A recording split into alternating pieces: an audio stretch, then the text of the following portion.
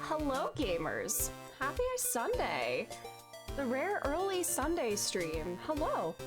Welcome! Oh, wrong screen again. Hello! Say hello! Hi everybody! I hope y'all are doing so well today.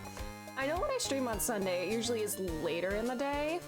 And also it's now daylight savings has ended in most parts of the US, so time do be changing, which I'm not a fan of, but you know, is what it is. But I know I usually stream in the evenings if I do stream on Sunday, but today is my mom's birthday, so I'll be spending the evening with her. So that's why I wanted to stream earlier today instead.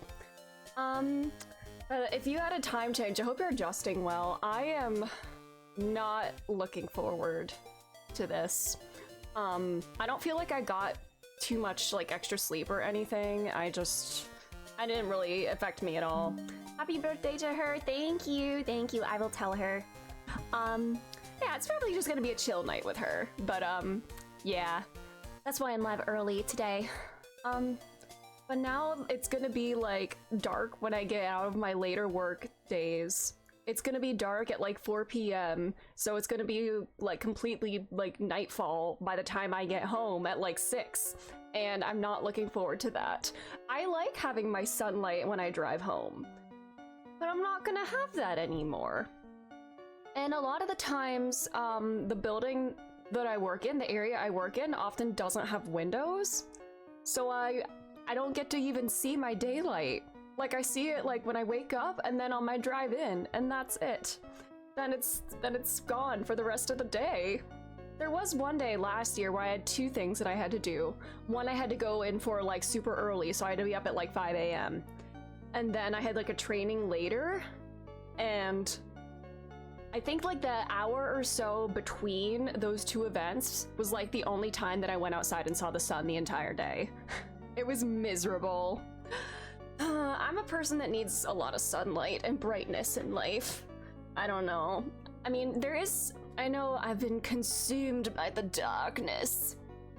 There is a bit of coziness that does come with it getting darker earlier. So like it does make me want to stay inside more, which kind of lends itself to kind of having cozy evenings and whatnot.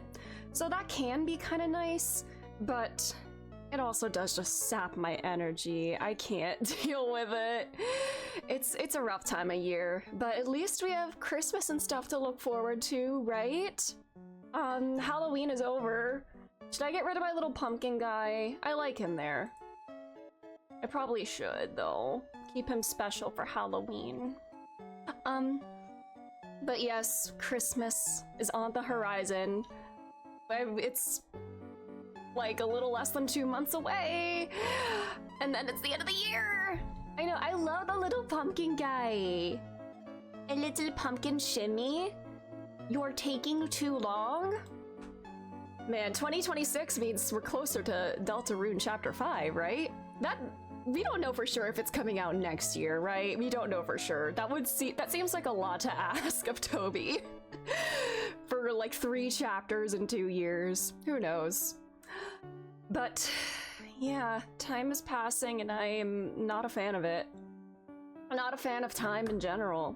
Just stop. Don't pass, please. But this is a fun time of year.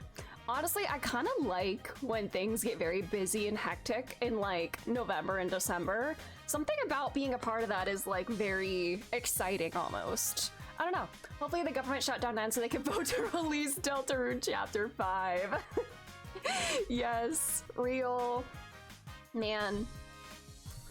I wonder though, like, I feel like, am I gonna want to replay Deltarune before Chapter 5? And if so, do I always stream it? Because, like, I did miss out on, like, every optional boss when I was playing it the first time.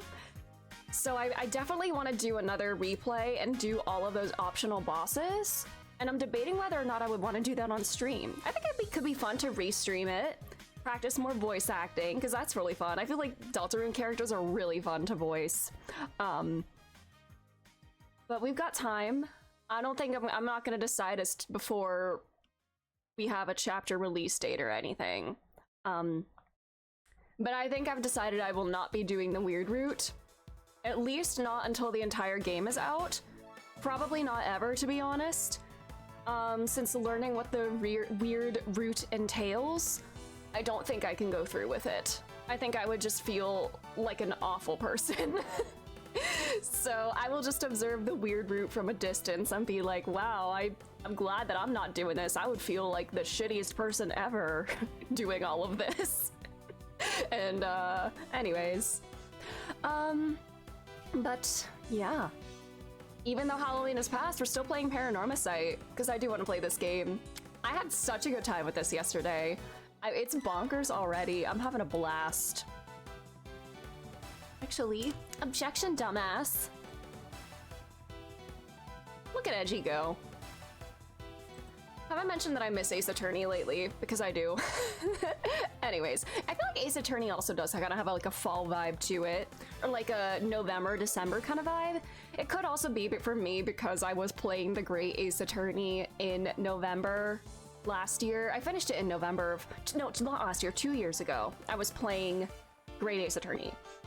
I know, bring back Gumshoe, Jubal, exactly! Bring back Gumshoe, please, I miss him!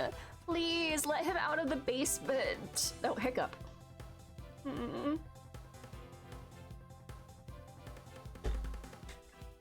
I need to give him food, exactly, we need to feed him! Give him just anything, please. Make life easier for my boy.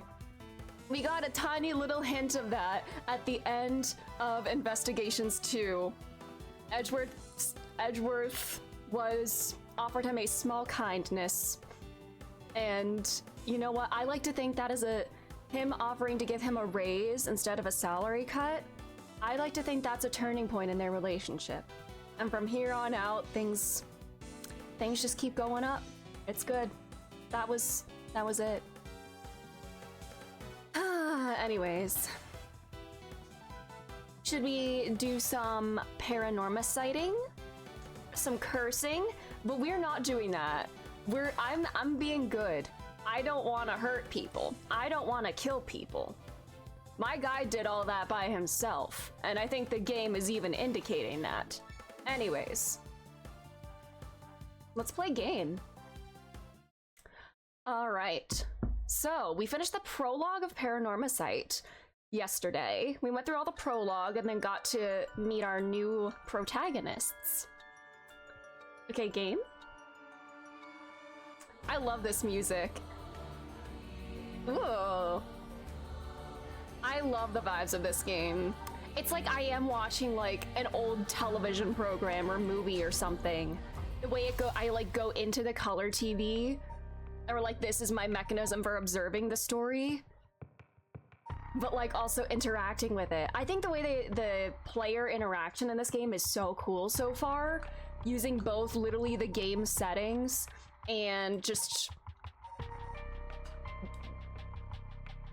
not controlling the protagonists or the characters, more so kind of like planting little seeds in their brain as to like what to do or something. I know it does feel almost Deltarune-esque, but Like, I'm a separate entity from these three characters, I feel. And I'm, like, intervening in their story for it to play out as is. And with Shogo's story in the prologue, I never clicked the use curse button, and yet Shogo was using that curse. I think it's because, you know, that was this whole prologue storyline had to go that way. It's just predetermined events. And so it was Shogo doing all of those killings, not me. And then the storyteller asks me, how many people did Shogo kill? And he said 5, because that was the total number of people that died. And I think that they were getting at, Shogo killed 5 people because I clicked the use curse button 0 times. I'm so curious if that answer would be different depending on the number of times I clicked the use curse button. So if I click the use curse button, I'm the killer, not Shogo. But every single time, that was all Shogo's doing. I'm very curious to see where the player interaction goes from here. And if I'm on the right track in thinking of the amount of agency the characters have versus my actions affecting the story. But in this scene here, we have our 3 new protagonists, Haruo Shigima, Tetsuo Tsutsumi, and Yako Sakazaki, who all have curses as well. In this one scene with this guy, I had multiple opportunities to click use curse, and I didn't. So I'm wondering, that would probably lead to a very different outcome if I did. But I guess now I'm kinda, I don't know if that's just a testament to Tetsuo's character, that is not something he would do, because that's just not the kind of guy he is. He's able to like kind of resist the pull of the curse a little bit better. Or maybe just has like a higher moral ground than like Shogo, I don't know. Shogo took one look at dead Yoko and was like, I'm killing for this girl. Many years from now, I'll read an article about a woman accused of crimes and she'll be quoted as saying, I didn't do it, Shogo did it, no! Oh no. But yeah, all this is for the rite of resurrection. They all want to bring somebody back from the dead. Haruo wants to revive her dead son, Yako wants to revive her dead friend, and Tetsuo. Based on that interaction with this storyline, it sounds like Tetsuo and Jun, the obvious one would be to raise the victim of this crime that they're investigating, but that would make more sense for me if Jun was the one that got the curse instead of Tetsuo. And Tetsuo, who as we now know, has been involved in like a paranormal affairs unit of the police. I feel like he would be much more wary of like meddling in that kind of stuff and going through with the rite.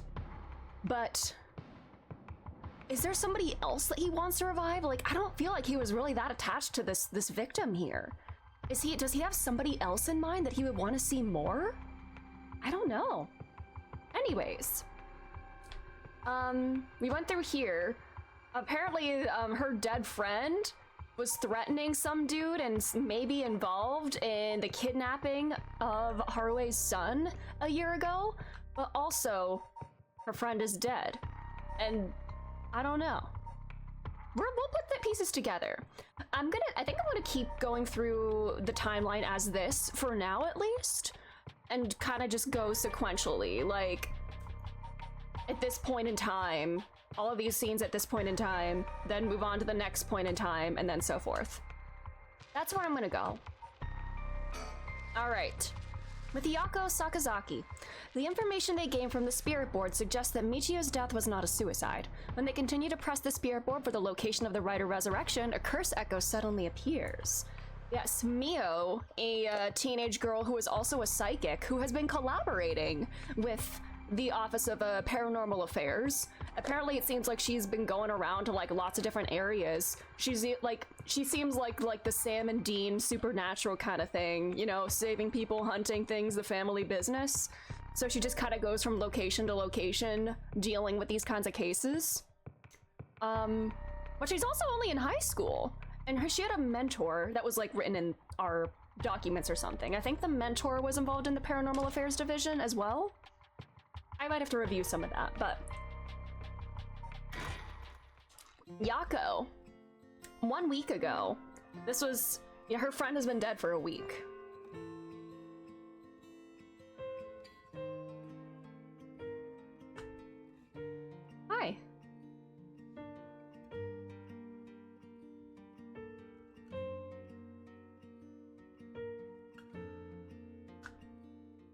Oh. Hey, did you hear? Someone from our school committed suicide. What? Really? Who? I heard that. Michio from Class C, right? No way, Michio? She'd been acting pretty strangely lately, but I still can't believe it.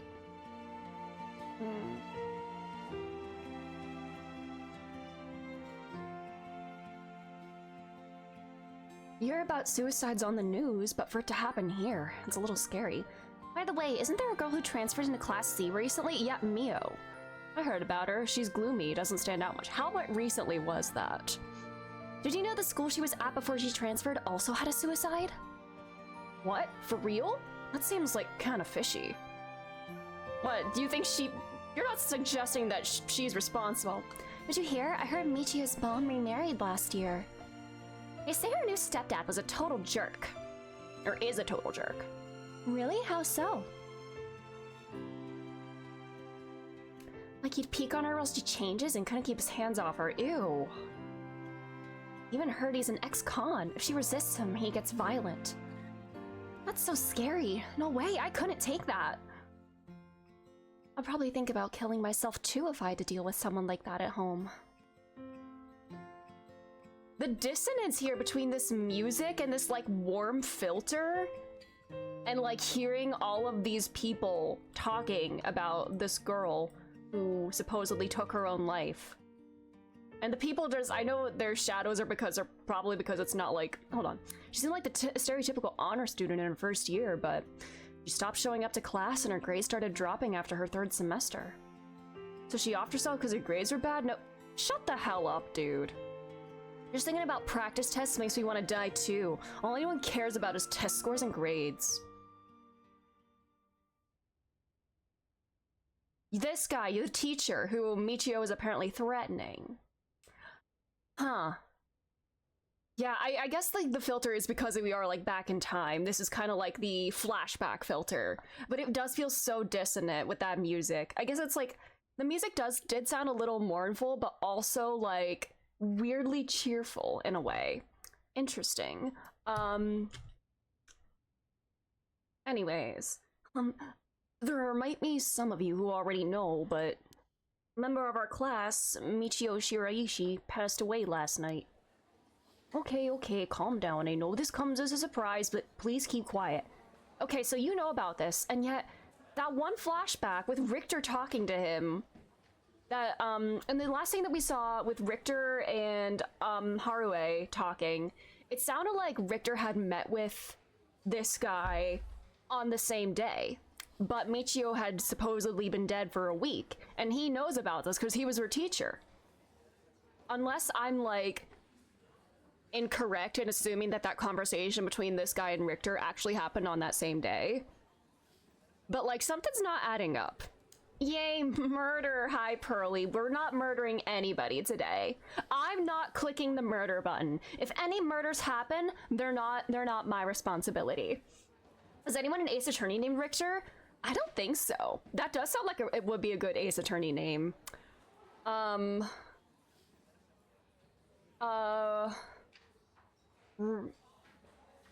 Richter... something. Richter Belmont, is that a Castlevania character? Watching the trolley run over 5 people. Good person! Stop! I mean, if you want to look at the trolley problem in that way, by not touching the lever at all, I didn't do an action that killed those people. By pulling the lever, I directly become responsible for the death of one person. And you could say my inaction led to the death of 5 other people, but I didn't perform an action causing them to die. It was Castlevania all along! God, I gotta get into Castlevania. The cause of death is still under investigation, and there's nothing we know for certain at the moment. Detailed investigation reports will come from the police, so please don't go spreading any rumors, got it? You'd be into Castlevania. Everything I hear about it sounds incredible. Not choosing is a choice. You know what? That's also fair. Like, you know, the way they say, like, lying by omission is still lying. Inaction is still a choice. That is another way to look at it. But if you have the opportunity to save someone and you don't take it, how culpable are you in the harm that comes to them? Even if you aren't the one directly performing the action that harms them. Oh, the ethics! Ethics! If you have the opportunity to curse someone, yeah, and I don't take it, and they live. Well, they lived when I was, Tsutsumi, not when I was Shogo. Shogo just had a mind of his own. Shogo couldn't resist the dark urge. He was leaning into it and grew more fond of it. Now, the way that when we were playing as Shogo, the way that, like, so quickly he kept leaning into, like, more and more. You know, the first kill's the hardest. But, like, right away, he decided to use his curse on Takumi in the park, like, right away. And every kill, he was just like, more, all right, where's the next one? Literally, like a light Yagami descent into, like, the power that comes with killing, and almost kind of being like, wow, like, how do I do this? How can I get away with this? It looks pretty easy. Yeah, in for a penny, in for a pound. But with, Tetsuo Tsutsumi, whenever I didn't press the button, Tetsuo did not activate the curse. Either maybe it's just a narrative thing and that Shogo had to do that for the story to play out in the way that it's intended. Meta narrative somehow coming into play there. And that me not being able to interfere with events somehow is relevant in here. Yeah, he didn't seem conflicted. Yeah, the fact that he, like, right away, I think when he first heard about the curse, he was like, I don't want to kill anybody. And then as soon as he saw that other guy, he was like, okay, I'm gonna do it. Yeah, he just went on a killing spree. We're sending everyone home for today. No dilly-dallying on your way. School will be off tomorrow as well. Hey, you, stop celebrating. Is somebody celebrating this girl's death? Although you probably would. If what you're saying about her is accurate, you probably would celebrate her death. There will be a memorial service scheduled next week at the school assembly. If anyone wishes to pay their respects individually, consider if you make Shogo do the murders, is he now innocent? Yeah, that's exactly what I'm wondering with the way that the storyteller was like, how many people did Shogo kill? And because I didn't click the button, but they all still died anyway, that was Shogo killing them. So if I had clicked the use curse button any number of times, would that have affected the final count and how many people Shogo killed? I'm so intrigued. I'm so curious if that's like what they were getting at. Several days later.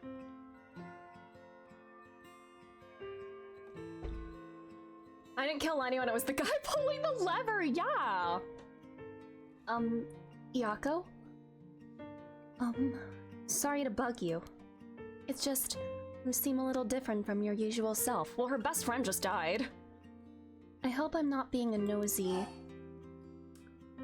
Thank you, Kurosuzu, or thanks, Mio. How, do we want to be, like, very friendly with her?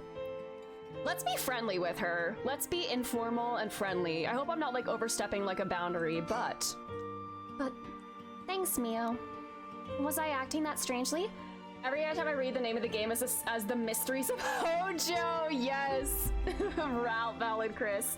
How are you doing? How's it going? Me being arrested. Dude, it was the meta-narrative, yeah! Like, I had to do it for events to play out as they were predetermined, you know? It's predetermination, you know? Like, I don't have free will. I was just destined to be a murderer. I didn't choose this life. God made me a murderer, and I had to do his will. Cue up the Paranormasight explainer videos. Yeah, I watched about like half of like a Signalis video last night. I was gonna actually replay Signalis last night or start replaying it, but I want to like finish that whole video before I replay it. I feel like if I think about that game, I'm just gonna feel empty inside. Slay and slogging. I know this art.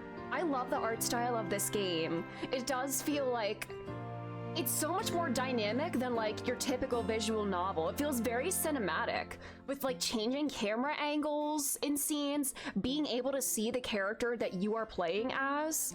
And like the sprites are not just like center of the screen, several different poses and whatnot. Like they're actually moving like throughout it and everything. It's just so cool. It really does feel like you're watching like an old like 80s movie or like supernatural series or something.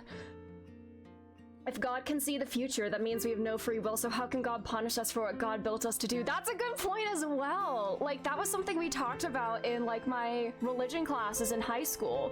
Like, I think there are, like, some Protestant denominations that believe in, like, predetermination or predestination.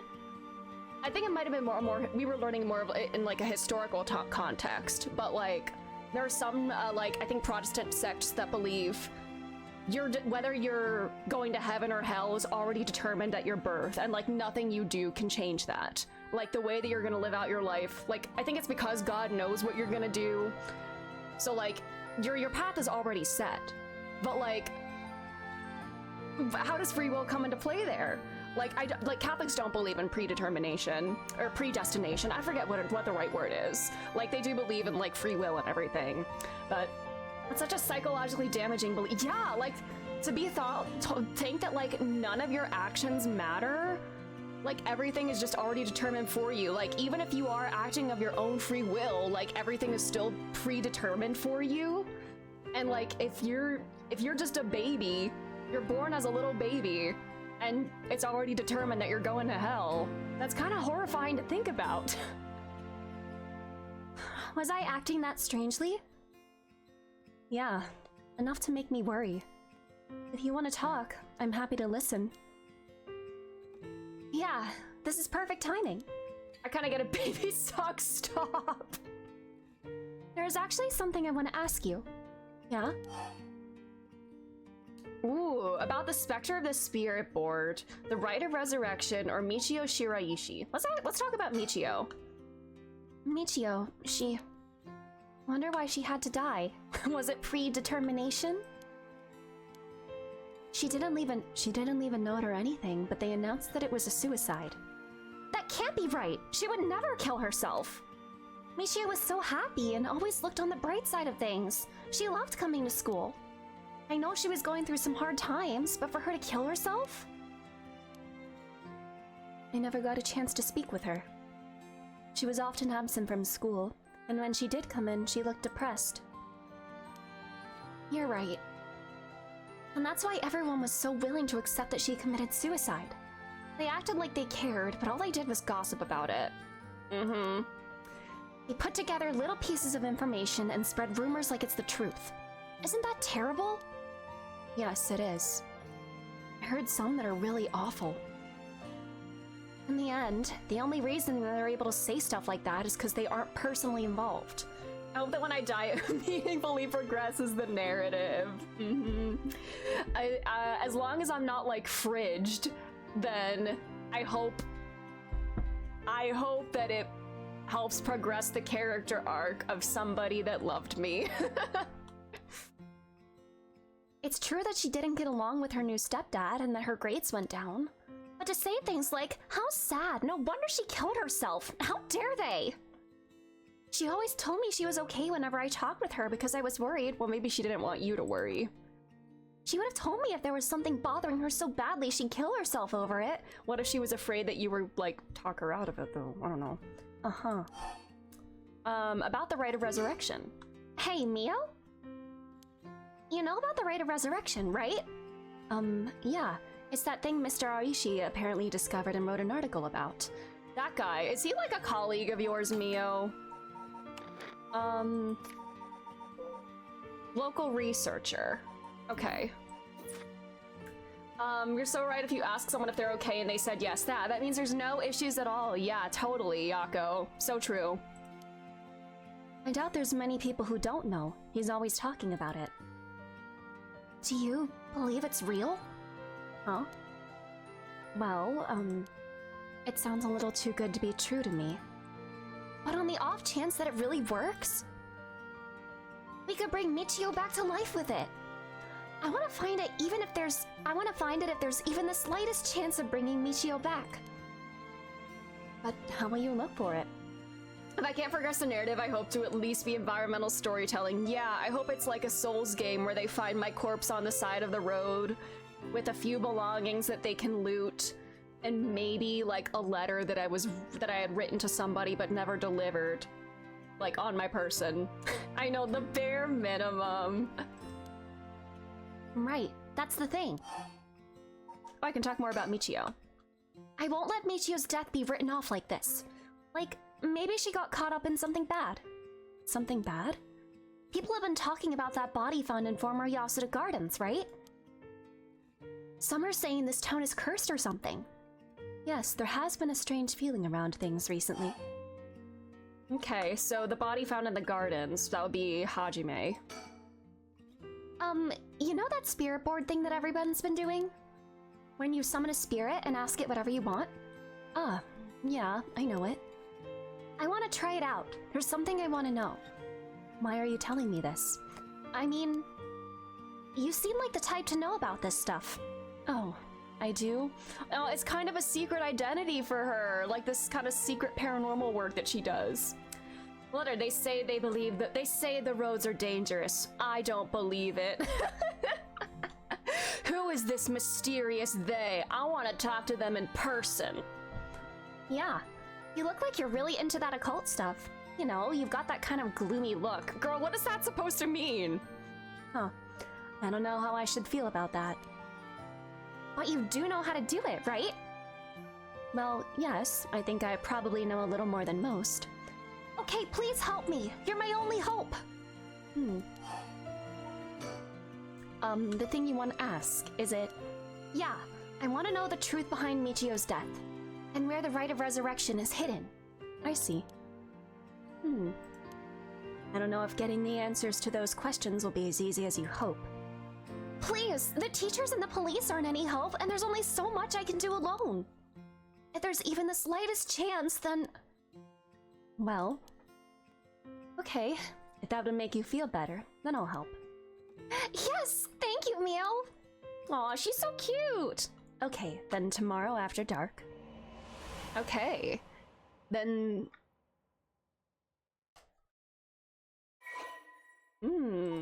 Okay. Notes on Michio Shiraishi. Body discovered 1 week ago, died from full-body blunt force trauma in an alley off South Warigesui Street. Believed to have fallen from the roof of a nearby apartment complex, but the spirit board told us otherwise. I hope we get to kill Mio and harvest her soul. No, she's helping us. The deceased's parents had recently remarried, and rumors among the students suggested physical abuse by her stepfather may constitute motive for suicide. All right. Yeah, a body has been discovered. Is she gonna give us her soul dregs? Uh-oh.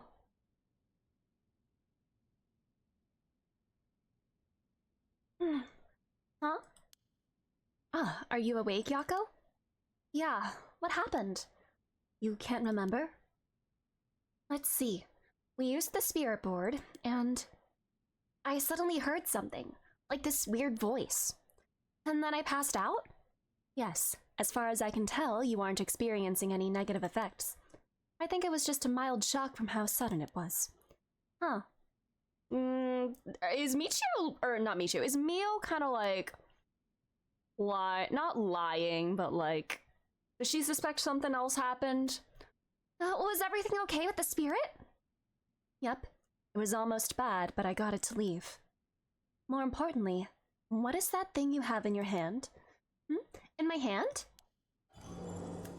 Oh, whoa! What the heck is this?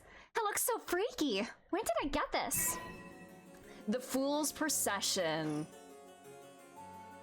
Oh, there's so much anger and hatred held within it. It looks a little like tools that were used for ancient curses. What? That's so scary! We can kill Mio, no! How do I, kill this? How does this one work?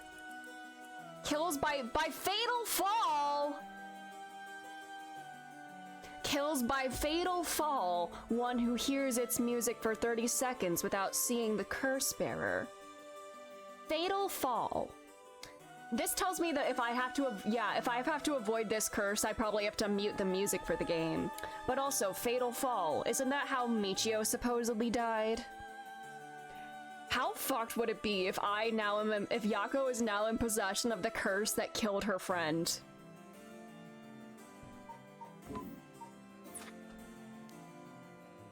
Yako, you just said you heard a strange voice, right? Could you tell me what you heard? Anything you can recall. I think it might be connected to that object. Let's see. I felt like I was at the bottom of a dark place, and this voice felt like it was echoing in my mind.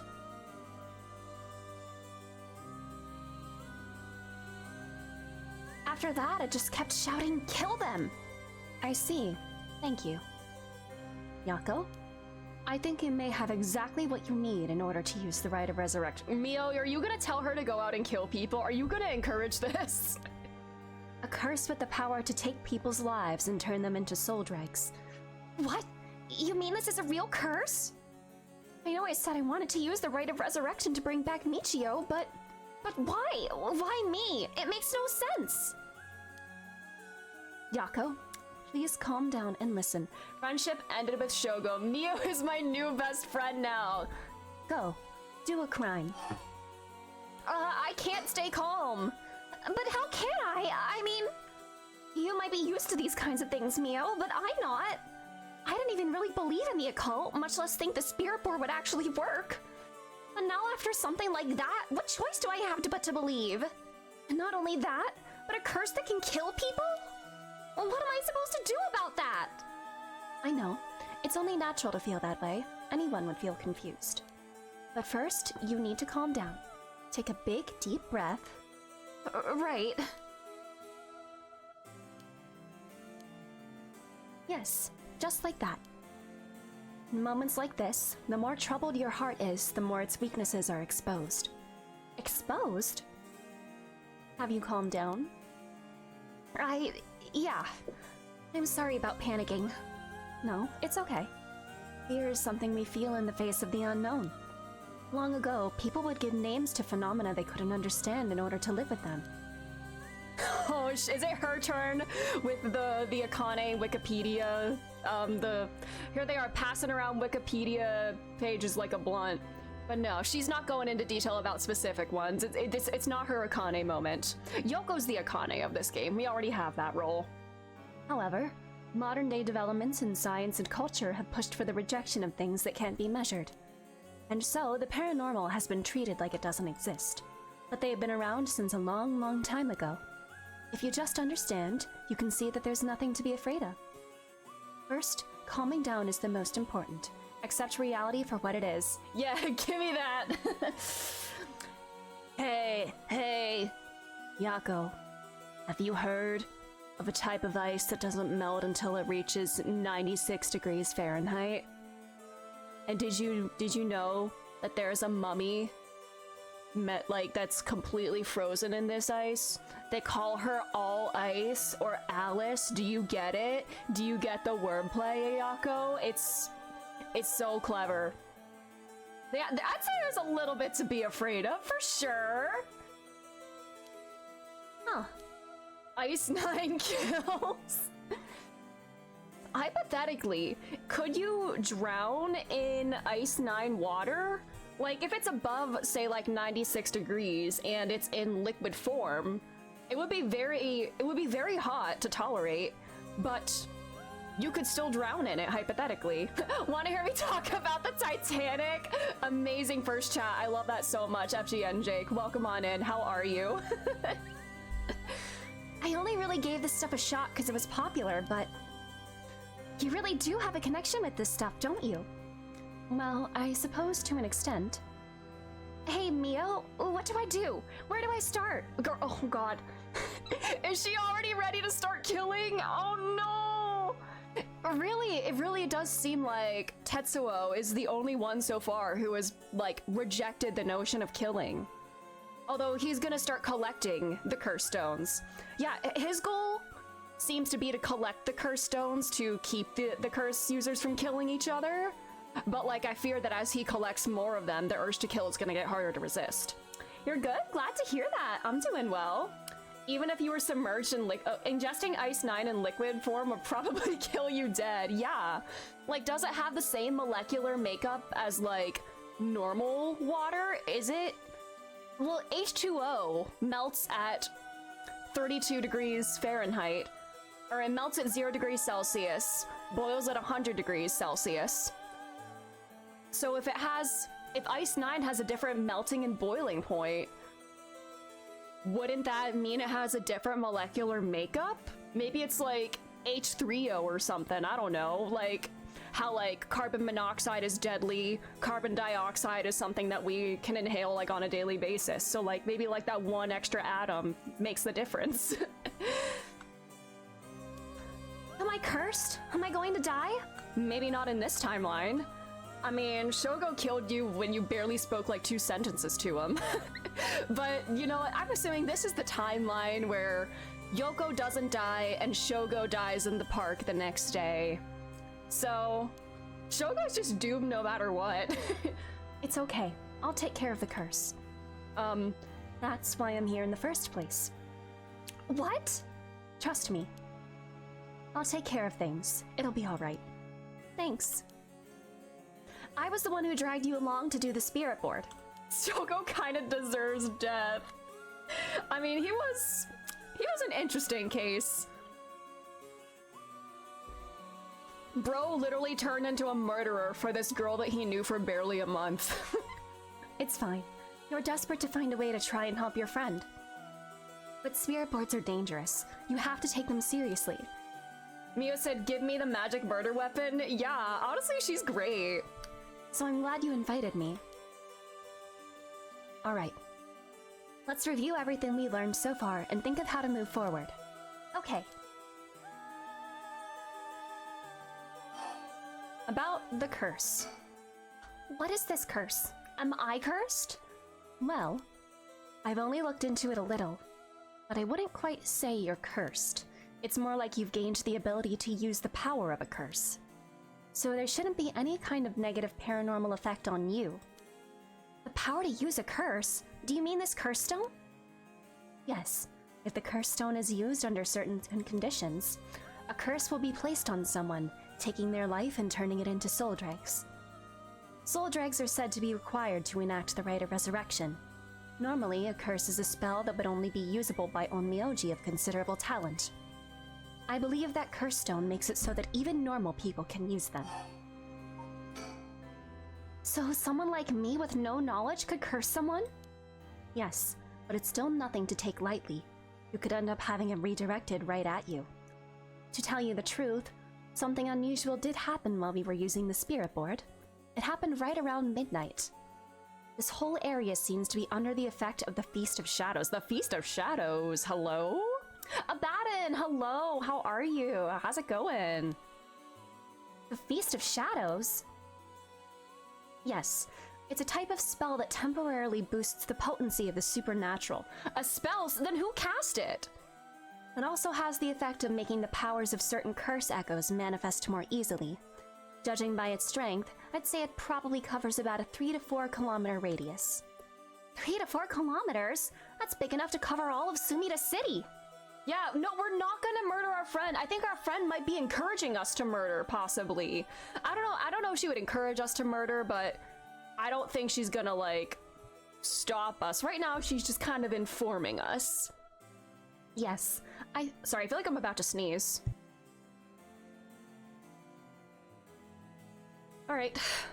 Yes, I think the Feast of Shadows was used to cause the resentment lingering in the area to manifest as curse stones. Someone did this. But who? I don't know enough to say. Hold on, let me... Yeah, this is an old... one of the 7 mysteries. Mm-hmm.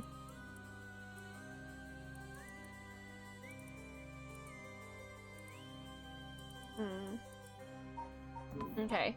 Is this a Holy Grail war? I don't know! But it's likely that it was done by someone who wants to uncover the rite of resurrection. This isn't something to happen naturally. I see. It wouldn't be the researcher, Araishi or something? So somebody cast this spell to boost its potency, and then presumably this person also wants to use the Rite of Resurrection. This person would have to be like a sorcerer of sorts. Okay, Feast of Shadows. A field that temporarily boosts spiritual energy. It can be used to amplify the strength of grudges and desires tied to the area. The effectiveness is dependent on the abilities of the user. It's possible to limit the scope and range of spells to such a degree that one could use it to amplify the power of even those not naturally gifted. Like Mio! I don't know! Would she do it? A cursed stone's powers can only be used in this area under the influence of the Feast of Shadows. The effects only appear after the sun has set. By setting a limit on when they can be used, the curses are strengthened. So magnify the curse effects of the spell, magic rocks, and alleged resurrection. Yep, that's the gist of it. So the curses can't be used outside this area or during the day? Correct. But speaking of limits, to actually use a curse to kill someone, it seems that there are conditions that need to be met. Conditions? You mean like how my curse echo needs someone to listen to the sound it makes for 30 seconds? To be honest, I don't really understand it. Like, how do I even summon the curse echo or make the sound? Do I just, like, will it? Do you mind if I... Yako's, yeah, do you mind if I test my murder stone on you? I promise I will, like, not actually murder you, but, like, can I, like, experiment with it on you, like, just for fun? Stop, stop, stop! You shouldn't be using curses so willy-nilly! Even if there are conditions that have to be met, the power to kill someone without leaving behind evidence is dangerous enough. In that sense, maybe you really have been cursed. Damn. With great power comes great responsibility, as they say. I'm sorry that you got wrapped up in this situation, even though I'm here with you. That curse stone. I think whoever holds it becomes a curse bearer. This is my perfect victory! That's right! I win! Would probably be best for me to hold on to it, but then I'd feel bad about forcing it on you. No, I sense a powerful force rejecting me. I don't think I'd be able to take it. Really? Why? Is she telling the truth here? Should I be skeptical of what she's saying? I don't know if I should take everything she's saying at face value. I don't know why she would have a reason to lie. But, like, you know, in these kinds of, like, mystery games and whatnot, it's important to, like, tuck things away in your brain for later. If you tried separating it from you, the curse may trigger. That's how bad I sense it wants to stay with you. No way! That curse stone might look nothing more like an old Netscape carving, but I can sense a powerful, resentful energy from it. I don't think it's a good idea for me to even touch it. I may seem like I know what I'm doing, but I don't know how to handle something this powerful. Really? This little thing? If you threw it away and someone with bad ideas picked it up, it could be bad. I think it would be safer to avoid the risk of getting anyone else involved and have you hold on to it for now. Oh, now I'm kind of freaked out. Anyways, we need to make it to daybreak. I think the curse should weaken once it's morning. I'll help you find a way to deal with it then. Okay. So there are two things you should remember. First, do not fulfill the conditions while it's night. Second, should you happen to fulfill the conditions, don't use the curse. Right. Alrighty. I won't do murder. Yeah, can I just, like, go home and go to sleep? Surely that'll, like, fast forward it to morning, right? The mysterious voice said the cursed stone is called the Fool's Procession, right? Yeah, that's from the 7 Mysteries of Honjo, right? Our school is said to be connected with a story with the same name, one of the mysteries. Right, I don't think it's a coincidence. This is just a guess, but it's possible that you were chosen because it could feel your desire for the Rite of Resurrection. If this is a curse of the 7 Mysteries of Honjo, then it's possible that there are others who received curses associated with the other mysteries. Yeah, that voice also said there are other curse bearers or whatever you called them. Not only that, apparently you can get a lot of soul dregs by killing a curse bearer. Right, that's certainly not good. Kill them all? No! I'm a good person. I'm not hitting the murder button. Even if we have no intention of killing others with the curse, there's a chance we may be targeted if other curse bearers find us. We'll have to avoid anyone who has another of the curses. That means we should avoid people at night as much as possible. Is this just like a one-night thing, like the Feast of Shadows, or will this continue for multiple nights? But Mio... Yes? If this curse is real, that means I could bring back Michio if I used it, right? The rite of resurrection would be real too. Yes, that's true. But you can't do that, Yako. But... it feels like it's not the time to worry about that kind of stuff. Girl, we're talking about murder! If Michio died in an accident, then I'm sure she didn't want to die. What's the issue with putting a little curse on a complete stranger? A little curse? That's certainly quite the sanitization of murder. I sort of feel like it wouldn't be, you know, like, if I curse someone and they, like, just happen to die, like, it wouldn't be that big a deal, right? Surely. What's going on with you? You're not acting like yourself, Yako. Well, the curse stones do also have these grudges that make them want to kill, so. You would never even consider taking the life of another person. Yeah, just a little murder as a treat. God forbid a girl have a hobby.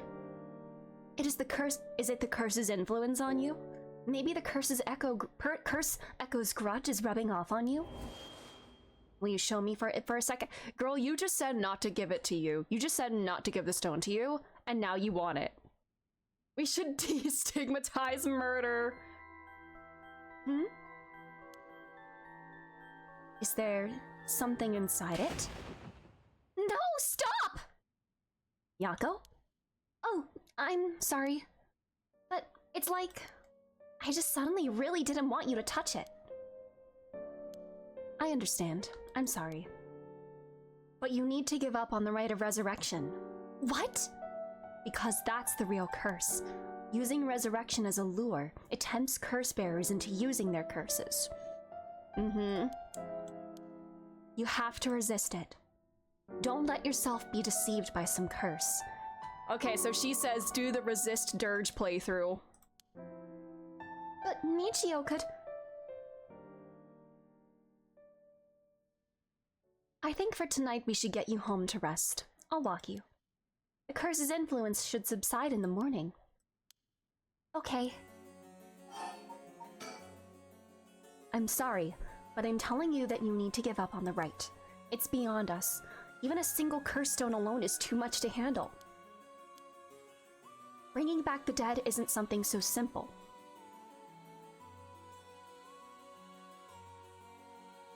Blah. I know how much it hurts, but please focus on just worrying about surviving tonight. Even now, we're in great danger. Okay, let's get going then, shall we? We'll take the same route we took to get here.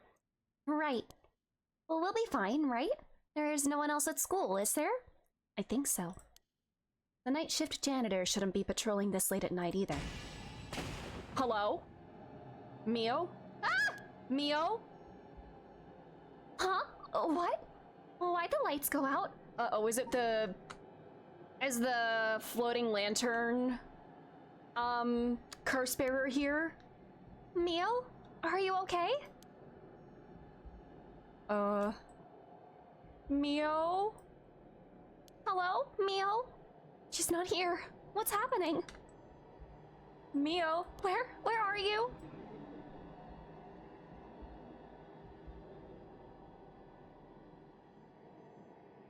Oh my god, I'm scared.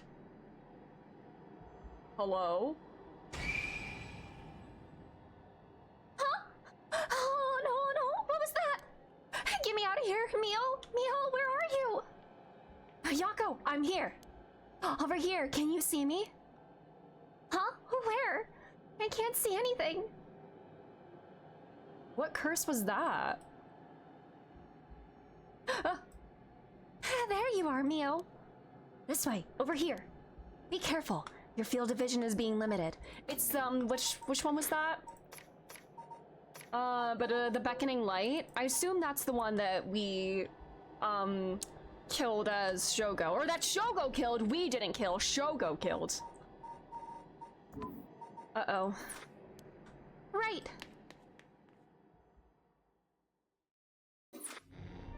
Uh-oh. Okay. Do we keep doing piece by piece like this? Shogo, yeah, I didn't hit the slay button, okay? That was all him! That was all him, and I think the game acknowledged that.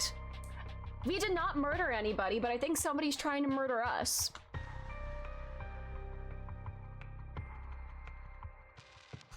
I'll keep doing this. Part of me is like, if I don't go through as one protagonist all the way through, am I gonna feel too disjointed? But I don't know. That's what we call a Freudian slip. Okay, okay.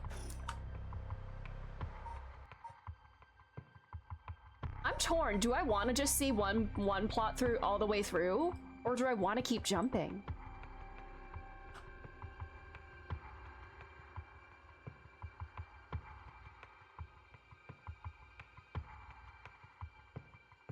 I guess if I do it all at once, I can kind of think about what's going on at the same time and like piece together what's happening better.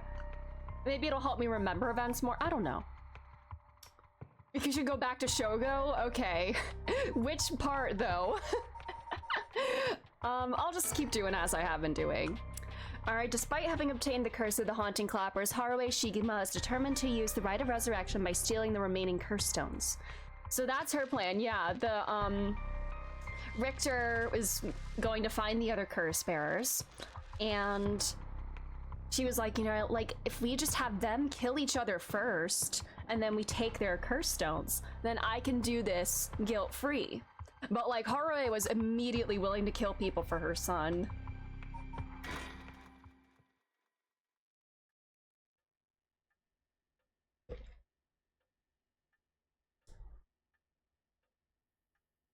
Okay. Richter went out to look for them, the other curse bearers, and she was hanging out here. It's been almost an hour since Richter left. He promised he'd call me if anything happened. But he hasn't. So all I can do is wait and wait. Should I put a record on? No, it's too late for that. I'm not in the mood for music anyway. The flowers put me at ease, just a little. That old hanging scroll. I've seen it too often to feel anything from it now. It's a fax machine. I rarely find a use for it. I don't know anybody else who owns one. I'm waiting for Richter to contact me, but he hasn't. What's this? A newspaper? It must have fallen off the chair. Let's read it. It's a newspaper. I only leave them in here for my guests. I hardly ever read them myself. I don't think I've taken the time to go over one in years, in fact. Girl, how do you know what's happening in the world? I guess she does have a very sheltered life, but still. Well, it's not like I have anything better to do. Society, economy, culture, education, television. Oops.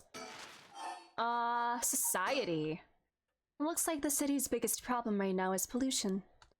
I remember how the air and water used to be even more polluted. The river was covered in scum from all the sewage and industrial waste, and it stank so badly it'd make my eyes water. Eventually, people started getting sick, and it couldn't be ignored anymore. Fortunately, it's gotten better since then. Lamonia, welcome! How are you? If you are willing to kill people to bring back your loved ones, or even a character in a horror property, true. I know. Pollution isn't real! Oh my god. Although the air around the industrial district is still filthy with gas and smog. If there's one thing Honjo never wants for, it's horrific crimes. They found a police officer dead in a local park just the other day. A lot of my family are in the police. I hope it wasn't anybody I knew. I don't read the news anymore. Not since last year. It brings back bad memories. Smog is just weight training for your lungs. Wow. Suicide at local high school. Oh, I remember that. A high school girl jumped off a roof about a week ago. She was bullied, I think. Or maybe it was something about exam pressure. What? But... yeah, the girl. No, this can't be right. Her name. Michio Shiraishi from Komagata High School? It can't be. All sorts of articles about the current state of the economy. Now that the post-war boom has passed its peak, We're moving into the era of large corporations. It's about 220 to 230 yen to the dollar. Manufacturing is on the rise and exports are healthy. We'll be lurking? No worries. Have a good lurk. I hope you're doing well. The dollar's down from its height, and people are saying it could fall further. There's no denying how much the standard of living has improved in the past few years. It's common to own a car and television now, and supermarkets are better stocked than ever. Although with everyone flocking to the city, land prices are skyrocketing. Nowadays, most people can only dream of home ownership. The city center is going to be nothing but apartments before long. I'm not exactly a businesswoman, so this all feels like another world to me. There's nothing on at this hour. I see no point in turning it on. No midnight channel? Well, I guess it's not raining. I also got the bug and started playing Path of Exile. No worries about it. Do what you want. Have fun. Now that everyone has more spending money to go around, people are coming up with all kinds of new diversions. It seems like only yesterday that people were flocking to the arcades to shoot aliens. And now we have these enormous theme parks and gaming machines that plug straight into our televisions. Everyone's talking about superhero series, foreign films, and movies based on the latest bestseller. Back in my day, fusion rock and folk music was all the rage. And now it's all about city pop and idols. I find it hard to care about that sort of thing anymore. Man. Come to think of it, I never offered him any tea. Not that I ever learned how to make it. Sticker. The sticker that he liked. My son. I hear the new big thing is some mascot line of delinquent birds. Mockingbirds, I think it's called. Was that what Richter was talking about? Trends seem to have such a short shelf lives now, with how quickly the times are changing.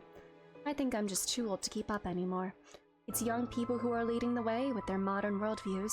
My generation will only fall further behind. She is so, like, dissociated and detached from everything. Like, she always has been, but especially within this past year. The way she's just truly seems to not care about anything at all. Everyone attends high school now, even girls. Universal education policy, they call it. The country's gotten rich enough that every child can go to school. Education is the backbone of modern society. If you want to work for a good company, you have to get into a good university. With more people in the running than ever, the competition to get into those universities has gotten fierce, though. The new generation is rebelling.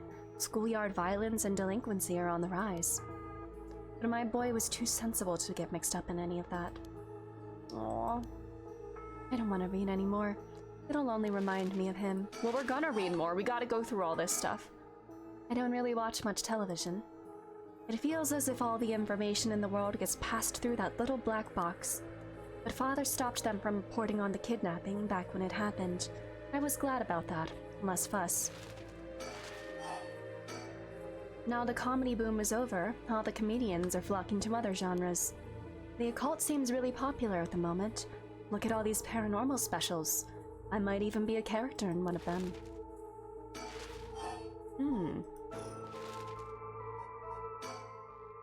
Michio Shiraishi, same girl who witnessed my son's kidnapping, committed suicide last week?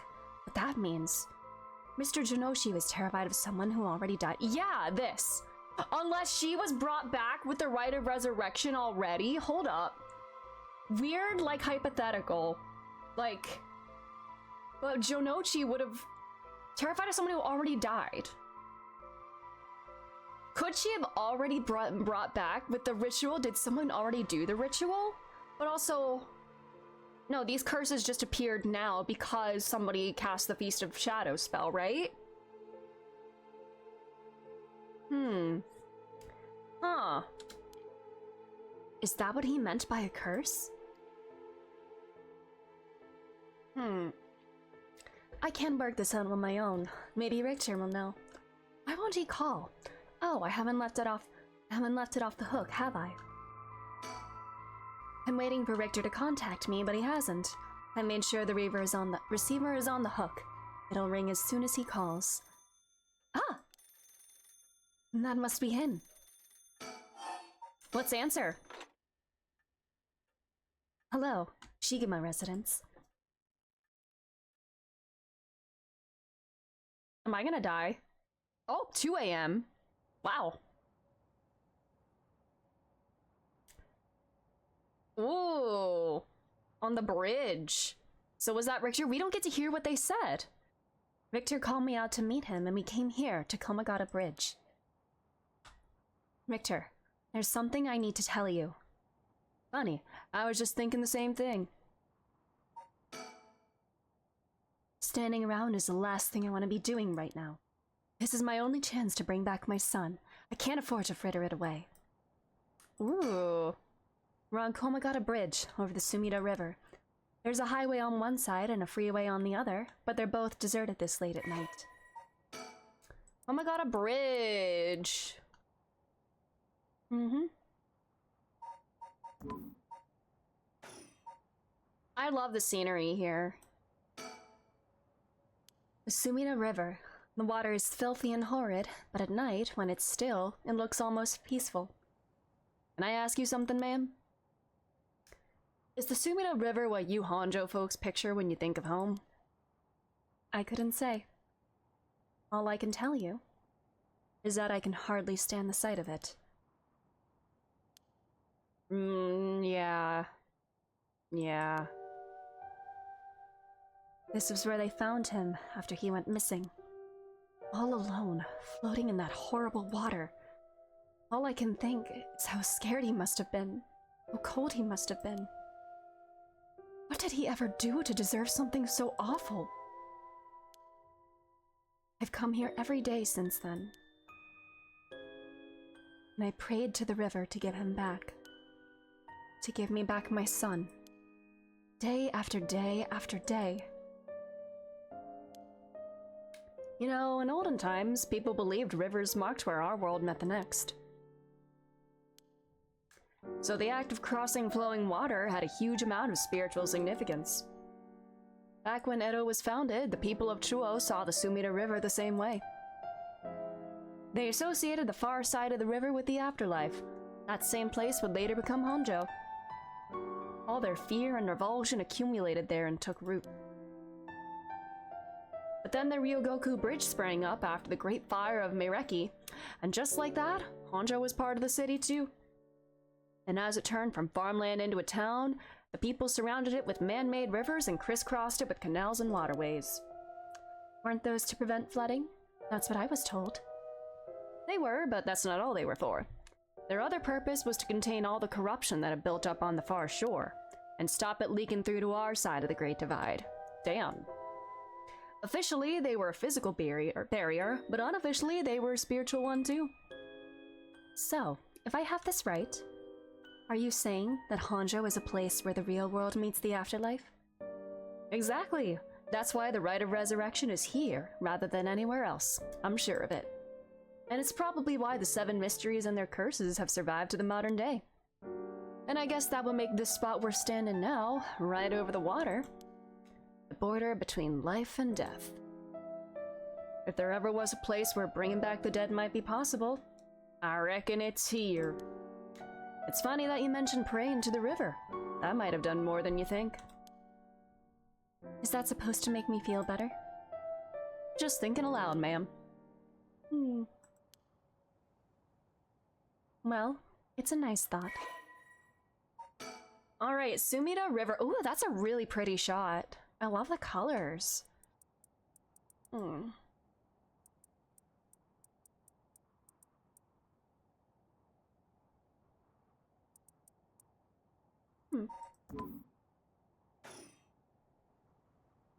Alright. Is that everything aside from talking?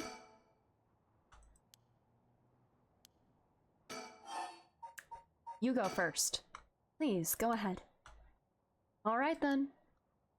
I've been poking around places connected to the 7 mysteries, looking for curse bearers, and I think I found a few candidates. This guy. But whenever we killed him, we saw that glowing light next to him, but also Shogo did not get many soul dregs from him. What's that all about? First, a tall man I ran to in Kichimbori Park. I asked him for directions, trying to probe him a little, but he turned the questions right back around on me. and he was out of there the second he figured I wasn't what he was looking for. I got the sense curses were nothing new to him. I'm about 40% sure he's a curse bearer. Then there's this middle-aged guy I saw on South Warigesui Street. There's no question about this one. He had one of the curse stones in his hand. He had a nervous air about him, too. It was clear he was up to some shady business. That's not the teacher from the back. He would recognize the teacher, right? Gathering soul dragons, I'd bet. He'd make a good target. Yeah, the woman! Next up is a pair. A young man and woman I saw around Ryogoku Bridge. This time, the man came up to me and asked flat out if I was a curse bearer. Yeah, and we detained him as Tetsuo and company. Told him I didn't know what he was talking about, and he backpedaled and left. Looks like they lurk around there often. Looking for kindred spirits would be my guess. Though it didn't seem like they were quite working as a pair. Gathering soul dregs in a group might be a decent idea if you can make it work. But with things being how they are, it's gotta be hard to find folks one can trust. They've got brass, though. I don't know what their deal is, but I'd like to find out. What if this is Tetsuo's daughter? Is his daughter into the occult?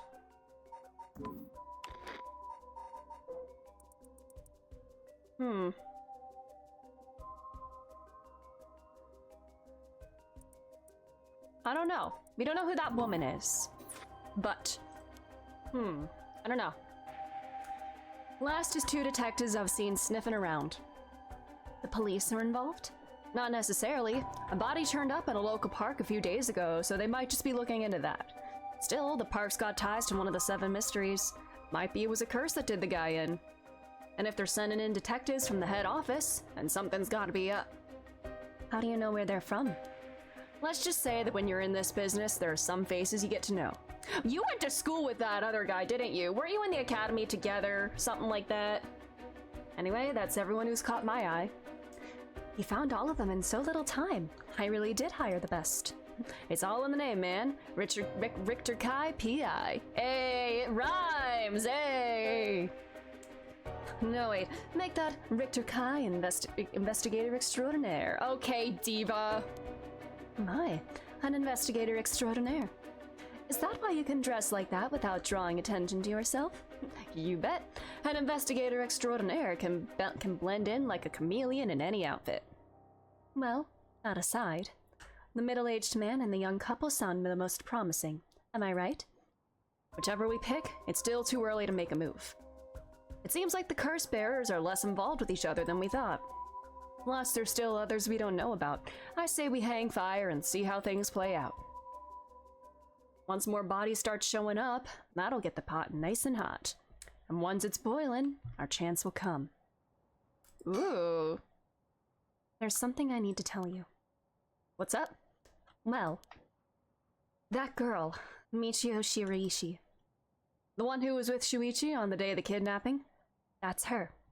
Well, she's dead. She's... what? The student who committed suicide last week, that was her. I heard something like that had happened. Never got the name, though. Talk about bad luck. You finally get a lead, only to find it's turned into a literal dead end. Unless her death was the whole reason Junichi was so shaken up. He said she was going to curse him. Was he talking about her taking revenge from beyond the grave? It seems like we're back where we started. Not necessarily. That teacher knows something, I'm sure of it. At the very least, I'd put money on him having something to do with Miss Shiraishi's death. That's why he's so scared of being cursed by her. I see. And also, something tells me he knows more about your son's kidnapping. In any case, I think I got a good idea of what he's hiding. Call it a hunch. I feel like my voice for him is, it's slowly dipping into like that ever so slight southern kind of thing. You know what, we'll just see where it leads. I'll just follow my heart when it comes to voicing this guy. A hunch? Well, more of a theory. Care to take a guess? What he's hiding. Something tells me he knows more about your son's kidnapping. An idea of what he's hiding.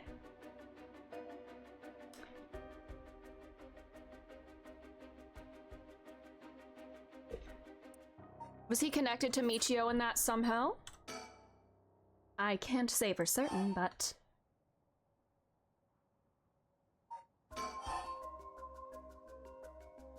Oh, I'm probably doing this wrong.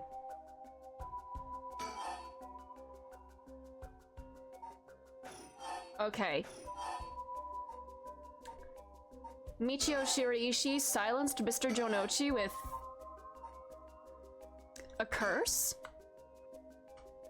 What if Michio Shiraishi silenced Mr. Jonochi with a curse? What do you think? He did mention he was scared of that, but it doesn't tell us anything new. That might be a little far-fetched. Damn it. I'm not really cut out to play detective. Well, no point in dwelling on speculation. The truth will out in time. Right now, I think we need to have another chat with Mr. Jonochi. Didn't you want to tell me something? I've already said everything I wanted to say. Standing around is the last thing I want to do. Okay. What else is there to look around at? Alright. Oh, more about the river. Oh, that's right. There's one more memory I have of this river. Do you mind if I tell you? Go ahead. It must have been about 20 years now when I was still a schoolgirl. Back then, the Sumida River was much filthier than it is now. It was full of garbage and industrial discharge. You hear those dogs howling? They can smell that river stink so badly. They were just barking day in and day out because it stank so bad. You could look. Oh my god, dogs! Okay, never mind. Okay. Okay, that bit did not age well. You could look out over the water and see dead cats and dogs and pigeons just floating. And one day, among the filth and the garbage, there was a piece of my missing classmate's hand. What? Missing classmate.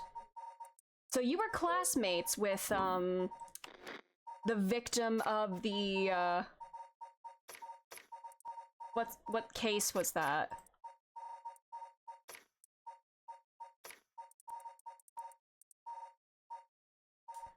The Nejima murders. So you were classmates with the victim of this.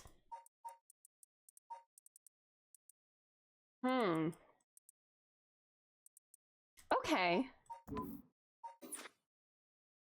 And were you one of the— so you were like a witness in this, so to speak? What? It was almost a miracle when you stopped to think about it. What were the chances that someone would find a part of her that was still recognizable? And that although everything but the palm had rotted away in the water, the part that was left would have an identifiable scar, and that they could tell it had been murder from the blade marks on the bone. Wait, are you talking about the Nejima murders? So you have heard of it. I'm impressed. I assume you were but an elementary schooler at the time? I wasn't really aware of it then.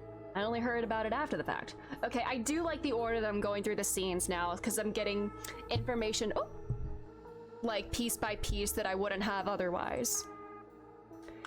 I had no idea the victim was a classmate of yours. Okay. Why is this updated? Oh. Emotional neglect.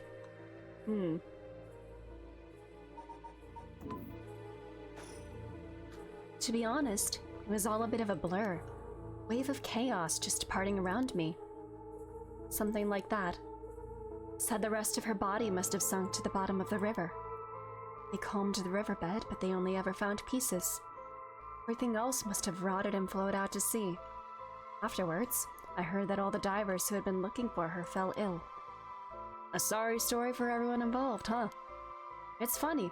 Everyone figures the river's filthy already, so one more piece of garbage won't hurt. Every little bit makes it worse. It's a vicious cycle. I know I wouldn't want to go rooting around down there myself. That's right. Which is why the riverbed is the last place anybody would go looking.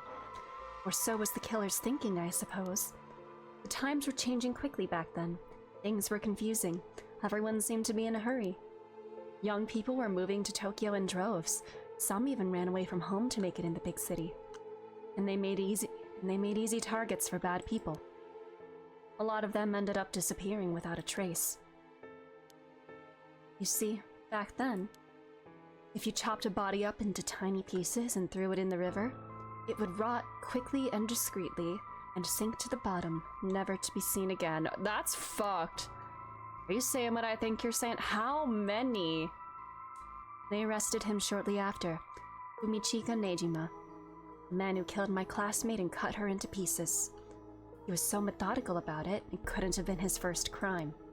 And people began to wonder how many other girls he'd murdered the same way. The police never found any evidence of other murders in the end, but the river knows the truth. How many corpses has it swallowed up over the years, I wonder? That same thought spread through everyone's minds, and they started to avoid this area. So really, this river has been rank with corruption for decades now. Or at least that's how it seems to me. Well, was that interesting? Well, I can see why you don't have any good memories of this river. All that darkness lurking beneath the surface, there's no reason that you would. Still, if I may, ma'am, I'm surprised you know so much about the Nejima murders. But how could I not? After all, I was the one who found the hand. Mm-hmm. The police actually wrote me a thank you letter. They said it was only thanks to me that they managed to bring Nejima to justice. That was the only time my father ever said he was proud of me. Damn. Huh. I guess it just wasn't the killer's day. Sometimes I wonder if he resents me for it. Who, your dad or the killer? Huh? Is something wrong? Not really. It just struck me. It's been 20 years since the Nejima murders. So it has. Not to scare you or anything, but I thought you might be interested in knowing. Hmm? Life in prison doesn't always mean laugh. There's precedent for first-time offenders being allowed on parole after 20 years. Oh no! 20 years?! Only if they're found to show remorse and the desire to reform themselves, of course. And this guy did. Right away, when he was arrested, he showed remorse. Ruh-roh, Raggy. That's right. I'm impressed you know so much. Still, it's hard for someone with a criminal record to reintegrate into society. Weird crackpot theory? Nejima cast the Feast of Shadows for the rite of resurrection for this girl 20 years ago. Because maybe he feels like he needs to undo his crime or whatever. That's like a really far out theory, but you know, in visual novels like this, the events of so many years ago are directly responsible for the events of the present, and if the events of so many years ago is the Nejima murders, it's gonna be connected. It's gonna be connected to those events in some way. I hear they've been trying to fix that recently, matching inmates with jobs and accommodations. Oh, really? They keep an eye on them, of course, and make them report in for regular checkups. But to avoid discrimination, they keep the inmates' records a secret from everyone but their employers. They even give particularly notorious criminals new identities. New identities? My. The way you put it. It's like you're saying Fumichika Nejima could be out on parole right now, back in society under a new name, with nobody any the wiser. Is it you?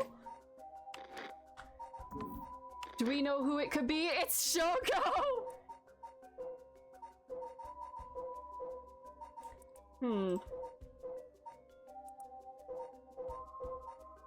He was 36 at the time of his arrest, so he would be 56 now, thereabouts.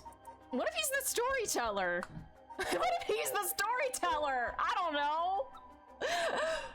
I don't know.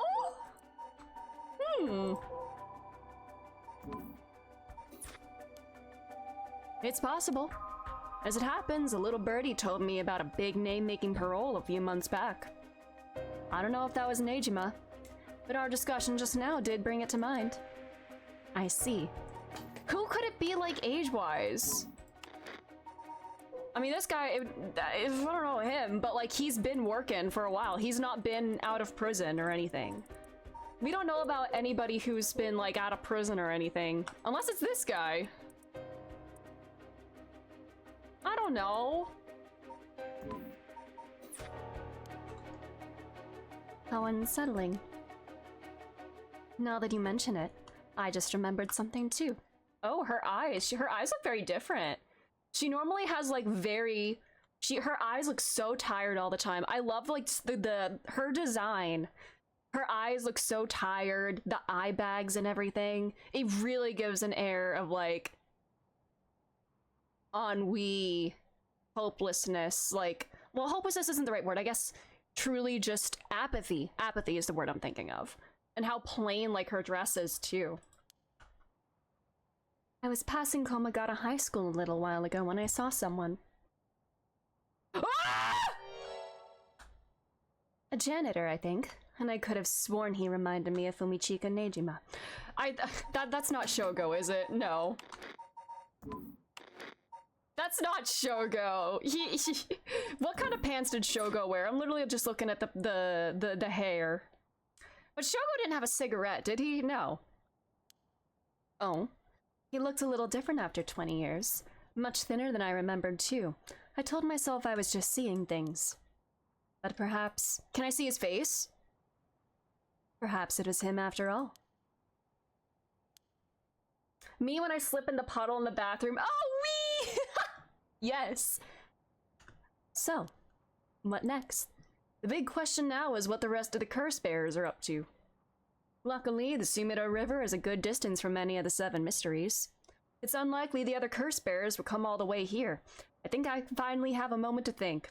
Wouldn't it be funny if every curse bearer, or they're all like 2 ships passing in the night, they're all under the same mindset of, if I go to where the other curses are, like I could find them there, but they're all moving around. Maybe they pass each other on the street in the way, but like every time they reach one of the locations of one of the 7 mysteries, nobody's there because the person that was there went to another location looking for them. Everyone changes places at the same time. Yeah, it's like a changing the guards or whatever, or so. I see. All right. Excuse me, woman!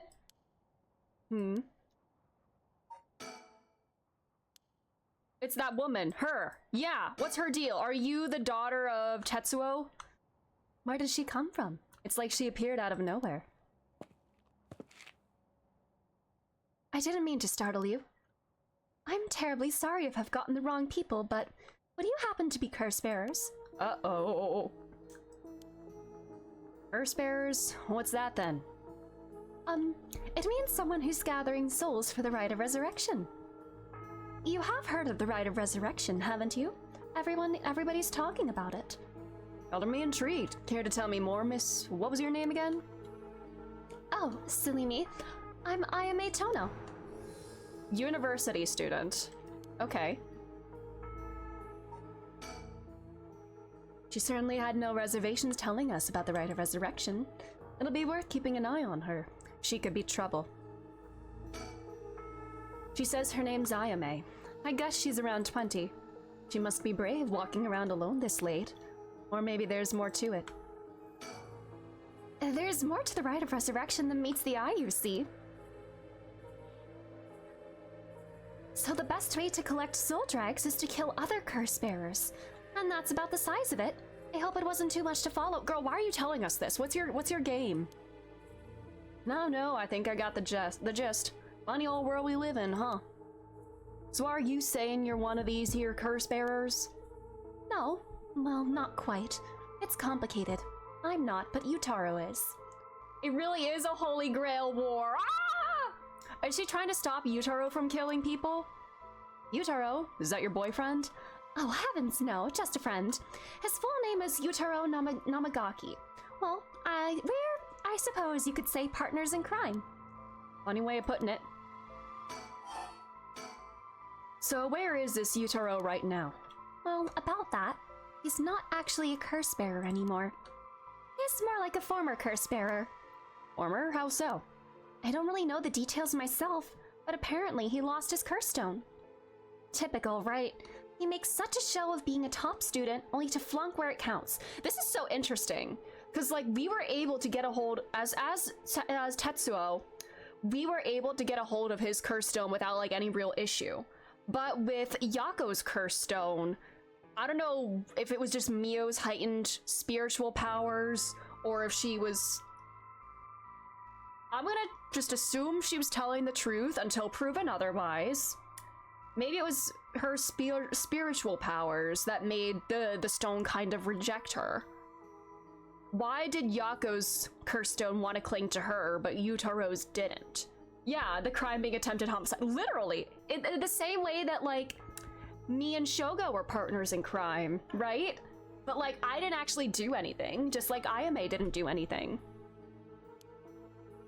So now I'm out here looking for curse bearers myself. If you want something done right. Uh-oh. He lost it? How'd he do that? I wasn't with him at the time, so I don't know exactly what happened.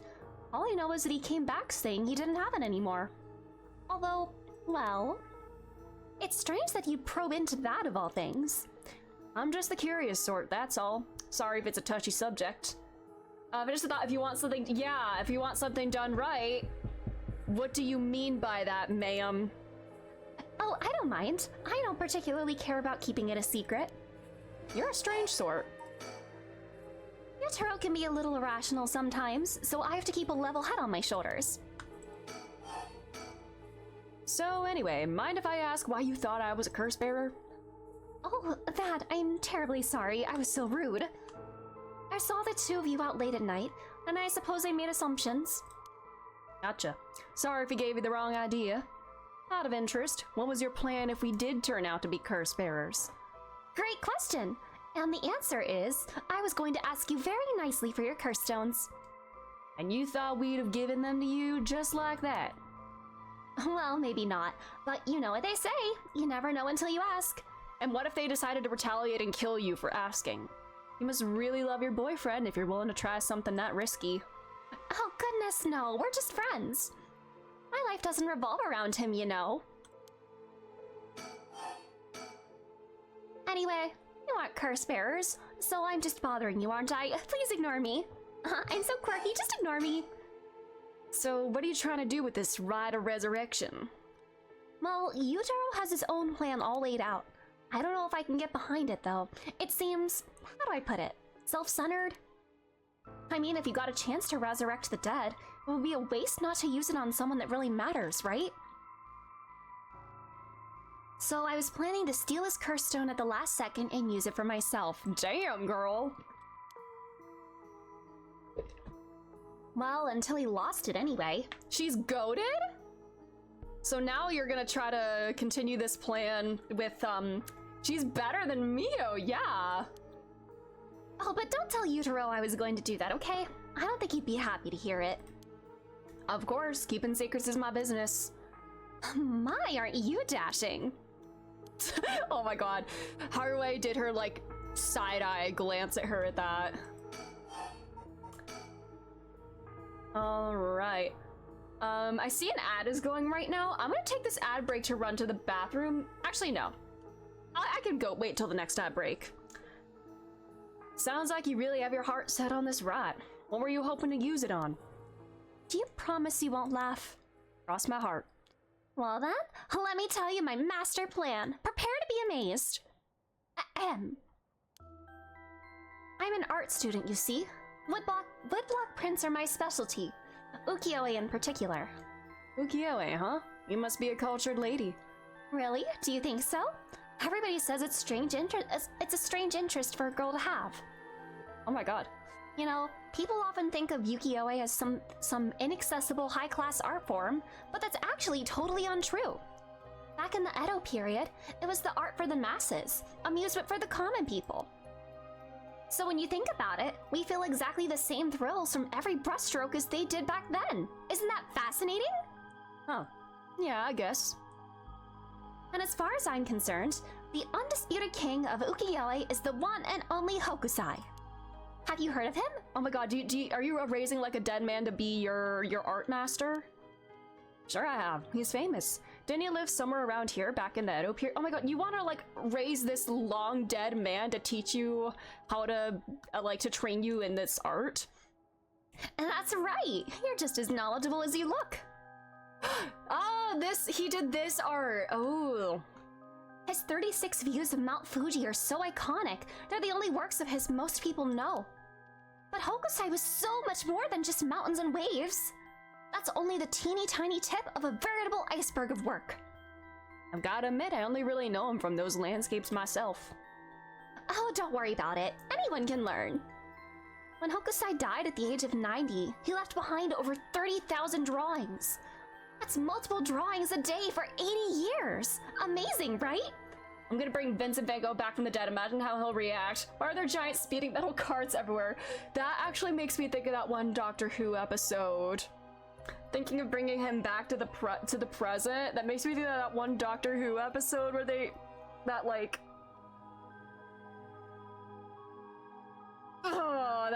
episode made me cry. So he kept on drawing right up into his old age, huh? Impressive. But even in his final years, he was never satisfied with his own work. His dying words were, "Should heaven afford me but 5 more years, I shall finally become a true artist." Even on his deathbed, he still thought he had more to learn. He was already the greatest painter and artist of his era. Who knows what he could have done with more time? If all was just a little more time. Sorry, I tried to think of Hamilton and I failed. Well, that's what I want to find out. Damn. Hold on, are you saying... Besides, he always said he wanted to move out of 100 houses, but he only made it to 93. How rich was this man? How sad is it that this man couldn't live in 100 houses, but only 93? Oh, woe is him. Revived Van Gogh and taught him a new language. Now that's too much. Man. Oh no, nuh-uh. No way this is going where I think it's going.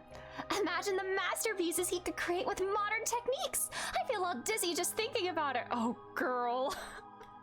Oh my, she's a little bonkers. You've got to be kidding me.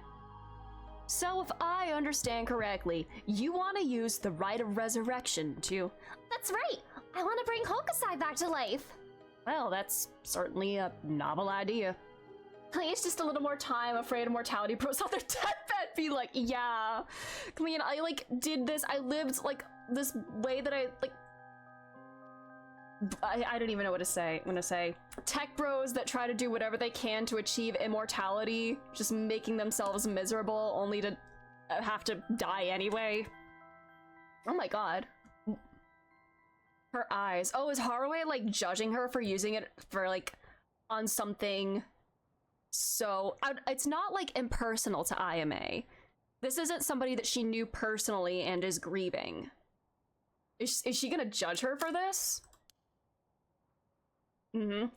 That's what she'd use it on? What a waste. Damn. There we go.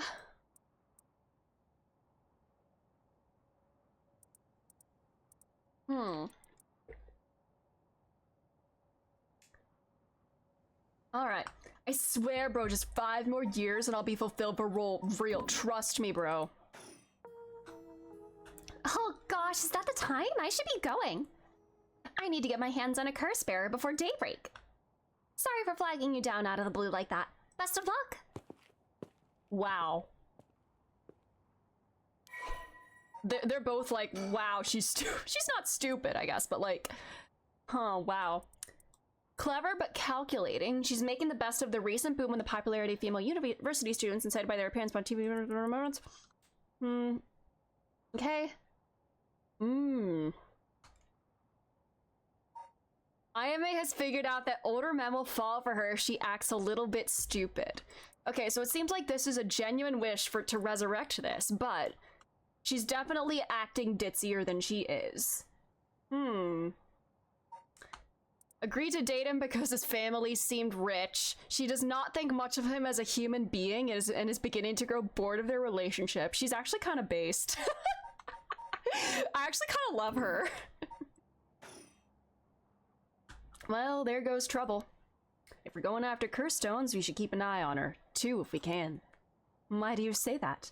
If this woman does not have a shred of empathy in her, I love that for her! Yes! She's just using that man. But that man also sucks. Before she left, she wished us best of luck.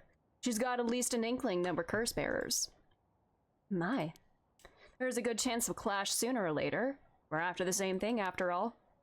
You head on back to the mansion, ma'am. I think I'll tail her for a while. Interesting! I'm so intrigued by her! Ooh. Alright. This guy. Is this middle-aged man? The middle-aged man in question? Okay. They collect the curse stones as soon as possible. And they got the foot-washing mansion from Utaro. Alright. We're in the park.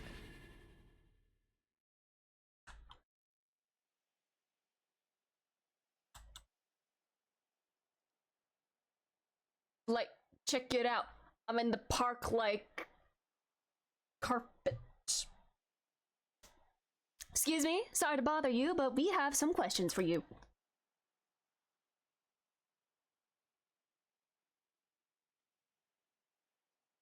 Araishi! What? That's the guy that found the right? That's Araishi himself? Hold up.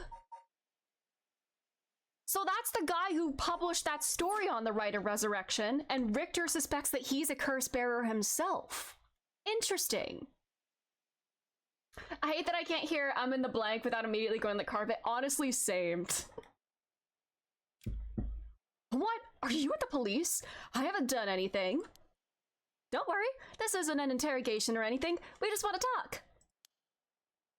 You're Hideki Araishi, right? The historian? We know who you are, so this won't take long. But since we saw you here, we'd just like to ask you a couple of questions. Alright.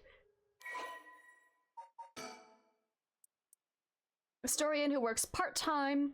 He's a curator and as a teacher. Okay, so he teaches at the high school as well. And his recent publication on the Rite of Resurrection caused a stir in occult circles. Okay.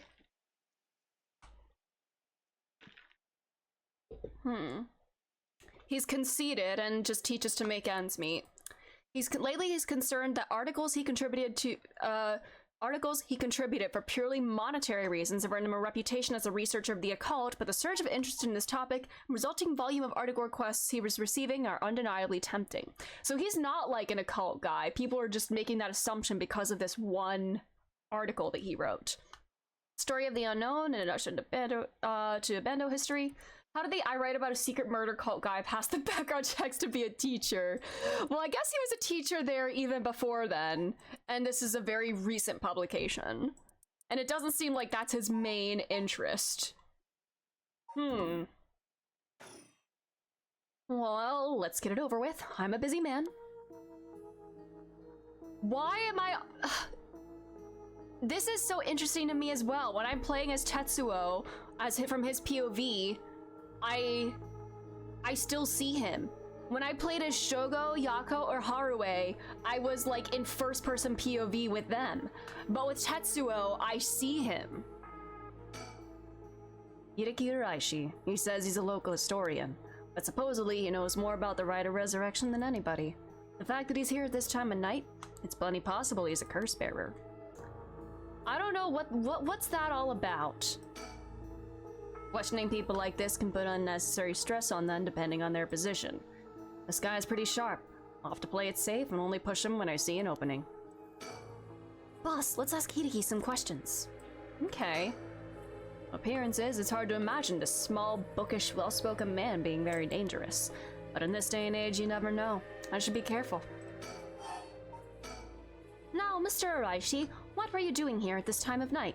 Am I playing as both of them? Because that was a dialogue prompt that Ario took up. Doing research, of course. Day or night, information never sleeps. That's an admirable philosophy. You know, your research has been quite the talk around town. What was it? You discovered something about some book? It's the Record of Fates, right? Or the Book of Fates. Something of Fates.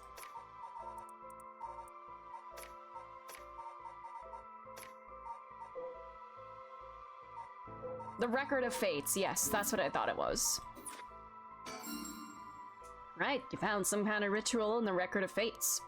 Oh wait, don't tell me you want— what? Don't tell me you want to know how to carry out the rite of resurrection too. To be perfectly honest, I'm tired of people asking me about it all the time. None of you even care about the local history. You just come crawling out of the woodwork when something interesting comes up. You're fake fans. Looks like I had a nerve. You're fake fans just jumping on the bandwagon and you're gonna abandon it. You're gonna jump ship as soon as something else becomes popular. Posers. If you think you can force me to tell you because you're policemen, you're sorely mistaken. What are you doing?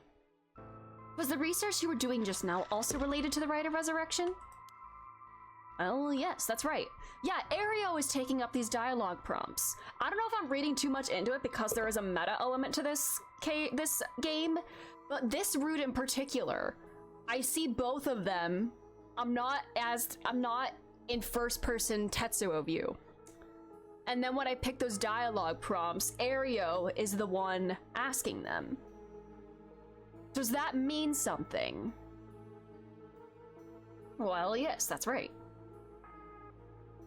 Do I actually have the least amount of influence over them? But also, I could have clicked the use curse button as Tetsuo, but I didn't. The guy telling the cops to kick rocks is kind of great. Honestly, yeah, he's based as hell for that. What exactly were you looking for? I have no reason to tell you that. You wouldn't understand anyway. It's too highbrow for you.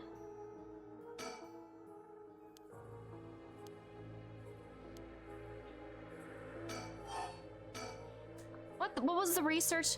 Was the research you were doing just now also related to the Rite of Resurrection? Hello, Artemis, how's it going? How are you? Oh, well, yes, that's right. Okay, so I gotta go to the next. The checkmark wasn't there, though. Is that relevant? Are you doing all this research so you can use the Rite of Resurrection yourself? You're a policeman. Do you really think people can be brought back to life? Everyone I meet. Pitiful. Huh? So you don't believe in the rite? Whether it's real or not has nothing to do with my research. Such things are better left to the occult freaks. How's it going? It's pretty good. I'm just chillin'. Or so I thought. Things changed. It has become necessary for me to pursue the rite. What do you mean? So now I pray that it is real. Hello? What changed? I'm sure you can imagine. The funds for my research. You need money. I receive a large amount of funding for seeking the Rite of Resurrection. And if I find it, I'll receive a sum so great that I'll never have to worry about money again. You know what? I don't blame him. I do not blame him for, like, you know, wanting to see this through and getting that bag. Yeah, get that bag, sir. Oh, then that means someone is sponsoring your research, is that right? So what if they are? You have no idea how hard we work to secure funding for our research. I have no interest in teaching those children. Listen to me. I'll tell you one thing. Those experts you see writing provocative books or spouting nonsense on TV to try and get popular, all of them are just trying to get the money they need to do their research. With how popular the occult is, saying something even remotely scary can lead to big money. What?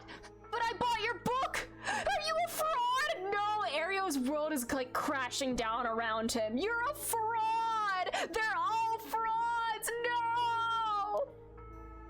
The pursuit of the unknown begins first and foremost with belief. I was so inspired by that bit. I do appreciate your patronage. Unfortunately, however, the occult is not my true interest. The fate of the unknown is to be destroyed by thorough research and deep consideration. No way! I can't believe it! No! You're surprisingly innocent.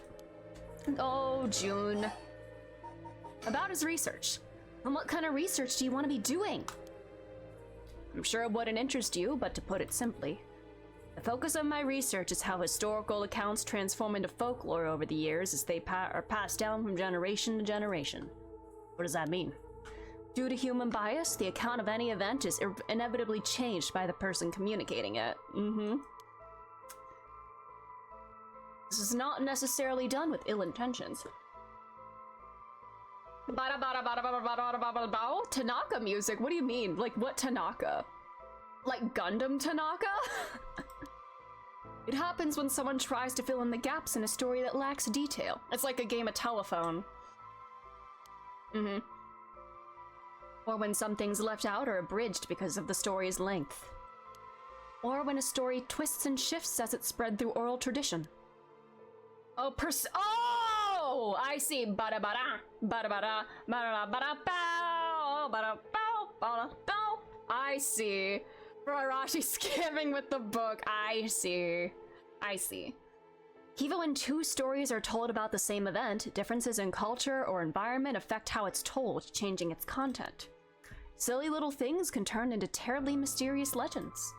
My research is the study of how history, culture, and legend all influence each other. That actually is a very fascinating topic to think about. My old world is cracked because of him, so now whenever I see someone on TV or writing a book, I'll be only doing it for money. No! Man.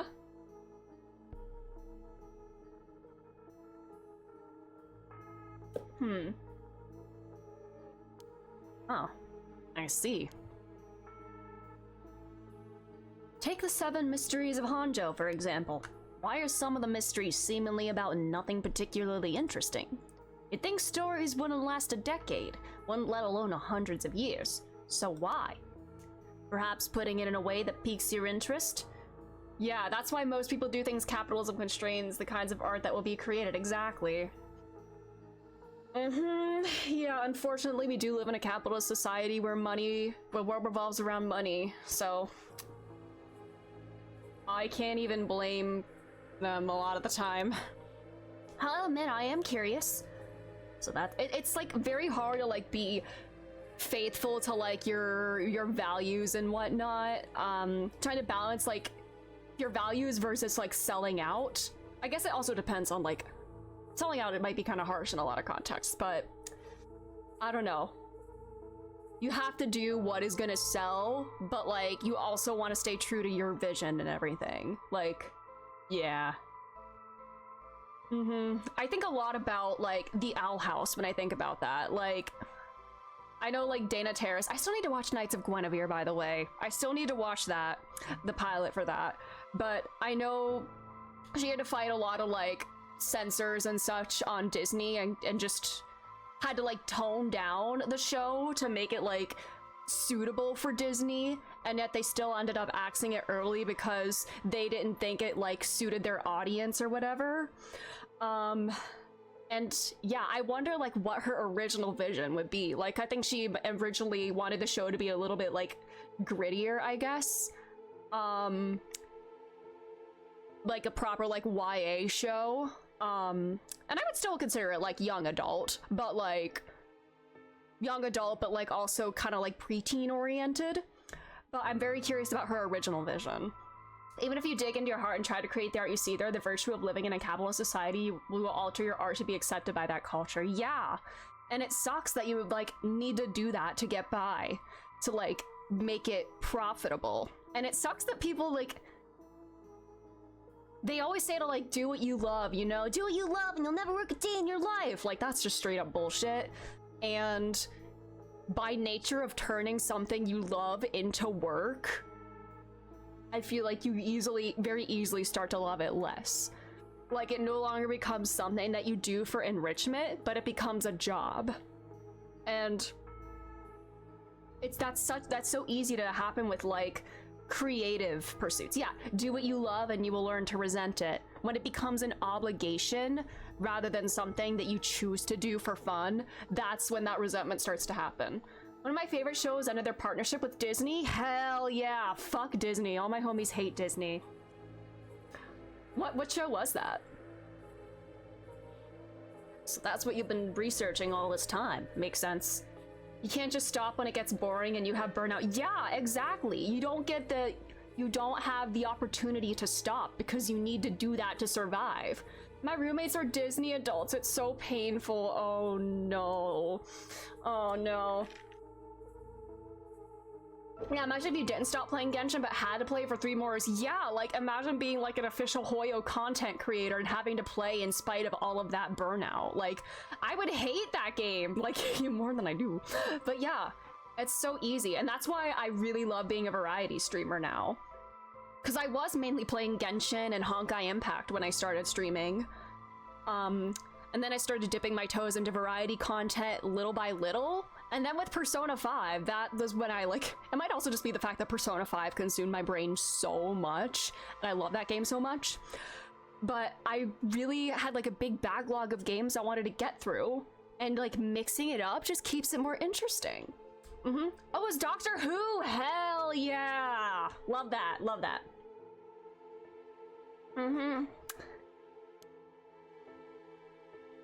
As I said, it doesn't matter to me whether the right exists or not. If the people in the Edo period believed that what was written in the Record of Fates was real, that's all I'm interested in. The Record of Fates. This Record of Fates. Where did you get your hands on it? The storehouse of an old private residence in the city, just as the public was told. I'm unable to be more precise due to an agreement with my informant. I have to be realistic. The research I'd like to do is unfortunately not very lucrative. Yet there it is. There it is. You can't pursue your true passions without money. That's why I need to take some risks. Well, in that case, I think I might have a guess as to what you were looking for. What it is you were looking for. For this ritual to be real. He needs this ritual to be real to be able to like profit off of it. I just want to go read old books, but I can't get paid for that, so I have to churn out sensationalist slop. Yeah, that sounds like his case very well. Or sounds about right. And this whole research is very, very cool about how stories get changed over time due to like translation, oral tradition, stuff like that. That is so fascinating. Like there's a lot of like old phrases, like adages that are like, we only know them as the abridged version. Like we all know that like the phrase like blood is thicker than water, which people like interpret to mean like, you know, blood relatives, family is like most important. But the whole quote is, the blood of the covenant is thicker than the water of the womb. Which means the exact opposite of what a lot of people think that means. It's like your chosen family, the people that you really feel a connection with, can be more important than like your blood relatives. And so like things like that get lost over time, or like not as popular over time, or minimized over time. So yeah. That oh, it really? There's no real citation on it. Really? I did not know that actually. Seriously, I'm still learning now. That's an urban legend. Yeah, now how did that urban legend come about? Where did that come from now? Now I'm wondering. That's so interesting. Another show that inspired me, but being an old quote doesn't make something true. Exactly, yeah, exactly. Another show that inspired me with quotes was a show called Ruby. Oh yeah, I had never watched that, but I've seen good things about that. It used to be owned by a company called Rooster Teeth. The quote that I stand by is, if you aren't loving what you're doing, then you're in the wrong field. And yet at the same time, it's a balance between doing something that you love and doing something that allows you to survive. And it really sucks that you need to find a balance there. And I do like the work that I do, right? It's appeal to authority and appeal to tradition, trying to claim history for legitimacy. Interesting.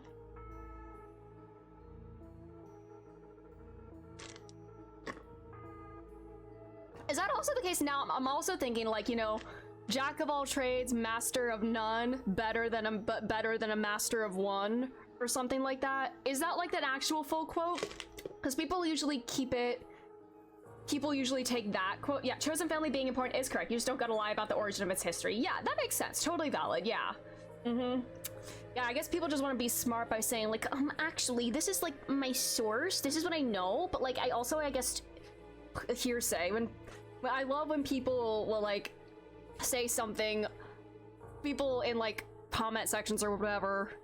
I'm not talking about like political stuff, but just like comment sections about like when this new season of a show is coming out or something. They'll be like, I heard XYZ, and then someone will be like, source, and they'll be like, you know, I just heard it from like somebody else. I just heard it in another like comment section or whatever, and I'm like, okay. Yeah, now I'm curious about that other one too. Yeah, jack of all trades, master of none. Yeah, not to get, yeah, you have nothing to lose but your chains. Yeah, yeah. Anyways. Okay, so what is he looking for? We need soul dregs to do this ritual. But also, you were looking for curse stones, the 7 mysteries of Honjo. A curse bearer. Looking for curse bearers? Curse stones. I'm gonna say soul dregs. This is probably wrong. What? Oh! Uh-oh. Damn it. If you know about that, then calm down. No need to get so defensive. Ooh, do we show it? Ooh! Oh! He might be scared if we show our curse stone. Let's just say we both want information, right? Why don't we have a nice friendly chat? You may say that, but I don't trust you. Perhaps you've already learned about curses. Perhaps you want to take my power away from me. No, that's not true. By my power, does that indicate that he does have a curse stone? I almost revealed my hand. I'll say nothing else. Sorry, I'll be taking my— Oh, did I fumble? Hey, stop! I fumbled, didn't I? Oh no. Ugh, he's so fast! Sorry, boss, he got away. I fumbled. Damn it. Shit. Incomplete. Ooh. Ah, ooh, that's a cool feature. Let's try that again. Alright. The miracle never happened. Damn it. Let's do soul dregs. Let's show our curse stone this time. We both want information, right? Why don't we have a nice friendly chat? The curse stone! You are a curse bearer! A leaf. It is the evergreen beach then? Yep. Will you show me yours? This is mine. The ever-burning lantern. Is that who we saw in the park then? As Shogo in the very beginning? And in that alleyway? Is this the guy that we killed? Did we kill this guy as Shogo? Interesting. You know, let's be honest. I'll tell you this for free. The Evergreen Beach comes from a man who was hanged for spreading false rumors. Ooh, I guess kind of telling people that we have a lie detector on us could like, that could be good to know. Yeah, this guy's trying to murder people. But the accusations against him were unfounded and he died cursing those who deceived him. Ah, so that is the resentful memory held within the Evergreen Beach. The memories of the 7 mysteries are truly fascinating. If only I could collect them all. Like the 7 Chaos Emeralds! Araishi chuckled. You mean the 7 mysteries? Do whatever you want, but you should know something. Okay, I see an ad is going right now. Hold on. Stone of mine lets me curse anyone who tries to mislead me. What? But... So don't try and lie to me. Oh no. Okay. I will be back. I see an ad's going right now, so I'm gonna take a bathroom break during this.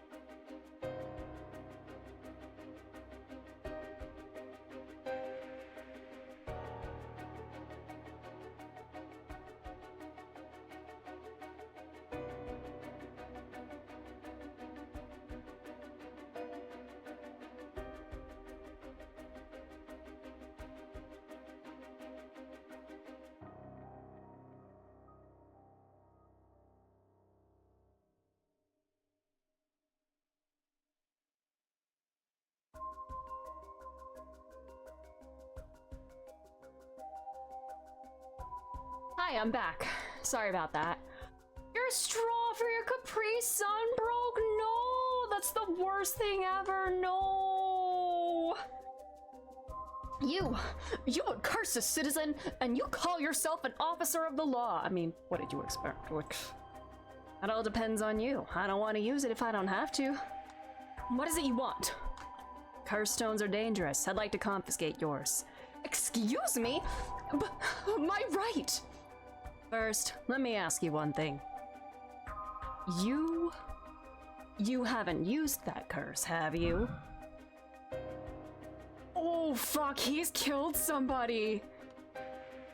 Oh, he knows we have the ability to kill when he lies. Is he like testing us here, or is this just like a reflexive response? Like, we could do this. We could do this, and we literally told him. I see. Good. Now, why don't you hand over that stone? Unless you'd rather try using it on me instead. Damn you! I won't give it to you! Yeah, come on, Shogo, stop! Why would Shogo make me do this? Instantly lie? Yeah, I can kill you if you lie to me, and then he immediately lies. That is bonkers. Like, he's got some balls.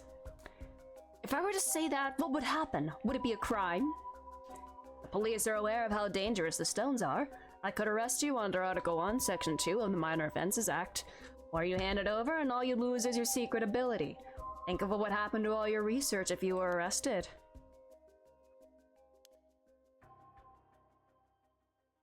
Fine. Fine, you can have the stone. Here. The ever-burning lantern. All right. Kills by disembowelment one who finds themselves trapped in the darkness of the curse echo. Darkness. So you were trying to kill the girls in the high school. You were just in the school trying to kill those girls. You were just trying to kill Yako.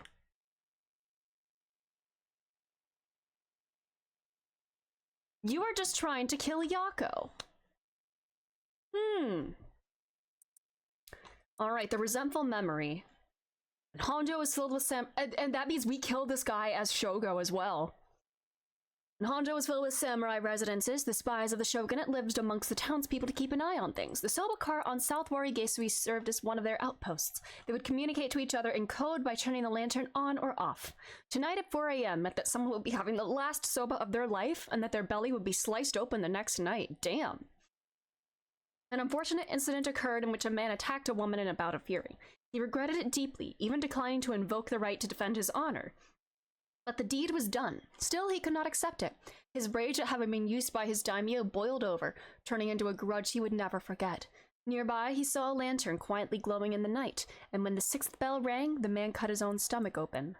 Since then, the lantern could be seen alight before the soba cart had opened, and would flicker out suddenly, even when there was no wind blowing.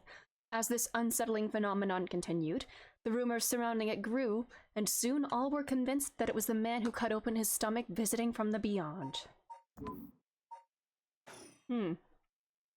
Good choice. I look forward to seeing how your research pans out. Alright, would you tell us everything you know about what's been going on? If you help us out, we'll give you all the information we've got after we solve the case. What do you say? In that case, will you tell me all about the resentful memories of the 7 mysteries? I believe they are the key to the secret hidden in the Record of Fates. Sure, why not? I'll learn about them as I collect the curse stones. But thanks to you, we learned a lot from him. I wonder. The mysteries and right are all public information. He kept everything he knows about the other curse bearers and the source of the curse here hidden. I was hoping he'd at least give us a clue about how to beat these curses. Oh, I see. Then we should be more aggressive next time. Really make them spit it out. And by we, I mean you. I'm guessing he wants to save this curse. Wouldn't have told us anything, no matter what we asked. And now we know where he hangs out. You can always send someone for him if need be. Right, got it. I was surprised to hear that there are actually 9! 9 curses, 9 persons, 9 Dursons. Yeah, that's 2 extra curse bearers we have to find. Confiscated 2, so there are 6 more. They could be anywhere in this town. You have to find them fast, or they may start using the curses. No, I think we're already too late. Huh? I didn't tell you this, but there were some soul dregs in Namigaki's curse stone. Really? And he already killed someone with it? It's not much, so it probably wasn't a curse bearer. Shit. Well, we know who did it. We can make arrangements to take him into custody. But how is this gonna fly in court? Yeah, he killed somebody with a curse? We'll have Paranormal Affairs pick him up tomorrow. For now, we continue our search. Right. On to the next place. We just have to cross them off our list one by one. Oh, but boss? Good to know we can use the Minor Offenses Act to arrest people with curse stones. But why didn't we do that with Namigaki? If we could do that, there'd be no need for Paranormal Affairs.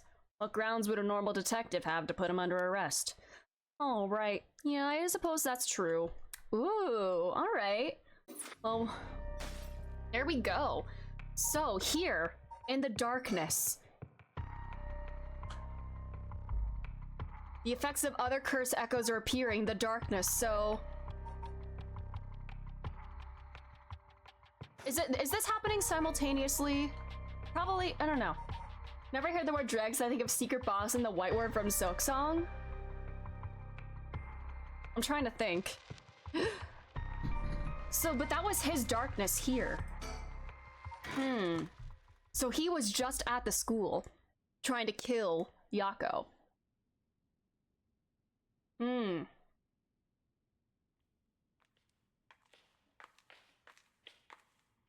Mio? What was that just now? Could it be another curse echo different from mine?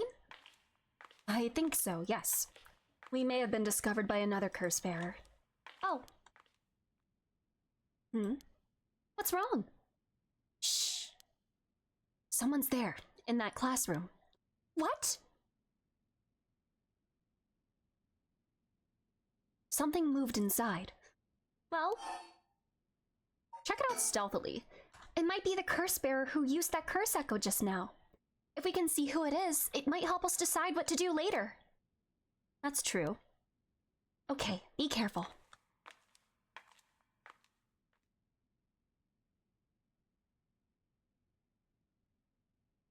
Well, can you see anything? Try and get a look around. Oh! Ah! Huh? Is that our homeroom teacher, Mr. Jonochi? And the person with him is Hitomi from Class A? What? Oh my, what's going on here? That bastard! He's at it again! I have to kill him! Oh! I'm not doing it. I'm not doing anything. I won't let him get away with this! What? The curse! I could kill him with it! No, Yako, you can't use the curse stone. What's gotten into you? Resist it! Who's there? Is someone there? This is bad. We have to go before they see us. Okay. Ew.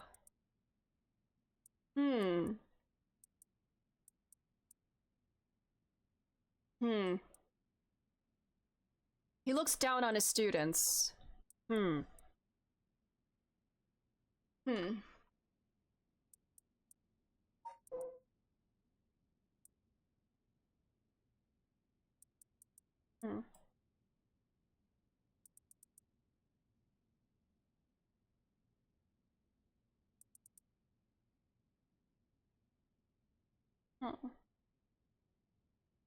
Oh my god, corporal punishment! Oh my god!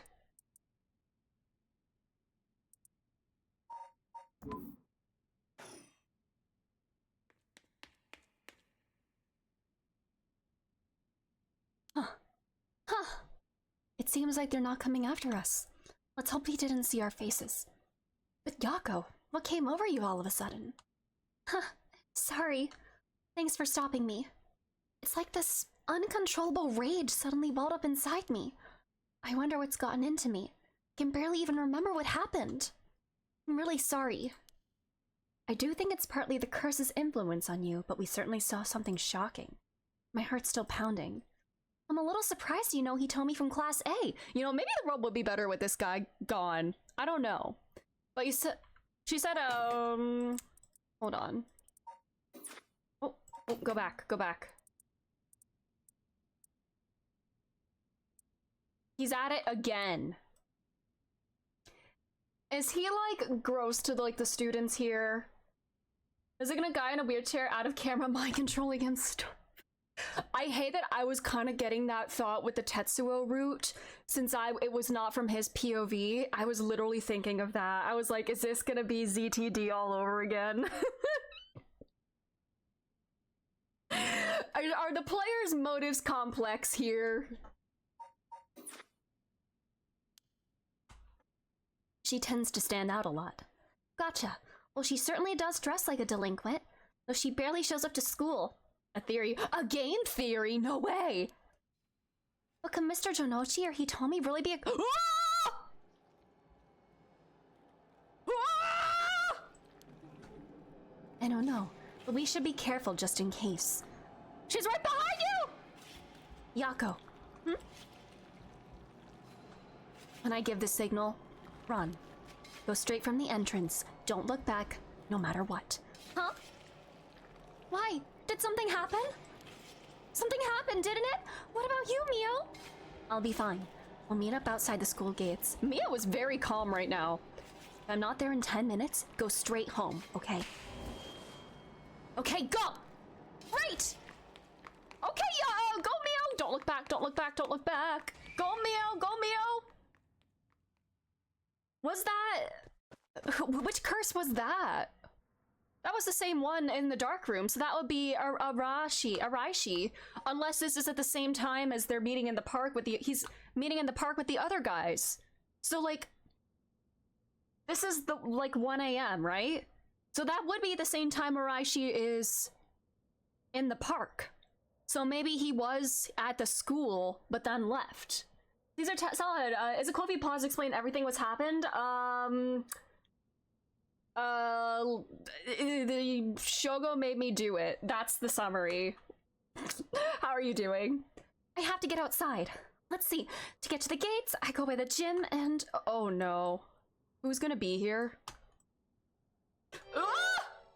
What are you doing, miss? The janitor! The janitor who might be, Nejima?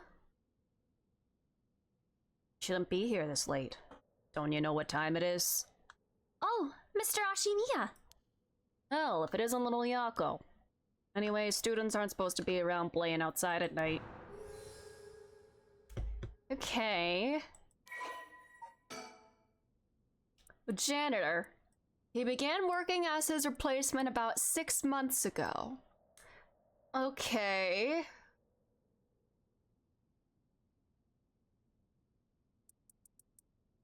One of the 7 mysteries of Komagata. And they speculate... Harue speculated that could be... This could be this guy on parole under a new identity. Huh. No, you're rough around the edges, but it didn't take you for one to act out like this. I'm not acting out. I'm not acting out. What about you? Should you be smoking on school grounds?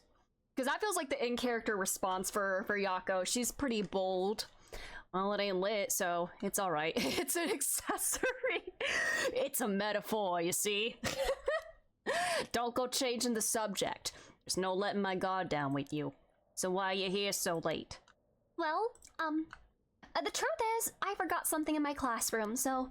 Again, you sure are a piece of work. You don't have nothing with you. Oh. Wait, you do. What is that in your hand? Huh? Well, this is what I forgot. I got it from my grandpa. It's really important to me. Girls these days sure have weird tastes. Okay, better head straight home if you're done. I won't tell on you. No, wait, I can't let you walk home alone this late. Alright, wait just a little. I'll hurry and lock things up.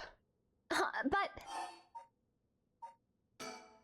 actually, a friend of mine is still inside. I think they'll be here soon. That's so. Who's your friend?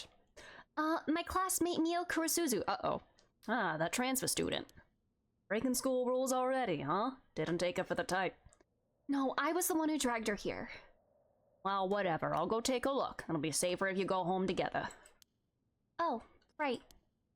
She is in the first floor hallways. Be careful, though. You don't know what might be there. Is this guy gonna die because I'm doing this? What's that supposed to mean? First floor, yeah? I'll be right back. He's gonna die.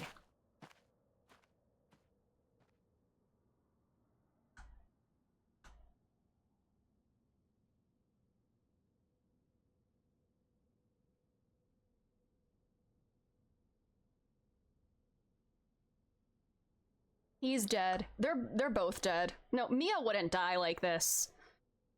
She's late. I've been waiting for 20 or 30 minutes, but there's no sign of her. She said to go home after 10 minutes. Oh, honey. I'm starting to get worried. He doesn't light his cigarette so they don't hurt him. Yeah, he knows that would give it the power to do its killing. I forgot something at school. It's 1 a.m. I know, and he totally did not buy that, but okay. All right, Yako. Mio? Are you there?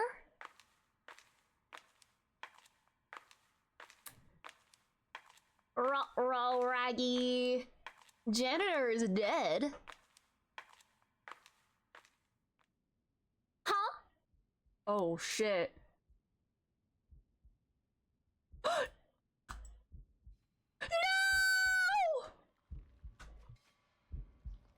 No! Meow! I fucked up. I sent the Did the janitor do this? Oh no. I left her alone with the curse bearer. What's this resentful spirit that I'm seeing?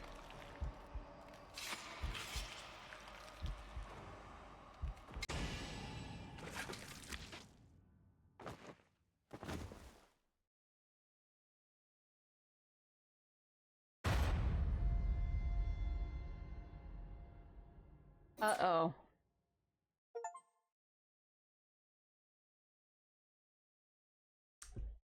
Uh-oh. Did the janitor do it? I think by sending the janitor in, did I fumble? This was bound to happen. There was someone who must not be trusted. Mm-hmm.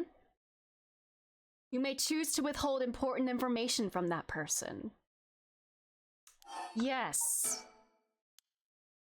Huh. Yeah, it wasn't a curse that did it. He did that to her. What's that in your hand?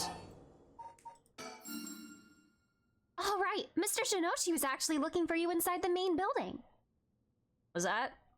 Oh, the ding meant I did the right thing, I'm sure, right?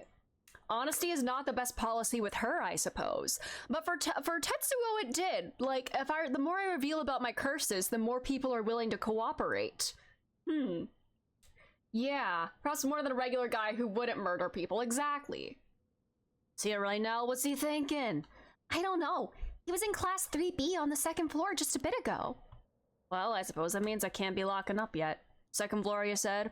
I'll go take a peek. Be back in a jiff. My house is really close by. I'll be fine on my own, really. That's so. The snack shop, right? Suppose you'll be fine then. Be careful now, you hear? Stay on the big, well-lit streets. If something happens, shout fire. Okay, you worry too much. No, I wouldn't want to be losing any more students. Though I imagine you know that better than anyone. Don't look at me like that. Yes, you're right. Okay. Alright.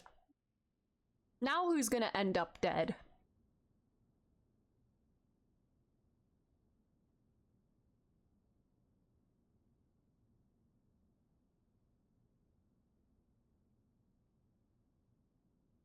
Mio's late.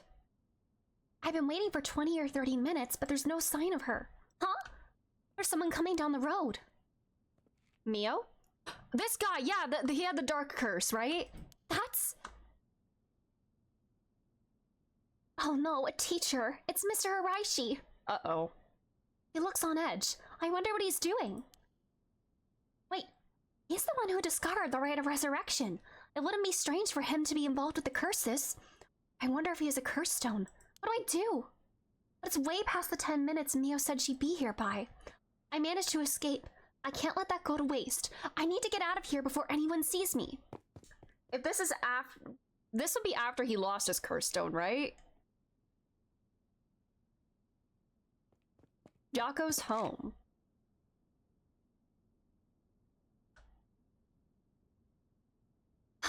I'm home. Thank goodness. I don't think the walk has ever felt so long. Nobody will be able to use their curse once it's light outside. I need to go look for Mio as soon as it's morning. But for now, I need some rest. You get a second chance. Yeah, if you die, you do get to, like, redo scenes. Complete Yako's branch of Chapter 1. Ooh. Now we gotta do this bit. No more curses. Okay. Yeah, the use curse. Boo, get new material! And that's curse that also use curse. I wonder if I would get a bad ending if I used curses at some point. Back here again. I left Richter here to continue looking for curse bearers, and came home alone. Okay, I am looking from her POV again. Maybe I'm, like, overthinking, like, the first person aspect of it all. Ooh, sticker! Mockingbird number 5. Look at that thing.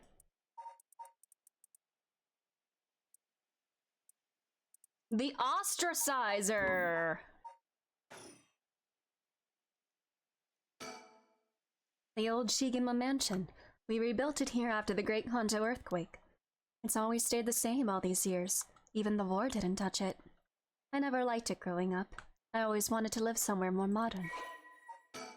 There's the Shigema residence.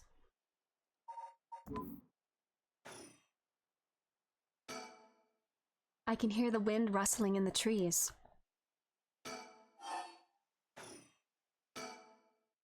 Will this really be enough to gather the soul dregs I need?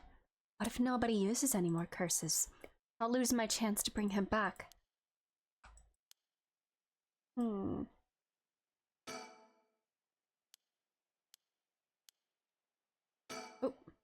entrance. Let's wait. Oh, never mind. I do have to go in. All right.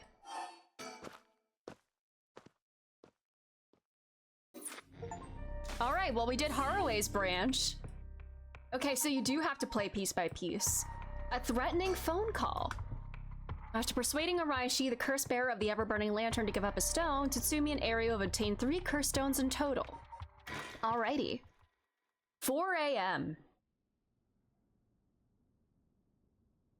Road.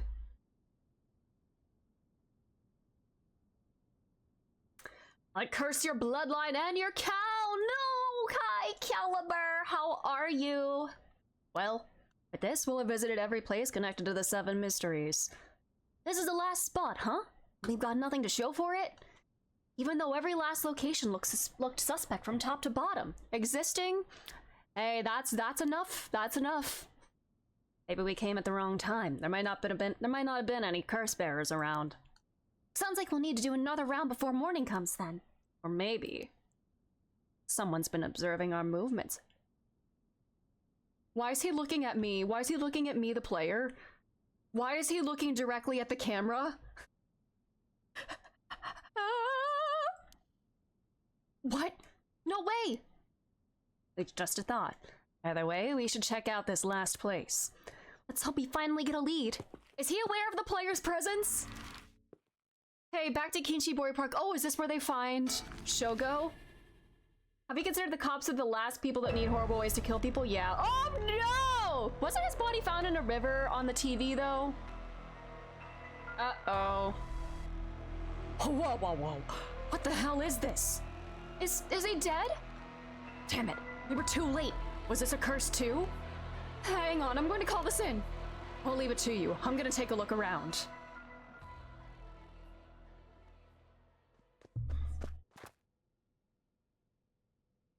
Boss, bad news.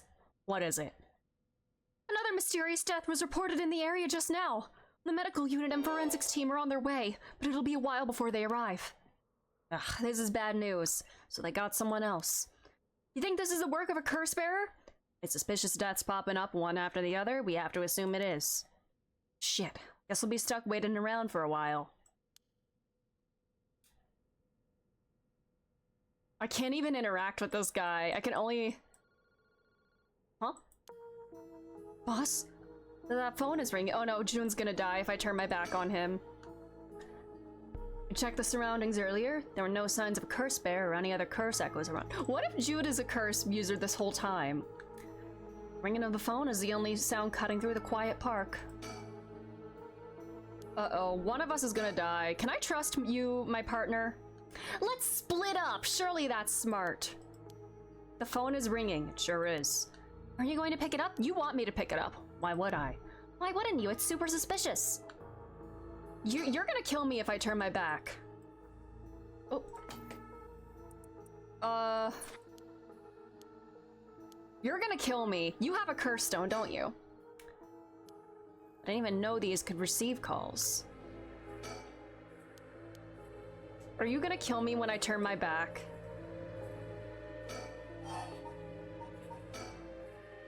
Well, we better go check it out. You're right, but be careful. It could be a curse.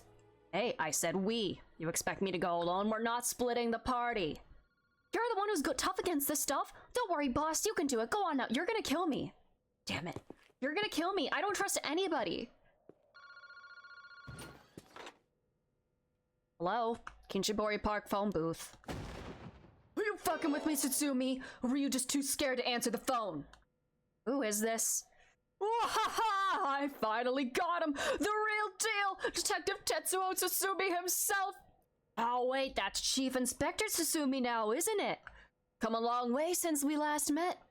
I asked you to identify yourself. Is this the Nejima guy? Man, have you forgotten already? After all the time we spent together? What a time that was. As I recall, I gave you quite the runaround. Wait, is this... Fumichika Nejima? What? Did you say Fumichika Nejima? Like the one from the Nejima murders? Ding ding ding, you got it! I had a feeling that the great Chief Tsutsumi would remember me. Hold on, wait, let me check something. Weird thought. What if this guy... Who else could he be? I mean, it kind of pointed towards this guy. This guy's not trustworthy, but... What if he is this guy? Because he would know about the curses and everything. What if this is this guy? No. Unless... No. How? No, he's been here for a while. This guy would have been on parole for like 6 months or so. Yeah. I don't know. You got it! I had a feeling the great Chief Tsutsumi would remember me. I spent 20 long years in a cell thanks to you. That shit was not easy. You should be thanking me. Should have given you plenty of time to think and atone for your sins. Oh, that it did! I repented! My conscience is as clean as a whistle. Oh shit. 20 years in prison doesn't even begin to make up for the shit you did. I don't know about that. After all, the justice system was gracious enough to grant me parole. What? If this is the real Fumichika Nejima, this is real Fumichika Nejima. He must still have a grudge against me for arresting him. So is this payback? Damn it. What is your goal? I don't know. You gotta understand. Hollow Knight has been interesting. Glad you're enjoying it. Let's go. You beat 3 bosses yesterday. Cool. I've repented, seen the light. I've been a good boy since I was granted parole. I even got myself a job. I've been real serious about walking the right path. Well, that's very nice. Keep it up. But it was no good. When the opportunity arose, it was impossible to hold myself back. I knew I had to give you a little token of thanks or I'd never truly be able to have a fresh start. Do you get what I'm saying? No thanks. I don't need anything. No need to do all that for me. Just try to live a quiet life. Oh, it's no hassle at all. It would be all too easy to just kill you, to tear you apart. But that wouldn't be very satisfying. Certainly not after 20 fucking years of waiting. It's a long time to nurture a grudge. Grudge, memories, curse. What if the real Fumichika Nejima is dead and somehow manifested as a curse, and this is his resentful memory? I'm trying to consider every possibility. Yeah, resentful memory, grudge, you say. What if he gave rise to a new curse? What if he's like dead somehow, died in prison, whatever, or died What if he was the janitor, died from whatever curse was in there, janitor died and is now a curse? I don't know. Killed an interesting boss in the sewers on your first try? Hell yeah. You fucking bet it is. I let it gnaw at me, grow inside of me. I thought of nothing else. All that time I played a model prisoner, endured the harassment those asshole guards threw at me. And I did it all for you, Tatsumi, so please just accept my deepest and most sincere feelings. Damn, that's kind of gay. Sorry, but I'm afraid I don't feel the same way about you. Sorry, we're not, he's rejecting your offer of kismisitude. I hate that Homestuck has been on my brain lately. Is this yaoi? This sounds like kismisitude, but like, sorry, I don't have black rom feelings for you. Shut the fuck up. That attitude of yours is why I'm saving you for last. How did you find me? How do you know where I am? That's my favorite part. The sound of confusion in your voice. It's to die for. This is delicious. I can't get it. Oh god, he's hate flirting so hard. Oh, sorry, I just heard something drop outside of my room. Noise startled me. Alright. Okay. I'm not telling you shit. Have fun racking your tiny little brain for it. What are you planning? Whatever it is, bring it on. I'm not running away. I just told you I'm not coming for you yet. Pay attention when people talk, shithead. You see, this time I want to see you on your knees weeping in despair. Oh my god, this is... Why are you as a man saying you want to see another man on his knees?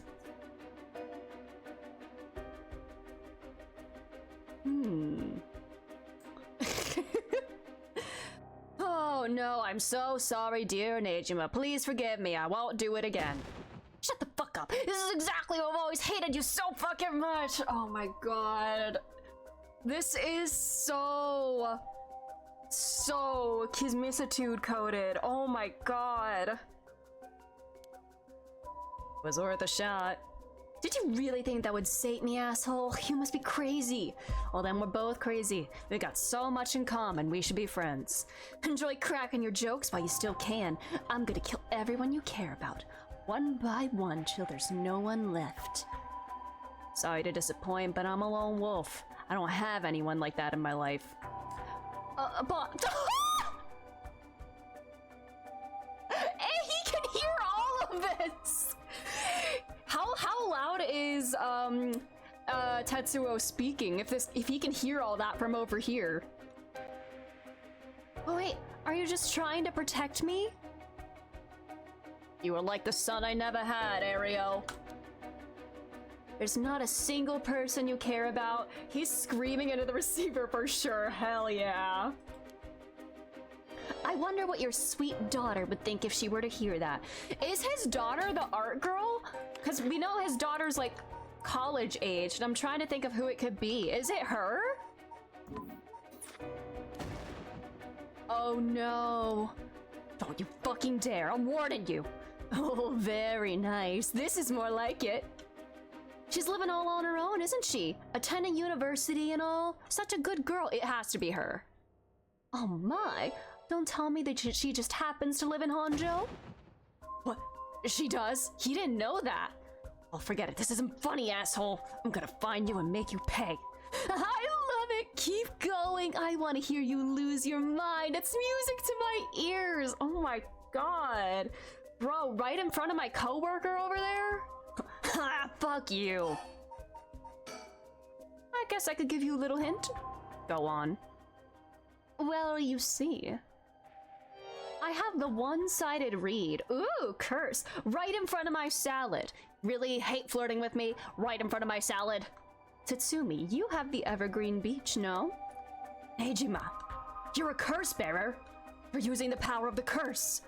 Indeed, and what a peculiar curse it is. But that's where my hints end.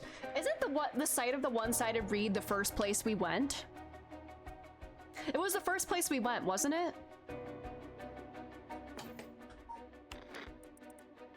And that's where we met this guy.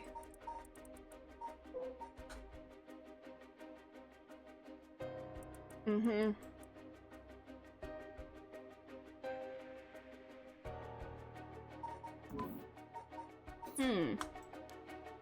God damn it, the curse echo couldn't have fallen to worse hands. One-sided read? That is a power to kill people that have a read with one side. One more thing we should discuss. In fact, it's the most important thing. I was trying to think, like, this guy has been accompanying her, but like this backstory says he grew up in the... He's young. This killer would be like old. I don't know. Like woodwind players? Oh no! Look out, Squidward! I thought you were finally gonna shut up. I'm already sick of you, so I'll pass. Oh, but you don't want to miss this. It's the main course. I could just go after your daughter, but something tells me you'd get bored. No, I'm good. You got me real fired up. You're in my head. Well done. But this is a gift tailor-made for you. I'm going to kill all the people you swore to protect. Oh, I put too fast. Everybody in the whole town, everybody in Honjo. Oh, but with this curse of mine, I can. You can kill what's the range? I'll give you until dusk. By then, I could probably get a couple hundred people or so. And it'll be all your fault. Oh, it must be so hard to know they'll all die because of you. So tragic. It must be tearing you apart. Don't fuck with me. There's no way an amateur like you could pull off a curse that strong. Unfortunately for you, I absolutely can. My curse stone is a particularly strong one. Get troubly problemed, nerd. Ooh. Which means I can have my fun without needing to hold back one bit. It's almost like the Feast of Shadows was cast just for me, so you know about the Feast of Shadows. You're surprisingly well informed about this. Who was it that tipped you off? Who knows? And how about I kill you myself and ruin all your fun? What about that, asshole? Idiot! You think I'd call it off just because you were dead? There's no running away for you. Ugh. I'll find you. Won't let you get away with this, Nejima. You've got 12 hours. Do you really think your paltry little organization will be able to make a dent in my plans? Oh, the sacrifices made will be heavy. I can't wait to see you sobbing with regret. And I'll even have enough soul dregs to pull off the rite of resurrection. How splendid! Wait, Nejima, you're after the... Anyway, see you around. Bye-bye now. The rite of resurrection, what would he try to revive? Who would he try to revive? Boss! Ario, did you catch all that? Nejima, what is he planning? Who knows? For now, we need to find him and get him into custody. Send word to HQ. He can revive that cop to kill him again. That's what I was thinking. Oh my god, like a loop of constantly reviving and killing you over and over, and I torture you forever? The fact that the 7 mysteries are wrapped up in this is gonna make things tricky. You mean with Nejima being a curse bearer? I know, it's so romantic. Starlock, really? It couldn't have been a worse guy. Sounds like his curse will be able to kill a lot of people at once. I like to avoid getting our investigators caught in the crossfire. Ooh, this background looks like a photo almost. It looks very realistic. He was on to find out where he is, but we're going in alone. Okay, music! Ooh! Should try to collect as many curse stones as we can before then. Let's hurry. Okay, music! Ooh!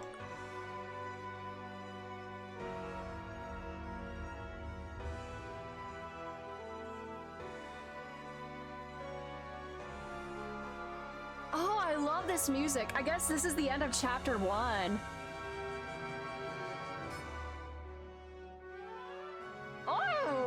There's nothing in particular behind my face. He's just staring off into the distance.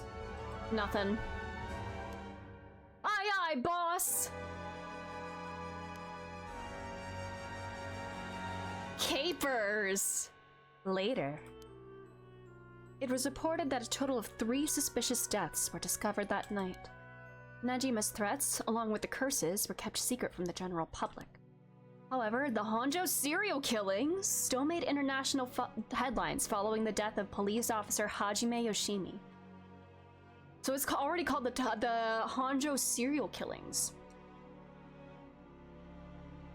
At Susumiya's request, a large-scale investigation was launched into Fumichika Nejima's whereabouts. Tsutsumi and Ario themselves spent the rest of the night looking for curse bearers in the area, but their search ended in vain.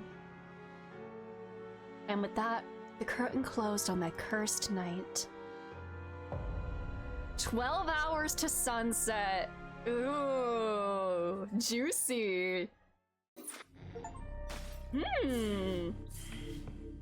Okay. Now it's daybreak. Mio lived! And he told me his help sorting things out. Let's do this. All right. So, who is Nejima? The obvious one would be the janitor, but... Dawn of the final day, 12 hours remain.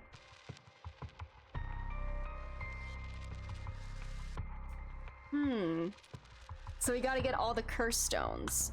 Tsutsumi leaves Ario to handle the investigation while he catches a quick break. Alright, 9 a.m. Kinshibori Park. So is this actually just like a photo or like a panorama of like a real landscape? Because it looks very real. Sorry for the wait, boss, but I managed to gather some information. Took you long enough. Well, we've got ourselves quite the mess. Strange deaths popping up all over the place that may or may not have something to do with the curses. So there were 3 strange deaths reported last night. Who were the other 2? Was it somebody in the school? We have Shogo here. Who are the other 2? We also need to keep looking into Yoshimi and Nejima. For now, we better start following up on the few leads we got. Alright, see what Ario's found out. Forensics has finished their investigation and the body's been carried away. Did we get any sleep? Alright, closing the park to the public. This place was really giving me the creeps last night, but it looks pretty normal now with the sun out. I love like the grayish filter too. Very somber. Things at the station were pretty hectic, but I managed to get some info. Let me fill you in. Thanks, the floor is yours. A total of 3 mysterious deaths were confirmed in this area, including the one in this park. So let's start with that one, the young man we found here. He's been identified as Shogo Okie, 25 years old, a regular old office worker who worked around here. He died of asphyxiation due to water in the lungs. He drowned. Drowned? In the middle of the park? That's not possible. It's gotta be a curse we're dealing with here. About that, boss. Isn't this park associated with one of those 7 mysteries too? Is the drowning? Is that what the whispering curse does?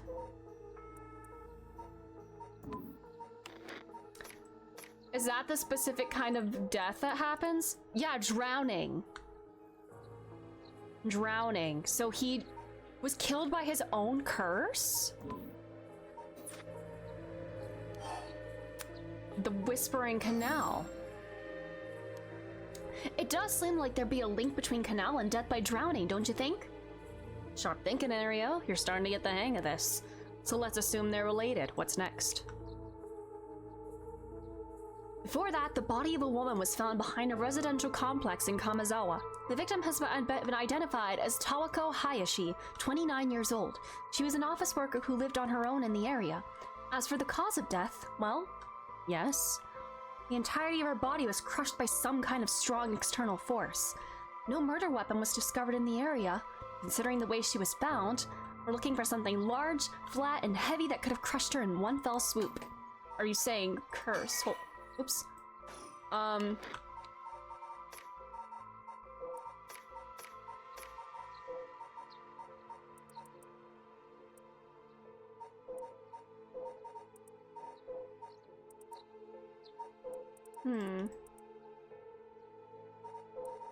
Being crushed. She was stepped on. The Fool's Procession, right? Or not the Fool's Procession, the foot washing one, right? The foot washing mansion.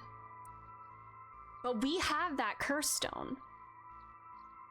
That means Yutaro did that, because he did say he had killed somebody. He lied when he said he didn't.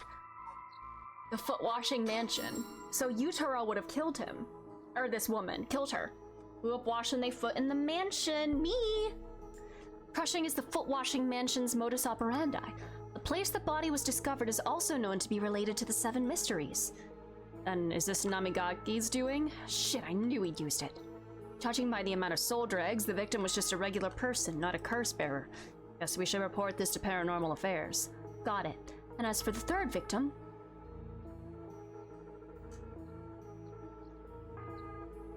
Kohei Junochi! Whoa! Cause of death appears to be external trauma from a fall or heavy blow. The Fool's Procession.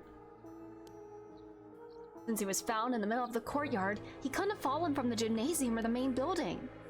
A teacher dying at school. And not just any school. Komagata House is one of the 7 mysteries. No, that's the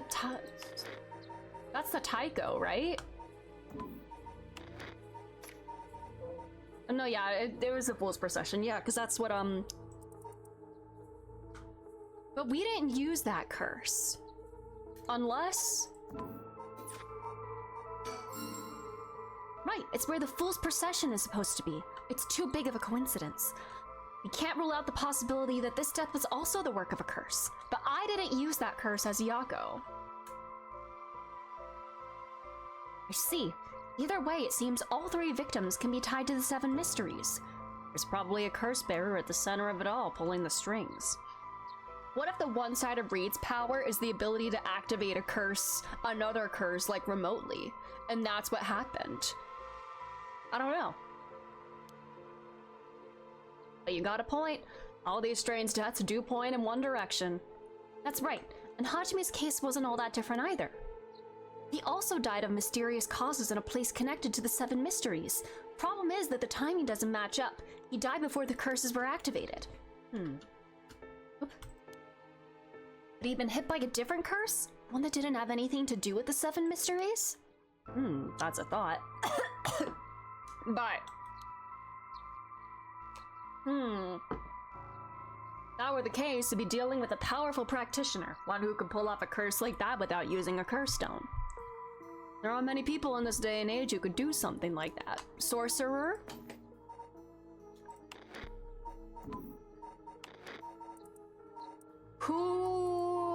Who was she trained by?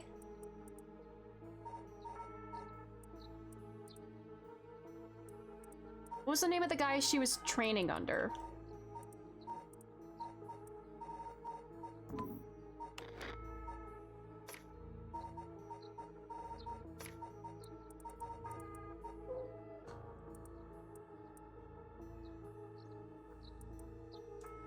Okay, Kuriru Nakagoshi. I know, JJK, look at, yeah, all this talk of curses and everything makes me think of that. Oh, really? I see. I don't know too much about that stuff. I'd be more surprised if you did. He's been up all night gathering information. Must be nice to be young and have that kind of energy, but I'm glad to have him on my side. Gave me a chance to rest up. Okay. Looking at these deaths, it seemed like many of the curse bearers acted last night. We can rule out that there were more killings from which the bodies haven't been found. Yikes, I hadn't thought of that. But there is one silver lining. Judging by my own curse stone, it seems that the curses can't be activated while the sun's out. Oh, that's great news. So basically we're safe during the daytime? Exactly. It's also likely why Nejima gave us till dusk. He must have known the curse stones couldn't be used during the day. Either way, we got till nightfall to settle this. It's time we flushed out the other curse bearers. Aye aye, boss. Let's do this. At the moment, we only know the identity of 4 curse bearers, you included. Yushiro Namigaki had the foot washing mansion, and Hideki Araishi had the ever-burning lantern. You've got both their curse stones. And then there's Nejima, who claims he has the one-sided reed. Yeah, that about sums it up. And then in addition, we got, okay, that's 4. 5, Shogo got Whispering Canal, we don't know where that curse stone is. 6, Yako with the Fool's Procession. 7, Harue with the fire one, the Haunted Clappers. So that's 7 total ones accounted for.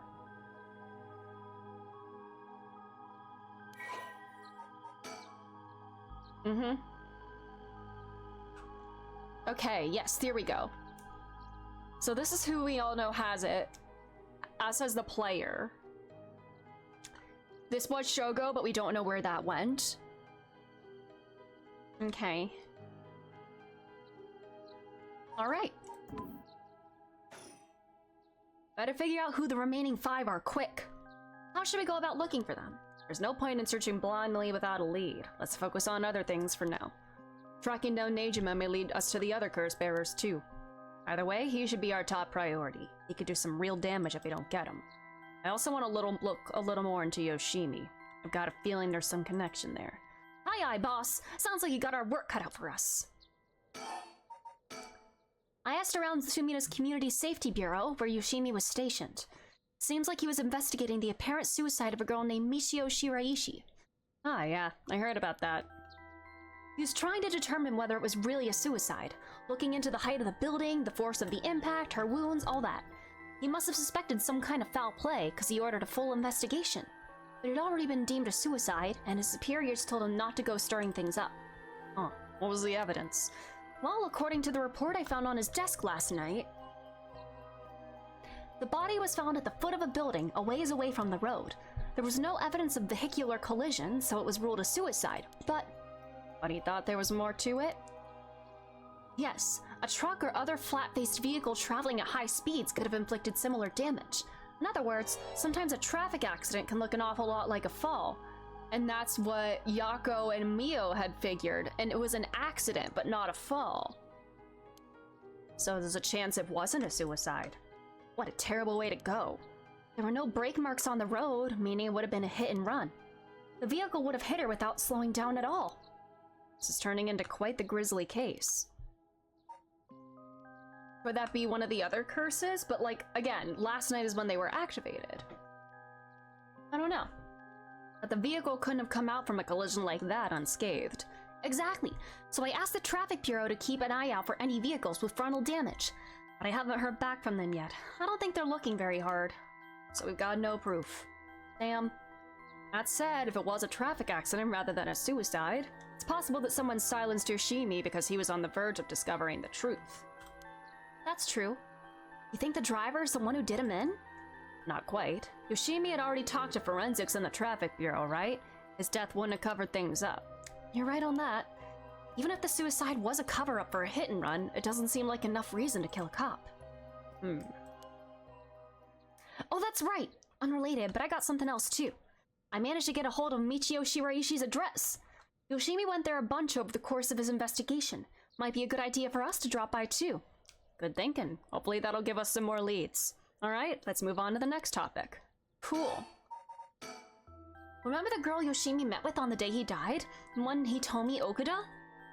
Community Safety didn't have any contact information from her on hand. The hit by a bus curse stone formed by the resentful memory of some guy that got hit by a bus. What a shame. Not even an address. Well, they had her parents' information, but from when I called, they said they hadn't heard from her in a month. Lots of family issues from the sound of it. They even said they didn't want anything to do with her anymore. That said, she still goes to school once in a while, so we might be able to find her there. Not sure we really have the time for a stakeout right now, but you could be a key witness. Can we have Community Safety track her down for us? It looks like the next Yako section we play is gonna relate to Hitomi. We can ask, but it might be tricky to get it done today. For starters, Komagata High School is closed today. Ah, because of the teacher that died? That's right. Alright. But if it's something we can do today, if it's not something we can do today, we may have to forget about it. Let's move on then. I got some information about Yoshimi's fiancée from Community Safety. Her name is Mayu Chozawa, 27 years old. She works as a beautician in the area. Look, I even managed to get a picture of her. She sure is a beauty. But... oh boy, here it comes. But what? Community Safety hasn't been able to contact her since Yoshimi died. Not by phone or at her house. In other words, no response. Dead silence. There it is. Can't things just be easy for once? Okay. Oh, she's kind of a slayer. Okay. Unknown.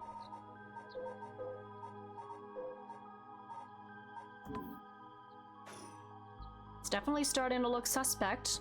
Crime of passion, perhaps? It is fairly common for people to be killed by a lover or a spouse. But Yoshimi was well liked, and they've been together for over 10 years. You never know. Things could be different behind closed doors. I guess so. We'll have to consider the opposite scenario too. It could be that the same person who was out for Yoshimi is after his fiancée as well. She could be in danger. You're right. Either way, she's important to the case. HQ already has people looking for her. We'll know as soon as she's found. Okay. Alright, Nejima. Who is Nejima? Which one? Who among us is Nejima? Janitor would be the obvious one, but I don't know. Big stretch. HQ's mobilized a search unit for Nejima. Suddenly I started talking like this. So far, we haven't received any word. Guessing he wasn't at home or at work? About that. Apparently he vacated his last known address a week ago. A week ago, same time Michio died. Serious? So we have no idea where he lives. It gets worse. I checked in with the factory he was working at. So they knew Was he out by that name? Only there for a month before he quit. Does he not have a different name that he goes by now? Hold on a second. You're telling me nobody caught that? Well, I had the same thought, so I spoke to his probation officer. Turns out he'd been doing house visits and interviews, but never bothered checking in on his workplace. He also said he lost track of Nejima when he moved to a new place. Hey. Jeez, that's just sloppy. So he's had potentially multiple professions. He worked at this factory for a month before he quit. How long has he been on parole? I've heard they're giving parole to just about anyone these days, because they're running out of room in the prisons. Which also means there aren't enough probation officers to go around. Dude's probably overworked. So Nejime got to fuck about unsupervised. God damn it. That asshole's annoyingly good at faking remorse, or insanity, whatever the situation calls for. Back when I arrested him all those years ago, just talking to him left a bad taste in my mouth. He's probably hiding under a false name, which will make it hard to track him down. That'd explain why he so brazenly made contact. Yeah, prison states, yay! Because Japan does have a super high conviction rate, right? I know that was a plot point in Persona 5. If you're accused, like, it's almost guaranteed you're gonna be convicted. Well, for now, the paperwork to circulate his name and mugshot is being filed. That's gonna take way too long. We only have until dusk. Speaking of Nejima, yeah? did you manage to reach your daughter? It'd be best to put her into protective custody as soon as possible. Not yet. I can't reach her. I called, but she's not picking up. Wasn't home when they went to the house either. That's not good. Does that mean she never came home? And why weren't you the one trying to reach her? Shut up. I don't have her contact info, alright? Damn, she really doesn't trust you, huh? What details do we have about her home life? Okay, her character profile does not say anything about her family. Interesting. Pretty much everybody else's profile has like some kind of like backstory about how they grew up, their parents, etc. But hers does not. I wonder why. She was real reluctant, but I got her to agree. ACAB includes your dad. Yeah, so true, IMA. I guess it explains why you got divorced. Jesus Christ, Ario. But if you, her former father, that is an insane thing to say. Her former father? Jesus Christ, Ario. Just because, like, you're not in contact with her. That's bonkers. Yeah, that cuts deep! Her former father! Yikes, sorry, it just kind of slipped out. He's moving up in my rankings. Ario really does not think before he speaks. Anyway, I suspect it has something to do with his curse echo. Back on topic already, huh? He said his curse could kill a lot of people in a short time, and may even allow him to act from a distance. I see. The one-sided read. What was that story about again? Something about a man stalking a woman who goes insane and chops her up. Oh, right. One of the more gruesome of the 7 mysteries. Chops her up.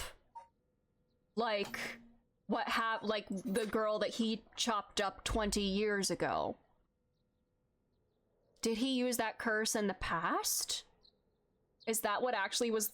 Is that what he used to kill in the past? As for Nejima's whereabouts, all we can do is throw more people at it till we find something. I'll check in with HQ frequently to see if they've got any updates. And that's about it. Okay, now we get our fun beats. Yeah! Serial killer who can kill everybody from a distance. We don't solve this case, everyone in the city's gonna die. We have very few leads to go on. Hell yeah. We could go to Komagata High School to look into Hitomi Okuda, or to Michio Shiraishi's house to find out more about her. Alright.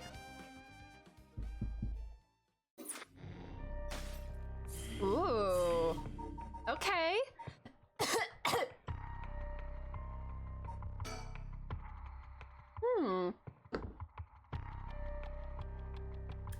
Okay. So we made it home. Yako Sakazaki, 8 a.m. Mio, she lived! What did you do to ward off that curse, Mio? Did you kill June? Not June. The teacher. Did you kill the teacher? Oh, good morning, Yako. Huh? Yako, rise and shine. Huh? You're up. Huh? It's morning? Girl, were you standing up asleep out here all night? Are you okay? Can you remember your name? Duh. I'm the Spectre of the Spirit Board. Yes, I am the Spectre of the Spirit Board. No, don't fall back asleep. You must still be dreaming. Wage Oyo! Yes, I'm Yako Sakazaki. Good. Oh, Mio. Thanks for last night. Was everything okay? Yep, still alive. I couldn't dispel the curse echo or learn the identity of who used it, but I managed to at least get away. But in that situation, it's the best you can hope for. I'm sorry I got you involved in something so dangerous. I meant to look for you as soon as the sun rose, but I was just so sleepy. Was she really, like, sleeping standing up? God, my throat. I can't even remember when I fell asleep. It's okay. It's only natural to be exhausted after what you went through. Besides, I also feel bad that you've been wrapped up in all of this. It's supposed to be my job to prevent that from happening. Oh yeah, you said something about that last night. Just who are you exactly, Mio? Oh, well, the truth is, I've been trained in things having to do with the supernatural. Huh? You mean you can learn that kind of stuff like you would with flower arranging? I had quite the eventful childhood. Huh. That sounds like it must have been tough. Yes, it would take a long time to explain, so let's leave it at that for now.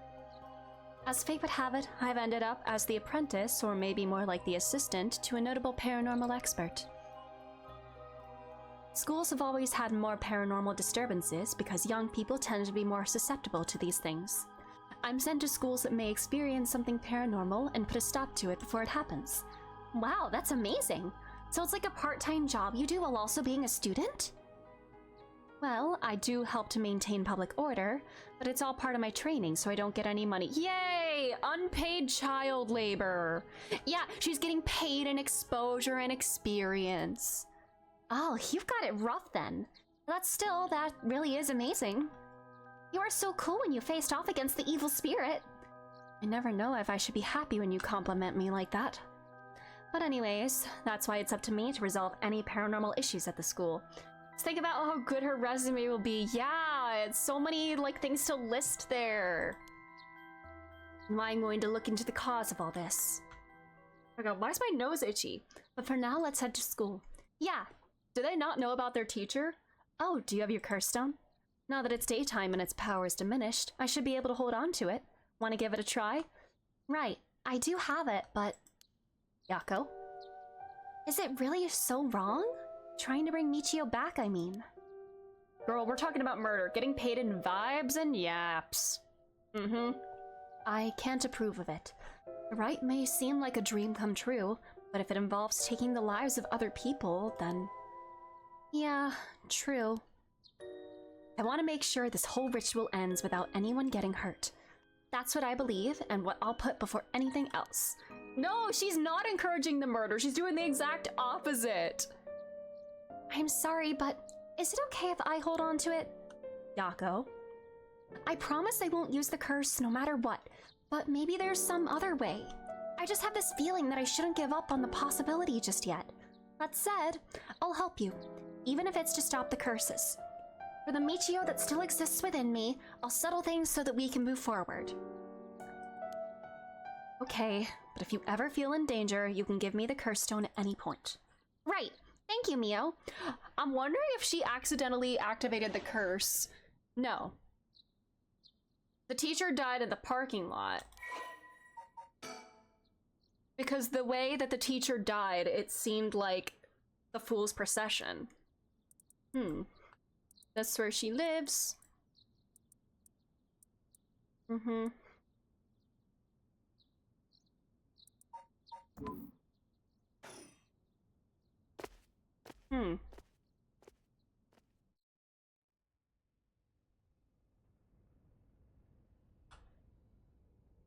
All right. Uh-oh. I'm guessing they didn't know. Huh? I have a feeling that I should hold on to this murder weapon. Yeah, you think Shogo is also influenced like that? I couldn't take it away from Shogo. Man. I thought it unusually noisy. There's a big group of people and police in front of the school. Did something happen? If the police are here, then something must have. I'll go ask. Thanks. Uh-oh. Ruh-roh, Raggy. This isn't good. Huh? What happened? Don't panic, okay? First teacher who came to work this morning found something. Okay? Mr. Jonochi was found dead in the middle of the school grounds. What? They're closing the school for today. But that's not all. I didn't know this either since I didn't watch the morning news, but rumors are spreading that a number of bodies were found nearby. What? There's no way! Why? Could it be because of the curse? You don't know enough to say. From what I heard, Mr. Jonochi's body was in the middle of the grounds, but his body was covered in bruises, like he'd fallen from somewhere high. Weird. Taking into account his unnatural death and the timing, it's very likely it has something to do with the curse. You're saying someone used their curse on him last night? Seems like it, doesn't it? But that's so scary! Yeesh, so the curses really do kill people. Girl, that's what we've been saying this whole time! And the circumstances of that death sound a lot like your curse.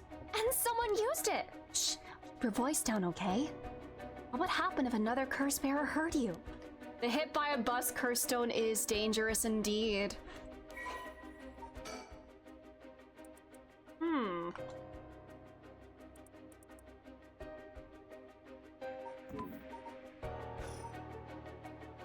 I wish we had a little more information, but they've locked up the front gate. She thought the curses were Batman! No! Maybe we could sneak in through the back entrance. That person over there. Isn't that Hitomi Okuda? You're right. That's unusual.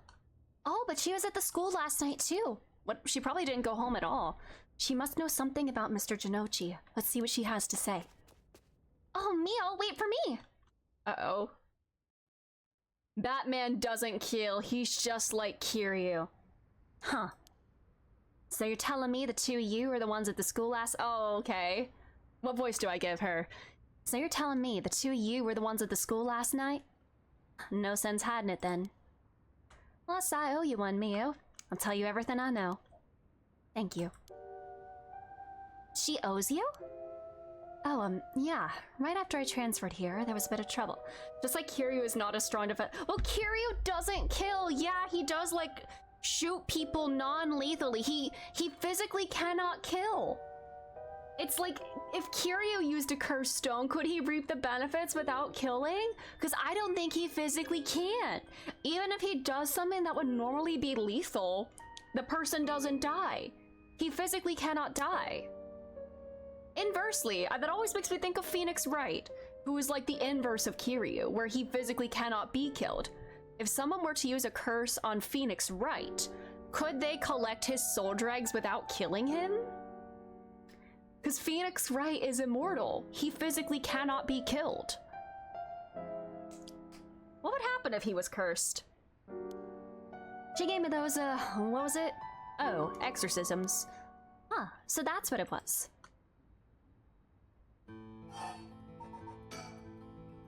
Did you hear about Mr. Janochi? Heard about it. I've known about it since last night. I saw that asshole bite it on the school grounds myself. What? You saw it happen? Tell us about it. What happened exactly? Don't really know myself. It was pitch black. What I can tell you...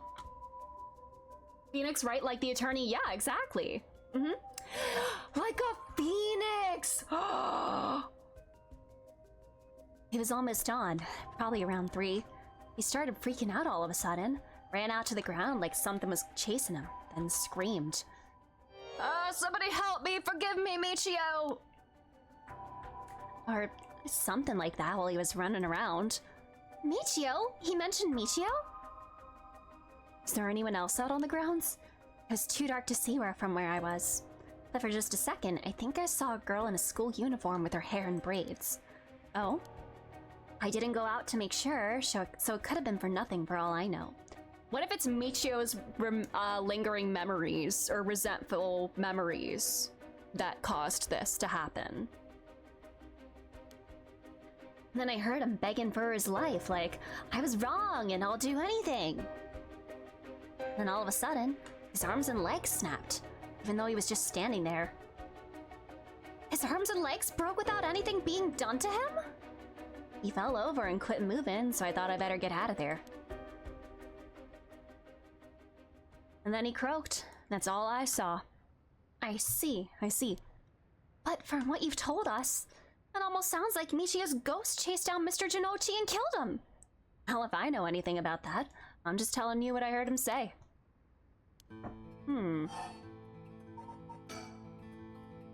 Did you tell that story to the police? Nope, and I ain't gonna. Can't count on them for shit. Real as hell. Not like they believe such an insane story anyways. Right. There must be at least one person in the police worth trusting, right? No, girl, no. Hajime Yoshimi. Yeah, I guess. There was this one cop who always got on my case about stuff. That's my story and I'm sticking to it. But he died just the other day. Ghosts love to let it linger. Oh, he did? I'm sorry to hear that. Everyone who gets involved with me ends up dead. Oh. Maybe I really am cursed. Pisses me off. You've got it all wrong. The spirit that possessed you wasn't that kind of spirit. Huh? It wasn't? Yeah. This was just an unfortunate coincidence. Though I'm sure that was hard enough for you.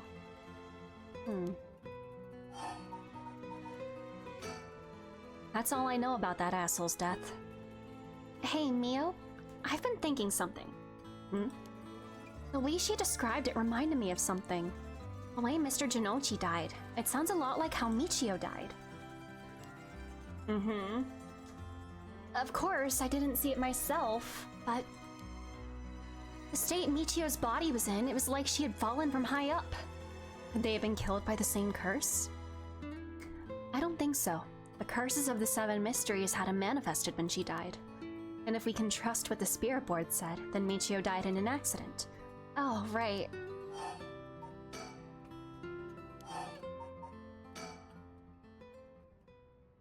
You told me, were you possessed by some kind of evil spirit? I know, I need a whiteboard. I do feel like I need a whiteboard to make sense of this all. I don't understand it all too well myself. What I can say for sure is... thanks to Mio, the weird symptoms that were happening to me all went away. Yep, some people are born with a natural sensitivity to the paranormal. They tend to end up isolated as they struggle to relate to the people around them. They also tend to draw spirits to them naturally. This can cause strange symptoms they don't understand, like headaches, muscle stiffness, and hallucinations, even memory problems. I'm sure it must have been very hard. So that's how it works, huh? Do people also have their personality taken over when possessed too? It is possible with spirits who have a very close relationship to their target, like siblings or a parent and child. But you almost never hear about people being taken over completely. So a spirit can possess in a sort of sense. It's when the two parties aren't in sync that those negative effects can start to appear. Did Michio possess Jonochi? So the seances or whatever you see on TV are all bogus? Not quite. There are mediums and diviners who can align their minds with the spirits they call. Though there are people on TV who are just putting on a performance. Huh. There are people who in life had extremely powerful spirit sense or a deep connection with that person, but even they shouldn't be able to completely take over the person they possess. And even if they could, it'd only be enough to pressure them to choose certain behaviors that wouldn't be unusual for them to do on their own to begin with. But if that's the case, wouldn't you not know if you were choosing that behavior of your own will or not? Like with Shogo and me? Was Shogo possessed? Who all has been possessed at the... Oh god. This is throwing a whole other wrench into this thing. Now we have a possibility of like possession driving behaviors. Are we in the 8th resentful memory? Maybe. The pentagram in the area is very nice with the egg-like head. Or yeah, yeah. Hence why there are a lot of cases where people don't even realize they're possessed, though the spirit may influence the behavior and memories of the host. Yeah, what if Nejima is dead and has been like body jumping or something? I don't know. The deeper their connection in life, the easier it is for that to occur. I see. Getting possessed by a spirit is pretty complicated, huh? Okay. The deeper the connection to the spirit when they were alive, the easier it is to possess. It must have been tough for you being possessed for so long, he told me. Whatever might happen to me doesn't make any difference. Me being able to see spirits and stuff has nothing to do with how things ended up like this. Yeah, it's not like being able to see them is your fault either. The same goes for me. Maybe it's just something we have to live with. I think you have a knack for it yourself, Yako. I bet you could see them too with a little training. I think I may pass. Okay. So that's why you do the job you do, huh, Mio? I thought she was a weirdo when she showed up all of a sudden saying she was gonna exorcise me. If you hadn't said anything, I probably would have knocked your lights out. You tried to perform an exorcism on her without telling her anything? You see, in my experience, most people don't understand no matter how much I explain. They only accept my explanation after they see the results. I guess that makes sense. Oh, cool exorcism without even letting them know? So who was possessing you? What was the spirit? He told me, last night before you witnessed Mr. Jonochi collapse, can I ask what he and you were doing in the classroom? You gonna tell the cops? Oh, right, with everything that happened with Mr. Jonochi. I'll suspect you if he told them we saw you with him last night.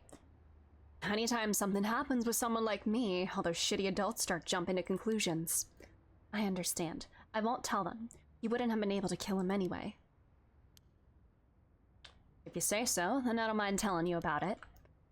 So last night, a piece of shit Jonochi called me over here, acting like he was gonna attack me or something. What? How terrible! Whatever.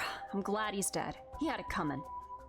Calling people worthless and a cancer on society when he doesn't know shit about them. Holy shit! That asshole was the one always acting like scum if you ask me. Is that so? Can you tell us in more detail why he called you out in the middle of the night? He did always like talk down on his students, right? This guy sucks. Yeah. He considers his students to be beneath him and largely looks down on him all. Jesus, that's a... That's a horrible thing to say to a child. It's hard to explain. Where to start? Alright, I gotta go through other stuff first. What did you mean by Mr. Janochi acting like scum? Was he doing something bad? Didn't the historian guy also say he hates teaching? He did. He does it only to make ends meet. All these teachers here hate their jobs. You know Michio Shiraishi, right? The girl who killed herself. Huh? Michio? I don't know everything, but that creep of a teacher had some dirt on her. And he was using it to blackmail her. Call her up after school and make her do what he wanted. Ew! What? What do you mean when you say whenever he wanted? I'll leave it to your imagination. Nothing that a couple model students like you would ever get involved in. The real Paranormasight was the dysfunctional education system we met along the way. Yeah! Sorry, my nose is like itchy. The system failing these poor kids, taking advantage of them. Oh, that's... Oh, what do you mean by dirt? I don't know anything about this. How could I not have known about this? Yako, I know how you feel, but try to calm down. You got guts acting like you were her friend. Janochi really did a number on both Michio's body and soul. But, oh my god. She probably felt she couldn't tell anyone, like she had to suffer alone. No, how terrible! You tell me, how do you know about this? Did he move? Oh god, just happened to walk in on it. I know the spots around school people go when they want to stay out of sight. He ran off in a panic when I yelled at him asking what he was doing. Walked in on it. I couldn't just leave her alone, looking like she was about to cry, so I stuck around for a bit. She told me everything that happened in whispers. She probably figured I wasn't the type to spread that stuff around. But she never asked for my help. She told me that she was fine and to keep it a secret. Oh, Michio, why? She probably just thought she had to grit her teeth till it was through. She was naive. Tried to tell her that if you give guys like that an inch, they'll take a mile. She kept saying about how it was her punishment. She was soft.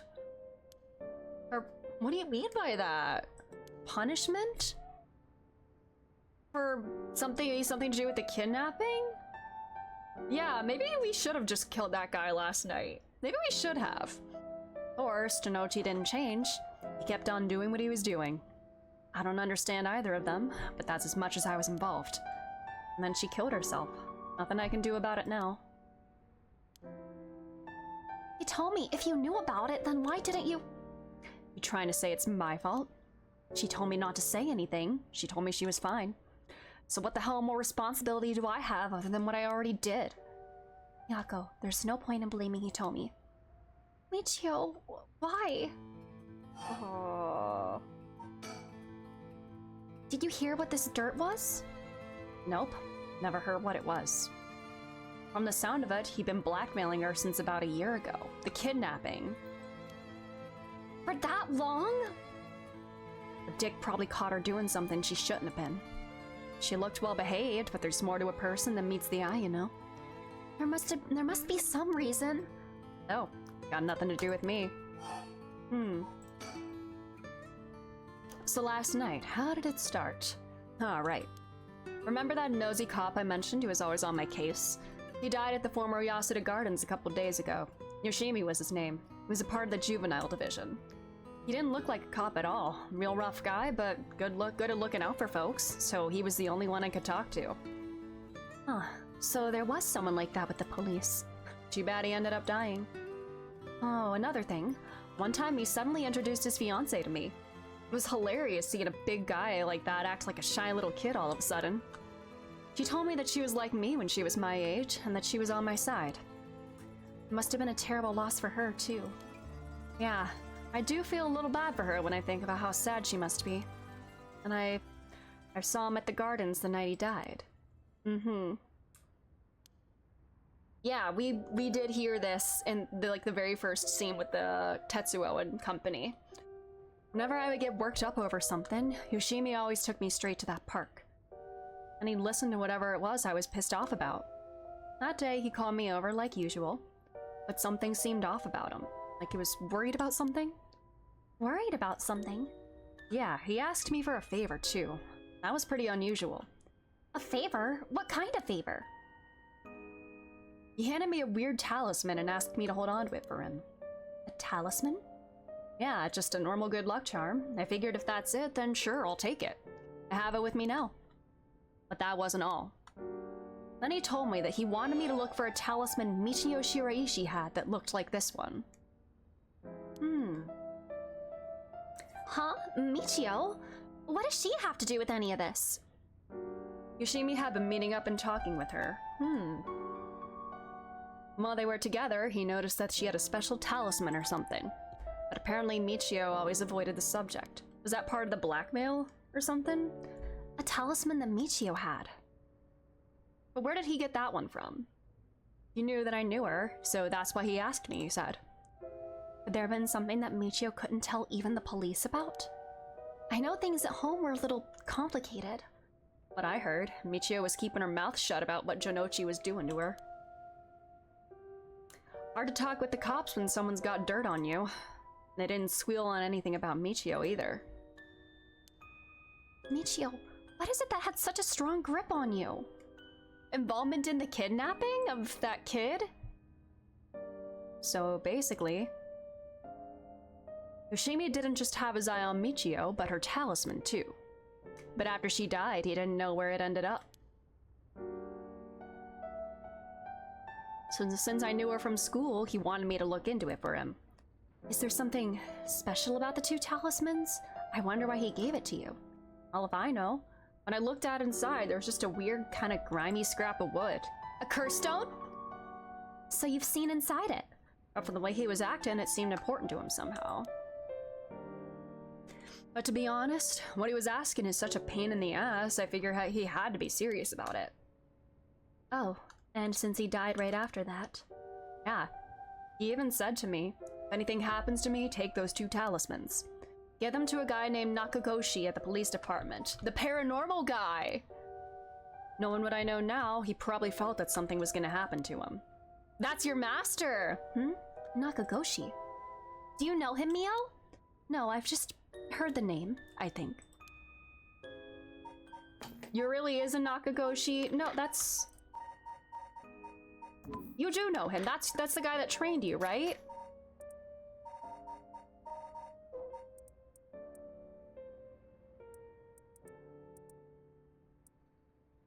Yeah. That's your trainer. That's your mentor. Why are you acting like you don't know him? What are you hiding, Mio? Anyway? Yeah, Nakagoshi damn near killed him!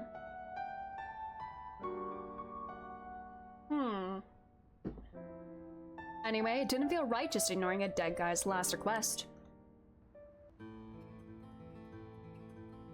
You tell me. Yeah?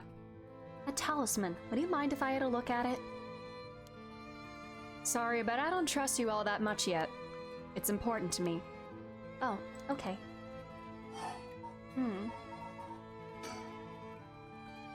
What you described does sound like Michio killed Mr. Jonochi. She did have a reason to hate him after all. No way, you really... You mean that really was her ghost? Like, for real? Those who die bearing strong resentment or regret can occasionally become spirits, either bound to a place or roaming freely. However, it would usually be impossible for them to kill the living. Most don't have that kind of power, but it's possible they could possess someone close to them to act on those lingering regrets. Like Yako? What if she briefly possessed Yako? When Yako saw him like that, what if Yako briefly possessed... What if Michio briefly possessed Yako without Yako even knowing and activated the curse stone? Because also, very weirdly, in the very beginning of this scene, Yako said, I'm doing this for, like, the Michio inside me. Like, that could just be like, you know, I'm carrying the memory of my friend in my heart and whatnot. But, like, what if that was almost like a Freudian slip of sorts or something? I don't know. Not like a Freudian slip, but, like, saying something without even realizing how true it is? Could Yako be possessed by Michio? Foreshadowing, perchance? Wonder if that's what happened. I can't look at... I don't have an inventory. I can't look at the amount of soul dregs in my curse stone. But, Alright, then supposing what the spirit board said is true and Michio's death was an accident, then she must have had some regrets. If she really hadn't given up on living, that is. I don't think she was the kind of girl who would just give up no matter what the situation. I don't really know, but she didn't seem like she had something tormenting her so much she'd kill herself. So last night you were looking for the talisman Michio had? Yeah. And I figured that piece of garbage teacher would know the most about Michio. I asked him yesterday afternoon if he knew anything about her talisman. He gave me some cryptic response, like, I can't talk about it now, come to the school tonight. Oh, honey. If soul dregs is greater than or equal to 1%, yes. And we don't have an inventory to look at that. We can't check the amount of soul dregs in it. He even gave me the code to the lock on the back entrance. He seemed pretty willing to give it out, so I wouldn't be surprised if he's used it for secret meetings before. Yuck, I can only imagine. He climbed over the front gate to get in. So yeah, we met up in the classroom in the middle of the night. And nothing he said made any sense. Like that I was really Michio and stuff like that. He went on and on about how it was my fault and if I only hadn't been around or something. He grabbed a hold of me, breathing heavily. Ugh. Were you okay? Yeah, that's right when you two showed up. Did she witness the kidnapping? Was Jonochi the kidnapper? And Michio witnessed that? I was able to get away while Jonochi was freaking out. Oh my gosh, good thing you got away. So it's really all thanks to you two that I got away. But I didn't get any info about the talisman, so the whole thing was sort of a bust. Afterward, I was wondering what you two were up to, so I hid nearby. And I saw you and old man Ashimiya talking, and then Mio showed up. Oh, you did? That's also why I saw Jonochi come back outside and bite it. I see. So, you were only here to look for Michio's talisman? And that's all I know. Happy? I still gotta look for the talisman. Sure. Thank you, Hitomi. Oh, if you two find out anything about Michio's talisman, I'll be sure to let you know. Thanks. Oh, can we get your contact info? Where can we normally find you? Right, I'm not home most of the time. Usually I'm at a friend's place. Here's the phone number. Thanks. We'll call her if we need to talk to you. Okay. And, what is it? You're easier to talk to than I imagined. I was kinda scared at first, but not anymore. Shut up. You were the one avoiding me. Anyway, catch you later. And don't die out there, okay? Thanks. We'll be careful. Aw, the wonders of modern technology calling a landline. A landmine? Uh-oh. Alright then. We got a lot of new information. Sounds like Mr. Jonochi was killed by a curse, just as we thought. Which means there was a curse bearer at the school. Multiple, in fact. Multiple? You think so? Yes, the curse echo we experienced in the school, and the one that killed Mr. Jonochi seemed to be different. The one that we experienced was the dark, which was Mr. Araishi, right? The people in the school at the time other than us were Mr. Jonochi, Hitomi, and old man Ashimiya, who you ran into. I was thinking it would be among them, but there was one more person Hitomi saw. One more person. Hitomi saw a girl in a school uniform with braids. From what Hitomi was saying, it doesn't seem like she's one. Mr. Jonochi is pretty suspicious, though. If he were a curse bearer, it would certainly explain why he was killed. Right. That's why I say there are multiple.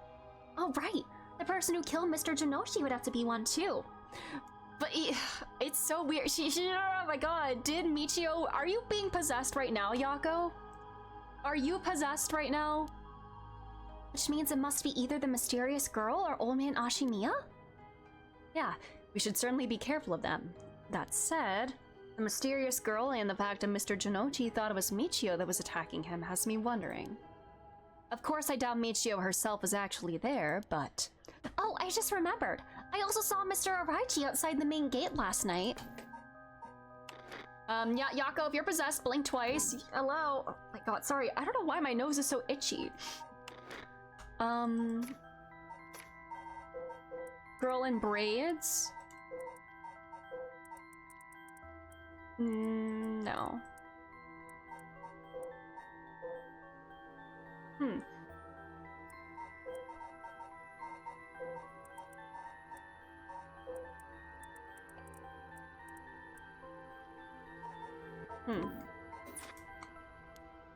Yeah, you did?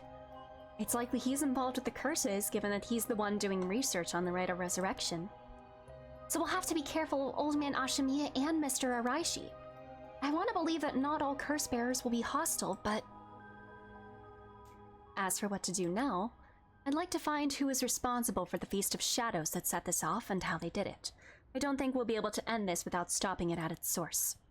Huh, that makes sense. In which case, next we should do what exactly?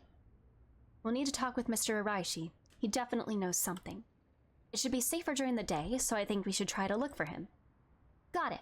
I'll help in any way I can. But the school is closed. I wonder where he could be.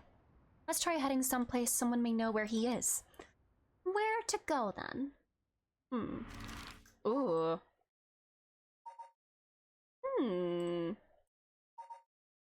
Let's try the gardens.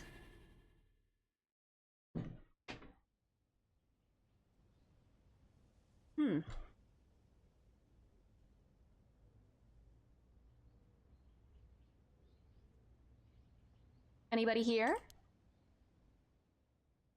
Alright, Mio Kurosuzu and Yako Sakazaki decided on the next location to investigate.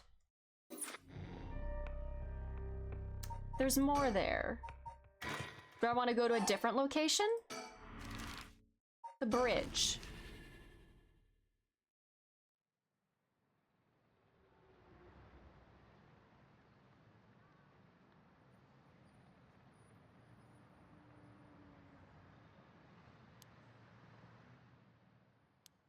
Okay, not the bridge.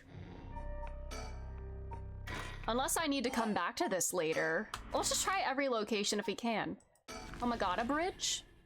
He's getting a snack at the candy store. Yeah, what if he went to, like, my house?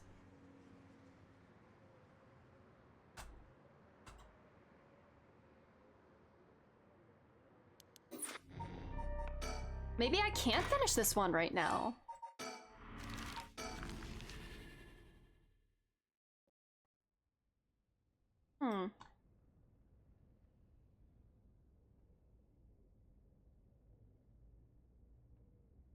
Oh. Alright. I mean, we're just at the high school. I guess I can't finish this chapter at the moment.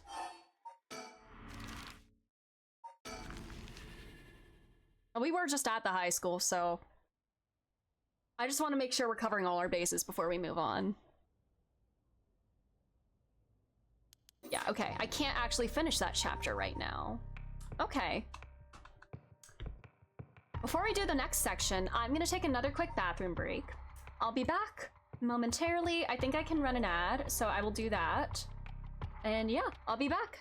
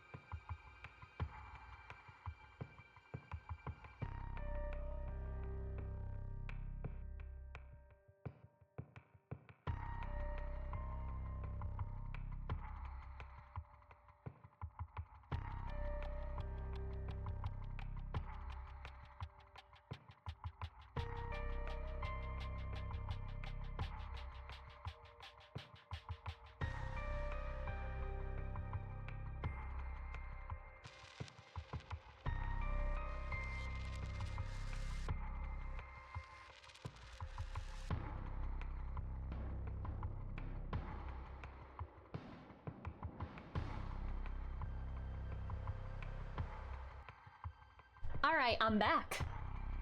Let's go check on our detective buddy. Life can be tough. Truly indeed. She lies awake until dawn, preoccupied by the prospect of bringing her lost child back to life. Alright, Richter. 10 a.m.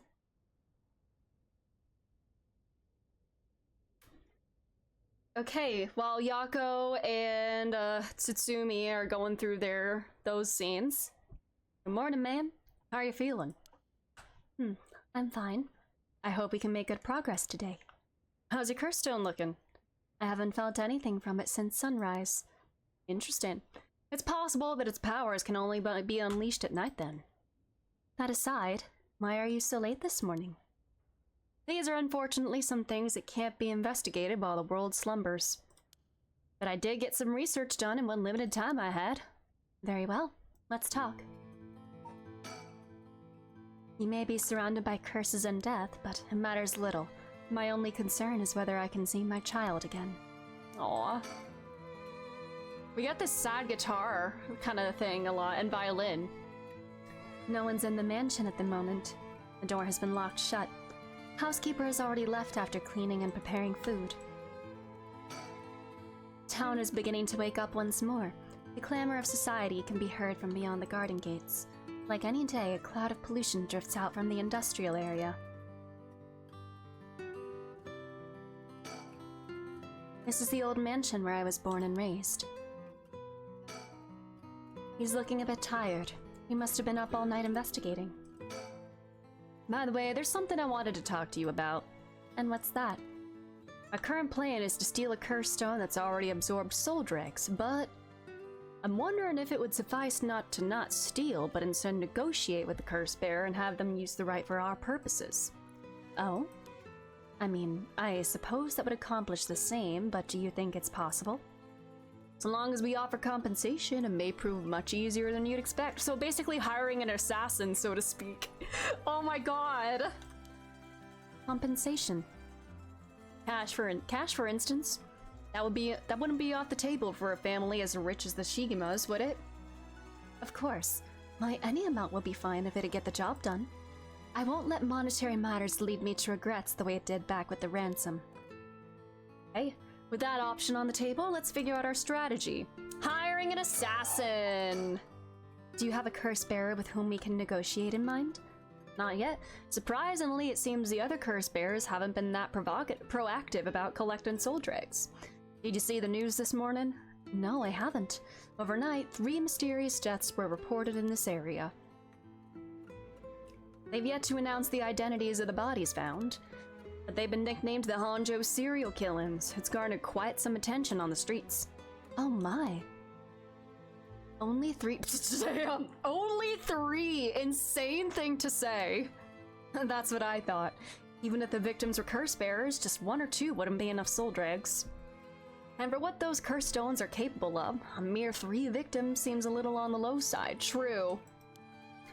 With this little activity all throughout the night, the curse bearers must be a cautious bunch.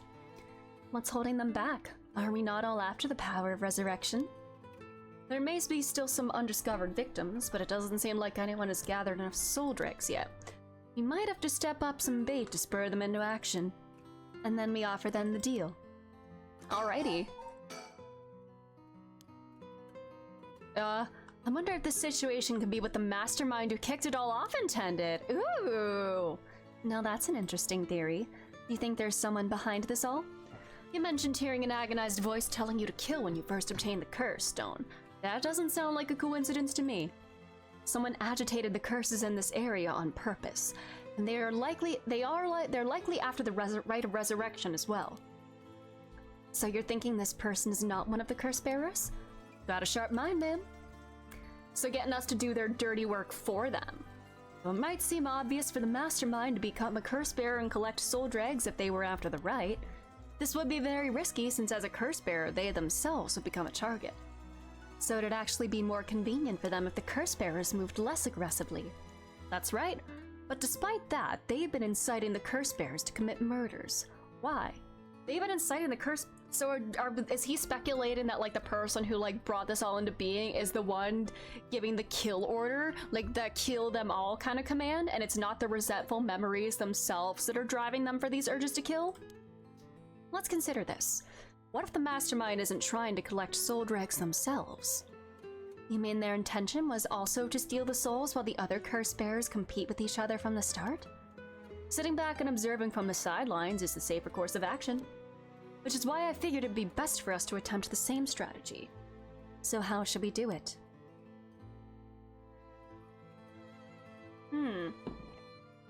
There's still reason to suspect the mastermind could be a curse bearer themselves. To be honest, I want to keep my distance from whoever it is. There's no telling what kind of power they might possess. Whether our aim is to negotiate or steal, we'll have to outpace the mastermind in making contact with the other curse bearers. How do you suppose we do so? At this point, all we can do is search. I learned something new about the criminal involved with the kidnapping. It concerns the serial killings. There was a body found at Komagata High School. The person was identified as a school teacher. His name was Kohei Jonochi. Do you think he was a curse bearer? Not sure. It's possible. But regardless, this means the two people who knew the truth about the kidnapping are both dead. Just when we were getting somewhere. It isn't enough to make me give up, of course. Still, we don't know anything about Michio Shirayushi's residence. It'd be wise to pay a visit. Understood. If there's a mastermind inciting the curse bearers to collect soul dregs, can we be sure there even is a rite of resurrection? Good question. The rite could be nothing but a myth fabricated to spur the curse bearers into action. Seeing it might be for naught, do you want to give up, ma'am? No, she's not gonna give up. She's not going to. Never. Oh. Understood. After all, we'll never know the truth unless we see it for ourselves. But we'll do it without using the curses ourselves. In addition to the 3 victims associated with the Honjo serial killings, there's Michio Shiraishi, who reportedly committed suicide, and the police officer who died at the former Yasuda Gardens. If strange deaths continue occurring like so, they're bound to inspire strange rumors. Those last 2 have nothing to do with the 7 mysteries, no? It's true, both occurred a week before this accursed situation began. Still, it cannot be ruled out. It's possible that the mastermind was involved even with those killings. Indeed. And it's all connected to the kidnapping and Nejima, everything 20 years ago as well? What if they were preliminary steps to awakening the 7 mysteries curses? Somebody with a whoever had the talisman, the owner of those talismans? Michio and Hajime Yoshimi. Were those talismans necessary for this ritual? For this Feast of Shadows? Can we really assume they're unrelated just because the timing doesn't match up? I know, I'm literally thinking this is so Danganronpa, oh my god. The mastermind is among us! Or rather, the police officer's death is so baffling that it'd be easier if it were connected to the curses. The victim wasn't the type to be caught off guard easily. Was that talisman something that Yoshimi himself owned? And if so, why did he have a matching talisman with Michio? Do the people with the talismans need to die? You seem to know a lot, yeah. I suppose we weren't strangers. My personal feelings might be wrapped up in this one too. I see. If you were to investigate this matter more, you might get a lead on the mastermind. You're right. If you wish to focus on the mastermind's identity, this would be a fine starting point. You might even discover one or more deaths related to the curses on the way. We should pay attention to today's news. Oh god, are more people gonna die today? Oh god. By the way, I met a few people last night who seemed like potential curse bearers. I've seen people seem to... I read that sentence backwards. I only managed to get detailed information on 2. You're quick. I suppose that's to be expected from an investigator extraordinaire. I appreciate the flattery. All in a day's work, ma'am. Ayame Tono, yeah. First, there's Ayame Tono, the girl we talked to before, though she isn't a curse bearer herself. She's a student attending T University of Art. She currently lives alone in an apartment near Midoricho Park.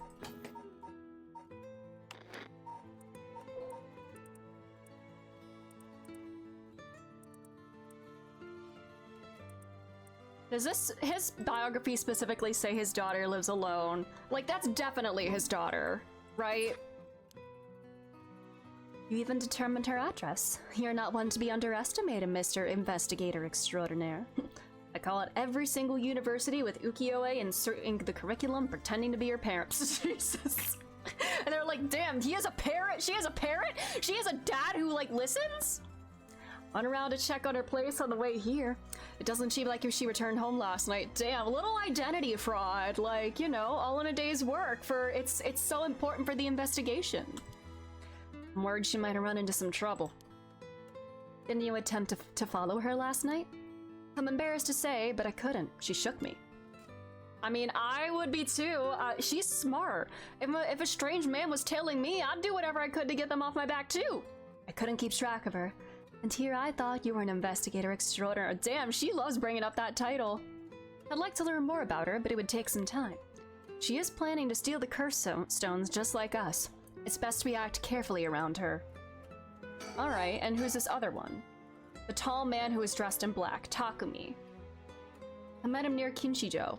He stood out with the way he dressed. I managed to get some good information from him. Impressive. What can I say? He works as the secretary to Hihako Soap's chairwoman. I believe his name is Takumi Yumioka. The Hihako Soap's headquarters and the factories are both located in Honjo, correct? Man, it feels like forever ago we were dealing with the moral dilemma of whether to kill this guy, and Shogo was just like, nah, I'm gonna do it. That feels like so long ago.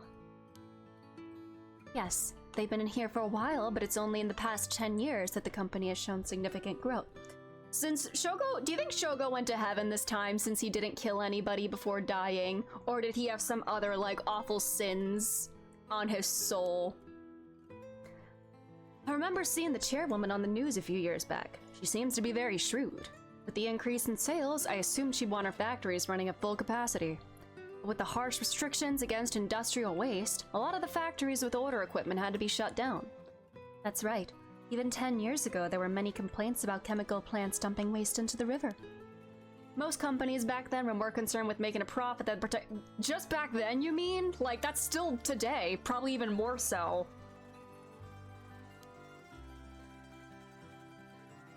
I wonder what a man working for such a company would have been up to in the middle of the night. On the way here, I stopped by the company's headquarters, but they hadn't started for the day. I should have better luck later. Let's hope you will. Perhaps they're interested in seeing if the right would be beneficial for their product research into beauty and skincare. Now that's an interesting thought. Oh, profits. Reviving the old soap makers of yore. I ran into one more suspicious young man last night. This one seemed to be out collecting soul dregs, right? Indeed, I couldn't get a good look at him though, and I couldn't gather enough intel to properly identify him. Well, that's a shame. But I can make an educated guess.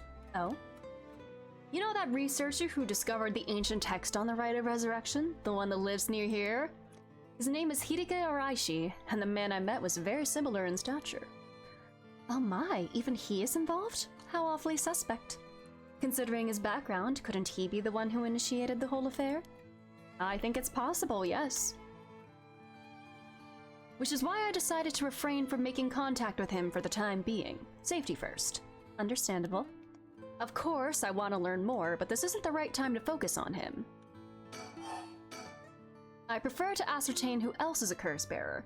First, I'll return to Hihako Soaps to see that man in black. Their headquarters are down on South Warigesui Street. Oh, that's all I have to report. Shall we continue with our investigation? What do you want to do? If you still can't use the curse stone, taking a walk should be a fine place to start. Right. Let's go together. I want to see what's going on for myself. In that case, I'll trust you to decide on where we should go, ma'am. Where shall we go?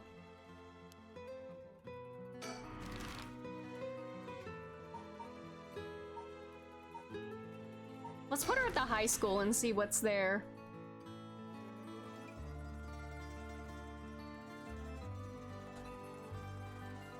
Here we are at Ground Zero, Kamagata High School. I guess it's logical that the police has got this place shut down. The teacher's body was found here after all. It's as if the students have nowhere to go now that the school's closed. news has attracted a bunch of curious onlookers, huh? That works in our favor. The more people around, the better we can blend in. This place is said to be connected with the story of the Fool's Procession. I wouldn't be surprised if a curse bearer decided to turn up. However, I need to find out if that teacher was a curse bearer or not. I expect the police to be baffled since they don't know about the curses. I can ask around and, you know what, sure. I'll go ask the students about Michio. Are you sure they're gonna want to talk to you? Flashy detective, I'm back, ma'am. So what did you learn? The school kids sure love a good rumor. I was practically drowning in stories about Mr. Jonichi and Michio, most of which seemed dubious at best. Not surprising. Most of what I heard was hardly worth a second thought. But there was one story that caught my attention. Oh? Some believe that Michio is the one who killed Mr. Jonichi. Really? The story's got two pieces of evidence to back it up. One of them wasn't news to me. Apparently he's been mumbling that Michio was going to kill him for some days now. A fellow teacher overheard his mumbling and told the students, Damn, the teachers are spreading rumors about each other to their students. Like, damn, my coworker's crazy. Get a load of this guy. And then it spread like wildfire, I suppose. Rumors that juicy don't stay a secret for long. Even the teachers are getting in on it. What is this school? None of the teachers here, like, get rid of the whole school, honestly. Every teacher here seems to suck. It's Persona 5 all over again. As for the other piece of evidence, a pigtail girl in a school uniform was seen around the school late last night. Go on. Although numerous people claim to have seen the girl, not one of them saw her face. Some are proposing it was Michio brought back to life, or that it was her vengeful spirit. But it's not like Michio is the only high school girl to wear pigtails. This rumor might have just been made up to fan the flames. But if it were true, I'd want to get a hold of her in order to hear her side of the kidnapping. If she's alive, that'd be ideal. There's still one more thing I should mention. I discovered where Michio lived. A student had a list of student addresses on him. Are we all gonna meet up at Michio's house, like all three pro tags? That'd be kind of cool if we to all meet like that. I believe all the students actually have a copy of said list. It truly worries me how easy it was to obtain what should be confidential information. Yeah, valid. Imagine what would happen if that information got into the wrong hands, like, Nejima? Ruh-roh! Oh, so far it hasn't, no? I mean, I don't know about that. Let's hope it stays that way. I don't know about that one, Chief. In the meantime, it's now possible for us to visit Michio Shiraishi's house. Slay! Let's go! Near the Shiraishi household. How did it go? I went to visit Michio Shiraishi's family home, however, no one seemed to be there. I got no answer at the door and all the lights were out. It seems to have been empty for a while now. There was a stack of newspapers out front. Huh. Does Michio have any family? Well, yeah, we know her family life was tough. Has she just... Where has she been living for the past year? Social connections run deep in working class areas like this place, so I decided to talk to the locals. I met a few nice old ladies who were kind enough to give me the scoop. Turns out the Shiraishi's reputation really went down the dumps this past year. Is that so? I'll give you the quick summary. They moved here about 3 years ago. Their previous residence was in a better part of town. Michio's father died in a car accident. Okay. Leaving behind just the two of them. Michio's mom, Toshiko, now a single mother, relocated here. At first, they got along with their neighbors, many of which were in similar situations, helping and being helped in turn. So far, so good. What happened? Well, as I said, their reputation began to go downhill about a year ago. A man recognized as Toshiko's common-law husband had moved into the household. Alright. Kankichiro Iwai. Neighborhood gossip is something else. Somehow everyone knew his name. So what of this Iwai character? He was apparently a vulgar fellow with a criminal record. He was prone to violent outbursts. The neighbors often heard screams and shouting coming from the home. The neighbors took particular notice of Toshiko's screams, pleading with him not to hit Michio. That's terrible. And if that wasn't unsettling enough, every night the neighbors also began to hear an eerie chanting. Through this, the Shiraishi's standing in the neighborhood plummeted rapidly. Toshiko was often seen covered in bruises and wounds. She stopped responding to her neighbors, who would just turn the other way when greeted. They kept their storm shutters closed even during the day, and effectively shut themselves away from the entire community. That sounds horrible. Why didn't the police step in and do something? Ma'am. Fortunately, under our current laws, the police aren't allowed to get involved with domestic disputes. Of course not. Of course. Of course. That's awful. And then Michio reportedly killed herself. Things only got worse with Iwai, and Toshiko was admitted to the hospital for physical and mental abuse. Ever since, Iwai hasn't returned home. Many locals expressed sympathy for Michio's circumstances, but just as many were fed up with the Shiraishis entirely and seemed relieved things finally quieted down again. What the hell? It seems that they were still considered outsiders even after three years of living here. So, in the past week, is that when, this happened? Things got worse with Iwai and Toshi was admitted to the hospital. So was that all within the past week after Michio's death? I don't understand it. Why would Toshiko have gotten involved with such a brutish good-for-nothing in the first place? I've heard many stories where one's partner's personality does a complete turn after entering a relationship. After her first husband's death, Toshiko's financial situation had also taken a turn for the worse. She was determined to send her daughter to a good high school. It's possible she fell victim to sweet promises. Life can be tough, I suppose. Yeah, you wouldn't know anything about that rich girl, but you also do have a dead child, so. You don't seem moved by the story, ma'am. That's fine. People have all kinds of stories. Yeah, because she's a rich girl. She can't relate. And also, maybe she's like, yeah, that's a terrible situation, but Michio still was probably involved in my son's kidnapping, so I have, like, no sympathy. Like, she's so intriguing. How does her mind work? She's, like, so cold and standoffish and, like... Alright. Does he look like this guy? I know I shouldn't, like, rely on, like, eye color and shape and everything to, like, determine who's the same person. He served some time in prison.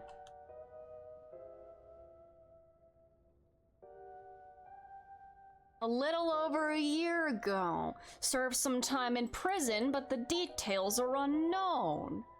Do they not look a little similar? Again, I know from Ace Attorney that I shouldn't rely fully on, like, eye color and stuff like that to determine who are the same people, but... is this also possible? Could they be... same person, same person... same person? Are these all the same person?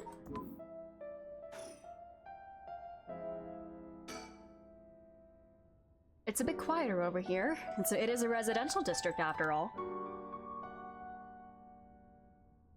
All these rundown row houses really scream working class, don't they? Not that you would know anything about that, ma'am. The Shiraishis were dealt a tough hand. I can't imagine what it was like. Could it be the girl was forced by her circumstances to take part in the kidnapping? Oh, are you actually gonna afford her some grace? I've never liked these messy and cluttered back streets. They give me the jitters every time. It's reassuring to have someone as strong and tall as Richter accompanying me. He looks so unfazed. Damn, she's kind of like... okay, she's kind of like, okay, Mr. Investigator Extraordinaire. She wants that cookie so effing bad. I suppose a detective is used to this kind of thing, always investigating and chasing criminals. I wouldn't be cut out for it. But the Shiraishis certainly hadn't lucked out with theirs, bringing such a violent man into it. Okay. What else is there to look at in here? Yeah, keep it in your pants, miss. I mean, I get it. Look at him. He's got a little boob showing. Like, and he's got some very luscious hair. Is that all? Is that all we can do here?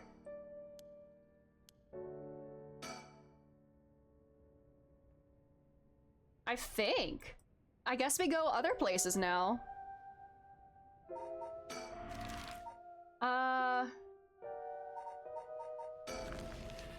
Here.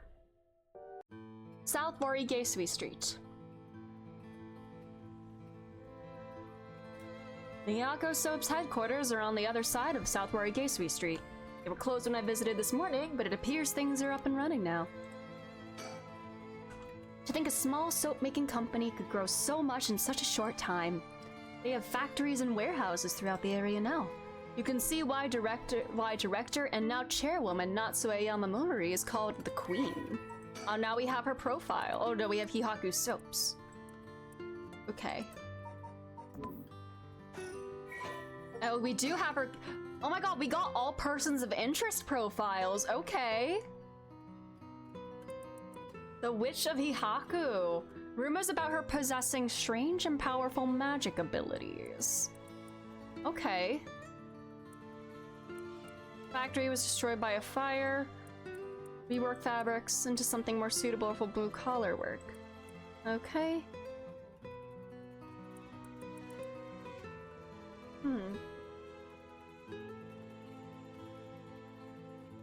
Alright. So we have all our people files. So, one of these is our killer, our Nejima. You and you. Are you all the same guy? Is it all Nejima? You mentioned that Takumi works as her secretary? That's correct. Do you think it's possible he's acting on her orders? That's exactly my thinking. A curse bearer with both money— hiccup. A curse bearer with both money and power could certainly look at resurrection. Oh my god, I keep hiccuping. And there are those rumors of her having powers of sorts. Business is up and running. I can see people inside the reception area. Is our breastie in the reception area? Back in the Edo period, the canal known as South Warigesui ran through this area, but it's been turned into a major road. It's a bit away from Kinshicho Station or Ryogoku Station, though it's still considered a nice area.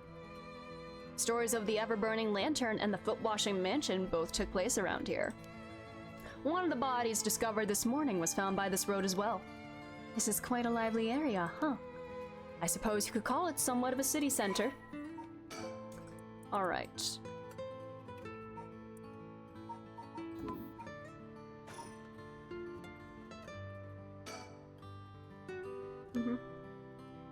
Hey. He tells me he barely slept last night, and yet he seems to be brimming with energy. Was I too that resilient at his age? Perhaps it's what sets apart a detective from the rest. Aw, honey. First, I need to confirm whether Takumi is the man I ran into last night. Then I'll be able to determine if he's a curse bearer. I'll be better if I go inside the headquarters alone. You should walk around, visit a cafe for some tea, perhaps? Alright, are you gonna go do that? So an influential person at Hihaku Soaps is potentially a curse bearer? Richter proposed we use money to negotiate for the curse stones, but we could hardly outbid a large corporation if it came down to it. Damn. Alright, park. Minoricho Park. Who's that over there? Oh, it's just a child? Here, this is Minoricho Park. Ayame Tono lives around here. She wasn't in her apartment when I dropped by this morning. I wonder if it's worth checking again. This place is connected with the story of the Taiko of the Sugaru. Not only that, Katsushika Hokusai's home was also in this area. That might be why Ayame chose to live there. Yeah. She's got an idol. Oop. It seems picking up Ayame's trail is out of the question for now. Why did we even come? Because I'm trying to figure out what to do, ma'am. Check out her apartment. You don't mean to speak with her, do you? No, I prefer to get an idea of what she's been up to. I'd like to see whether she's been home or not, just to potentially get a trace on her movements. Then be my guest. Okay, I shouldn't be long.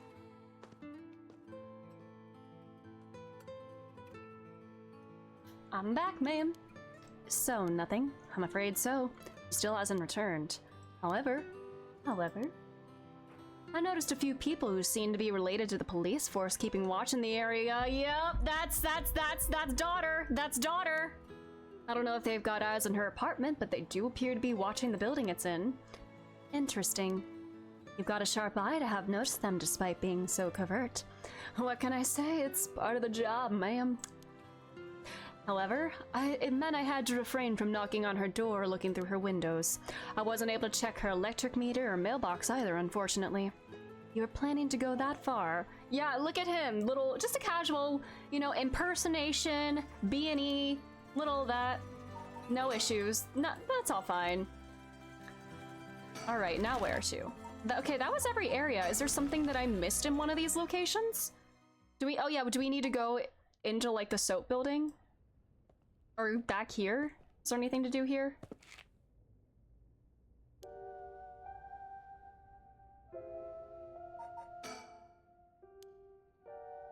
Yeah, I can't look at anything else here, so...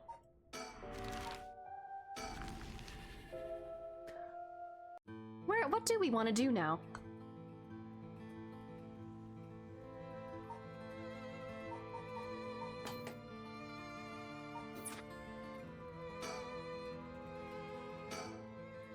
Okay, there we go.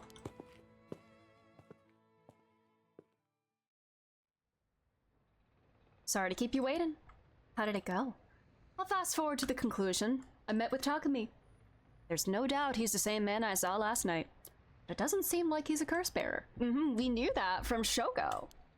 But that doesn't mean he has no connections to the recent curses. He knew about the 7 mysteries. He even guessed we have a curse stone of our own. Did Yoko really talk to him then about this? Did Yoko do this? What has Yoko been doing this whole time? Excuse me? What has Yoko been up to?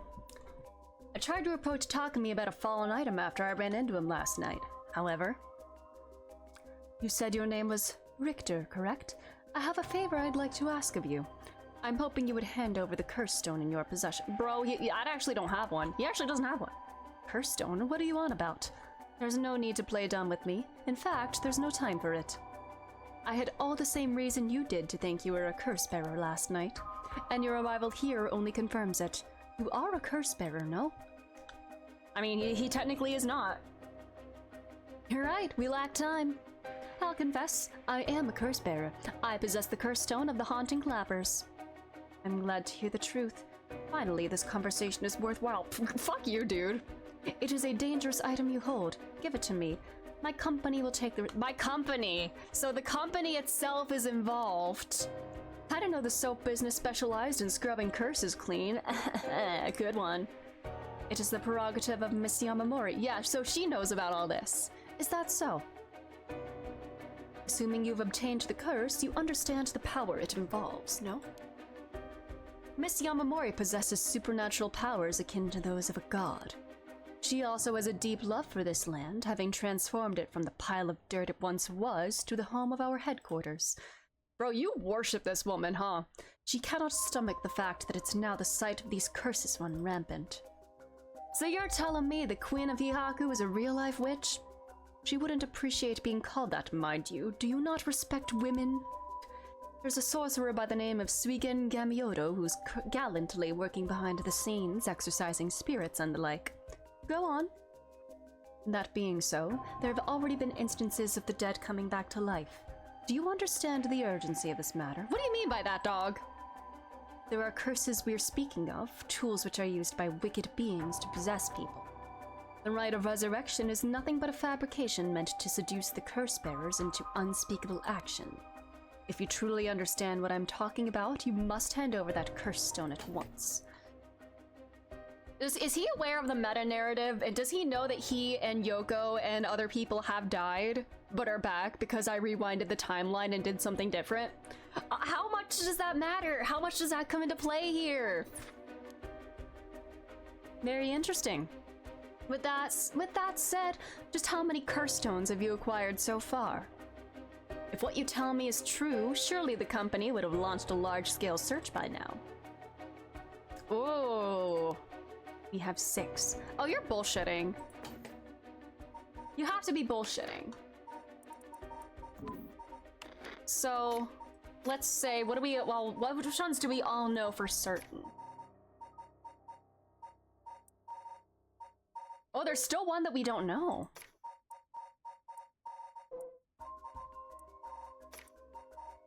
Where's the record of, like, who has what right now? Okay, 6, they say. 1, 2, 3, 4, 5. Let's say you have the Whispering Canal, the Beckoning Light, the Taiko of Sugaru, and maybe the One-Sided Reed. You're bullshitting unless there are other curses. Unless Tetsuo turned them over somehow, or like that. I don't know. He wouldn't do that. They're bullshitting. He's bullshitting. 6. Whoa, I can rest at ease then. And here I thought I was at risk of being cursed. Which seems we're on the same page. If that is the case, you should hand over your curse stone immediately. I'm sorry to disappoint you, but it's not actually in my possession at the moment. Considering its importance, I've been keeping it in hiding. Really now. Then I'll accompany you while you I'm sorry, but I've got something important to attend to. But I promise I'll return with it later. You goddamn. Very well. Then you won't refuse to provide your address and telephone number, I presume. How prudent of you. I'll oblige. Damn, he's gonna be tailing you. Is Soap Woman the caster of the Feast of Shadows? So they aren't after the right after all. I wouldn't be so quick to trust him. Oh? I believe we're dealing with a master in deception. He may well have made up a story to convince us to part ways with our stone. I think he was lying about having procured 6 cursed stones like 6, like really? 6? That's excessive, exactly. Well, now I feel gullible. The company is plotting something. I wonder what they mean to do with the cursed stones. He seemed rather desperate to get a hold of ours, despite us not having collected any soul dregs. Perhaps the people at Hihaku are the masterminds behind the curses being unleashed. Because the chairwoman's a witch? I wonder about that too. If she really were that powerful, would her secretary have divulged that information so casually? Takumi was either making it up as he went, or he's just trying to spread a rumor. And what purpose would he do that? To make her sound so cool and powerful, huh? Recently, people have been caught up about the occult more than ever before. If word spreads that Hihaku's chairwoman has godlike powers, she could very well benefit socially and politically from that mystique. That's unsettling. By the way, there's one more thing of interest I heard while in the company's reception lobby. Is it about Shogo? People were discussing whether one of the bodies found this morning was that of a Hihaku employee. Ooh! So long as the officials haven't revealed the identity, it all amounts to no more than speculation, though. Despite that, I have reason to believe Hihaku Soaps is deeply involved with the 7 mysteries. At the very least, I can assure you I've gathered that much. I wish I had godlike powers. I know that kind of thing corrupts, but I'm built to— yeah, I'm different. It wouldn't corrupt me. I know for sure. The more we know, the better our negotiations will go. Alright. Where else shall we go? Oh yeah, we did everything at the park, right? No more to discuss here?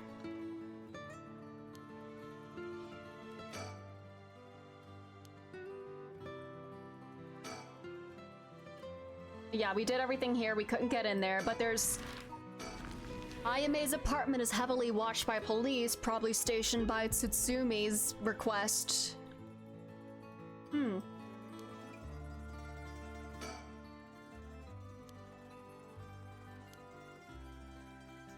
Yeah, probably too wrapped up in solving the case to be concerned about the student's mental health. Classic. It's important that society provides a safe environment for the benefit of our youth.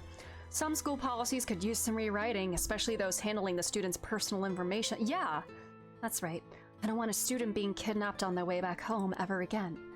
I expect criminals to grow more cunning as time passes. There may be times where the authorities can't keep up. That's where outlaws such as myself come in. What's this about? Actually, just forget I said anything. Ooh? What motivated you to get into this line of work? I mean, you saw like some kind of like failing in the Racked with guilt over the police's inability to help those in need and quit the force to start his own firm. What was like the breaking point for you? Okay. Okay. He appears to be wary of those police officers. Maybe the police really do have something against private investigators, just like in those detective novels. Hey, where are we looking? You looking at his shoulder? Seems the officers are still inspecting the scene. Entry has been strictly prohibited.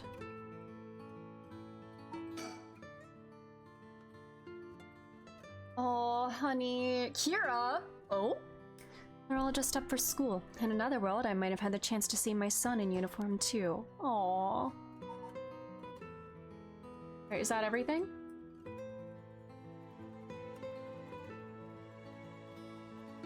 Is that everything here, I guess? Was there anything else I could do here?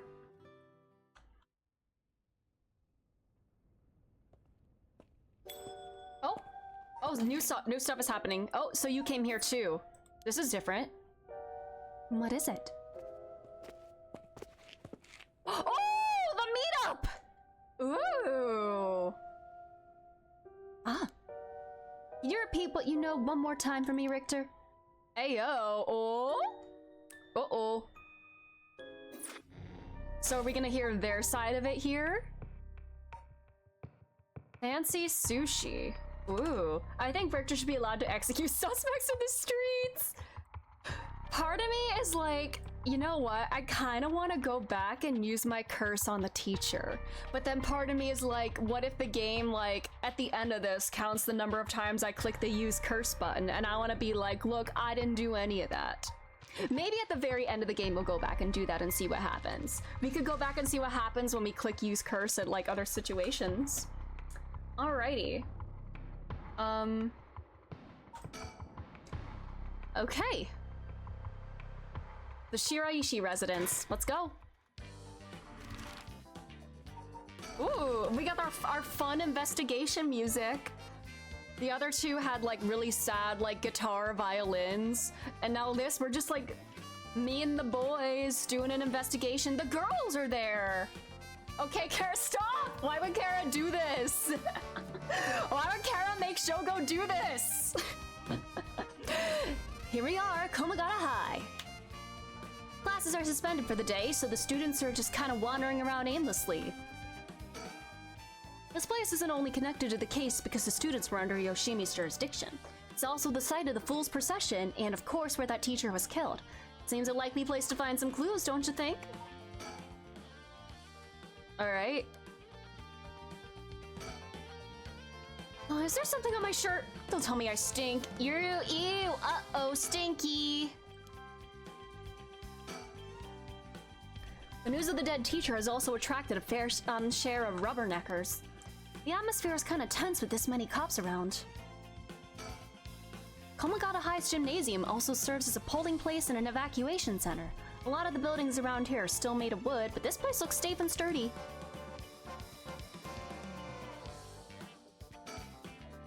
The school gates will stay locked while forensics inspects the scene of the incident. Looks like they're still busy. Let's talk to the person in charge later. Huh? That's... He knows her as, the student of Nagasaki, or his name? Yeah, I do. This is divine intervention. We were brought here for a reason. Come on, Ario. Huh?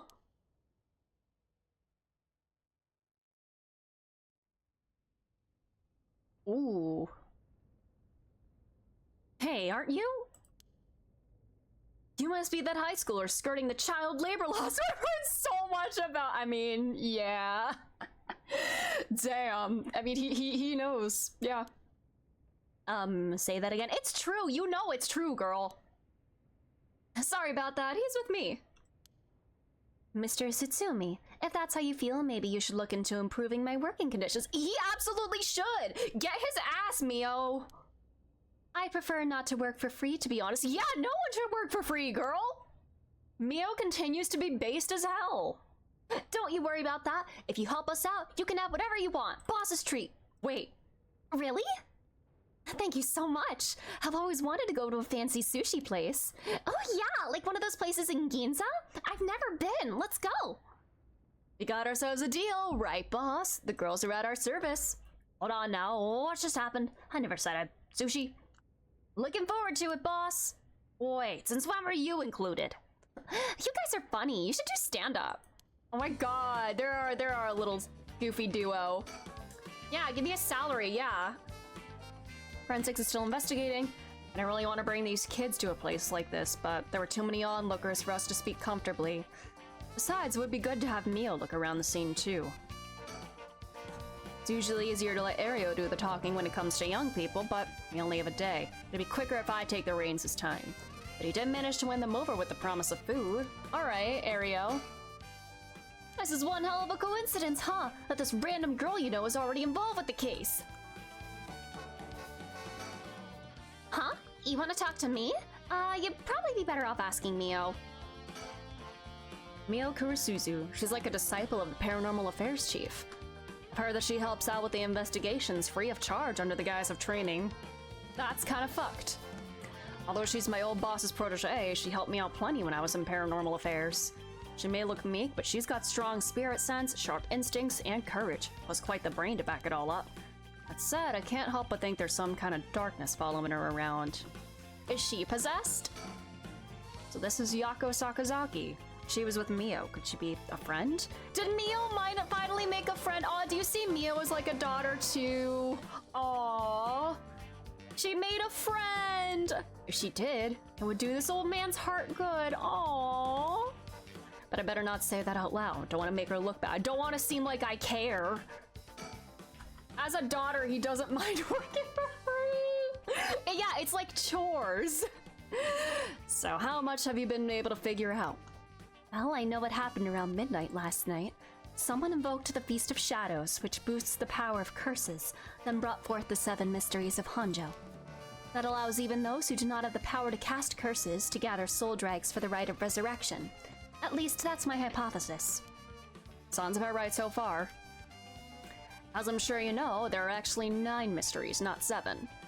When the Feast of Shadows was cast, the curse stones appeared before those who wanted the rite at the locales of the 7 mysteries. We managed to gather 3 cursed stones so far, including the one I got first, the Evergreen Beach. You got 3 already? Wow. We have the cursed stone of the Fool's Procession. Well, Yako, the girl standing behind me, does. That's me! Yako, the girl standing behind Mio! She does. Is she alright? We could take it off your hands. Well, the Feast of Shadows has no effect during the day, and there's still something I want to find out. Yeah, we are the 8th. Yeah, there are 9 total, indeed. Alright, I'll leave the Fool's Procession with you two then. Are we connecting that with this? What's that rope all about? We did kind of speculate that this resembles a Fool's Procession death. Huh. Are we gonna start suspecting Yako now? It indicates where Janochi's body was found. They moved his body, but this way we still have an idea of how it was found. Yikes, that's a little gross. You can even see how his arms and legs are all... ugh. What, Ario? You're scaring her. This kind of stuff is a little much for a kid. Hey, I'm pretty sure she only asked because you were staring at it so intently. Alright, that's enough. Yo, what do you think? I knew it the second I looked at the scene. You're right. Traces of a curse still linger here. I figured as much. Does that mean Janochi was killed by one of the curses of the 7 mysteries? Yes, a strong curse like that always leaves behind a trace. Wow, Mio, you're so calm. Are you used to this kind of thing? I wouldn't say I'm used to it. It just comes with experience, I guess. No? I've heard some stories about you. Didn't you investigate a gruesome scene where someone had been killed by a paranormal attack without even breaking a sweat? Damn! Stop it, Mr. Tsutsumi. She's going to get the wrong idea. She's gonna think I'm so weird. Wow, that's amazing. Mio, you're a professional. But they're not paying her. Can you say you're a professional if you're not paying her? Totally, you're cool even in the face of death. That's awesome. When you put it like that, I'm not sure how awesome it is. Okay.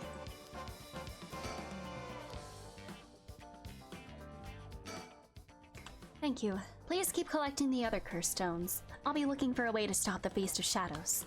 Okay, got it. That should make things go more smoothly. Most effective cop on the force, yep. Mm-hmm. Tsutsume's so good at job. What about the other curse bearers? Have you run into any of them? Well, last night at school... You were here last night? Yes. You see... Ooh. Oh, you met Mio. Yeah, I figure she is the one doing all the work. And they're not even paying her. You two are using a spear board? That's so cool! So that's when you ran into the curse echo. I'm glad you survived the encounter. Somehow, we managed to get away without accidentally setting it off. The curse echo we saw took the shape of a woman missing an arm and a leg. Would that be... Hold on. A woman missing an arm and a leg. Yeah.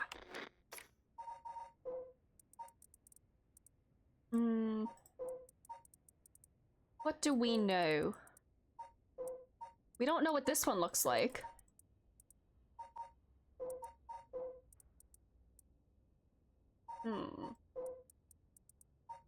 Alright. We don't know one-sided read, ever-burning lantern. Okay. So we don't know. What? Colin, hello! How are you? Thanks for being here. Woman missing an arm and a leg? That's one-sided read! A one-sided read. This is bad. That's the one that can kill from a distance. I clicked too fast. Oopsies. What's so bad about that one? The curse bearer is... this guy, Fumichika Nejima. He admitted it himself. That's his curse. Oh, that's right. But if that's the case... Nejima might have been here last night. What? Is it janitor? It really is janitor, right? I mean, it's possible he was lying to us, but... What? Who's Nejima? No clue. Alright. So Nejima's trying to take advantage of the Feast of Shadows for his own nefarious purposes. Huh? He said he's going to massacre the city at sundown today? And he's trying to get your daughter too? That's how I've been trying to find him, but to no avail. Honestly, this information has been the most useful we've gotten so far. So just to be sure, could you tell me who else was at the school last night? Well, as far as we know, there was us, Mr. Jonochi, and one of our classmates, Hitomi. Don't forget old man Ashimiya. Wait, Hitomi? Do you mean Hitomi Okuda? Second-year student? Well, yes. Why? Boss! So she was here last night. Uh-oh. Didn't we say we weren't gonna tell that she was here? And then we did exactly that. I saw Hitomi earlier, though, and she didn't seem like a curse bearer to me. Yeah, those cleaning people can't be trusted. People lying in my mystery game? It's more likely than you think. You did? Did you talk to her? Yes. And she said not to talk to you! Would you mind if we asked you a few questions about that? Hitomi said she didn't want to talk to the police because she was afraid she'd become a suspect. So I can't tell you anything unless you swear you won't drag her into... You're so good, Mio. I see. Don't worry, this is about a different matter. A different matter? You mean about that police officer, Mr. Yoshimi? You know about that? Did Hitomi say something about him? Yes, she did, actually. Beats. I love that, like, get this really ominous music playing during our dialogue, and then we go back to this. If we're talking about people who were at school last night, there was one more person, though I'm not too clear on the details. Or someone else? Apparently Hitomi saw Mr. Junochi getting cursed and killed last night. What? Talk about some vital information. When she saw it, what she said happened was... I know, the dialogue box covering her eyes because it's so long. Aww. Michio was the one who killed Mr. Jonochi? Are you sure it was really Michio that she saw? Well, that's what she told me. I wasn't there. That must mean there was another curse bearer here last night. Jonochi was killed by a curse, so somebody had to have been there, whether it was Michio or not. Damn, boss. Do you think it really could have been Michio's ghost? I mean, based on what we've heard, she does have plenty of reasons to be vengeful. Are we sure she's not possessing Yako? Just because the paranormal exists doesn't mean just anything is possible. It's still possible that Nejima was behind Jonochi's death. But what about Hitomi's story? About this janitor, Ashimiya, was it? How old is he? Do you know how long he's worked here? Huh? Why are you so interested in him all of a sudden? I only just transferred to the school though, so I have no idea. He's around 50 years old. He came to our school about half a year ago. No one knows what he did before, so there were all kinds of rumors about him. I see. Thanks. I think I'm starting to get a better picture of all this. Huh? Listen up. It's not uncommon for former prisoners to find work under an alias after their release. The notoriety attached to their former name can get in the way of proper rehabilitation, you see. What are you? No way! Ariel, have the officers apprehend the janitor. He worked the night shift, so he might still be in the overnight room. Yes, right away! Uh-oh. Uh-oh, it's been empty! Sounds like they've been looking to question Ashimiya too, but couldn't find him anywhere. No. That all but confirms it. Just one more thing to check. Are there any photos of this Ashimiya? The old man seriously hated getting his picture taken. He always avoided it. Rio, call an urgent search for Makoto Ashimiya. We can't let him get away. Uh-oh, empty! Roll Raggy! Oh, now, okay, our fun music is gone. Oh my, I didn't expect this at all. Yeah, how could that old man have been some horrible criminal mastermind? I can't believe it! And a curse bearer on top of it! To think he was so close to us this whole time. It gives me chills. A guy like that really shouldn't have been allowed to work at a high school. Let's hope it isn't already too late. Oh, I may have shown Ashimiya my curse stone last night. You what? I mean, I had to. Otherwise, I would have died.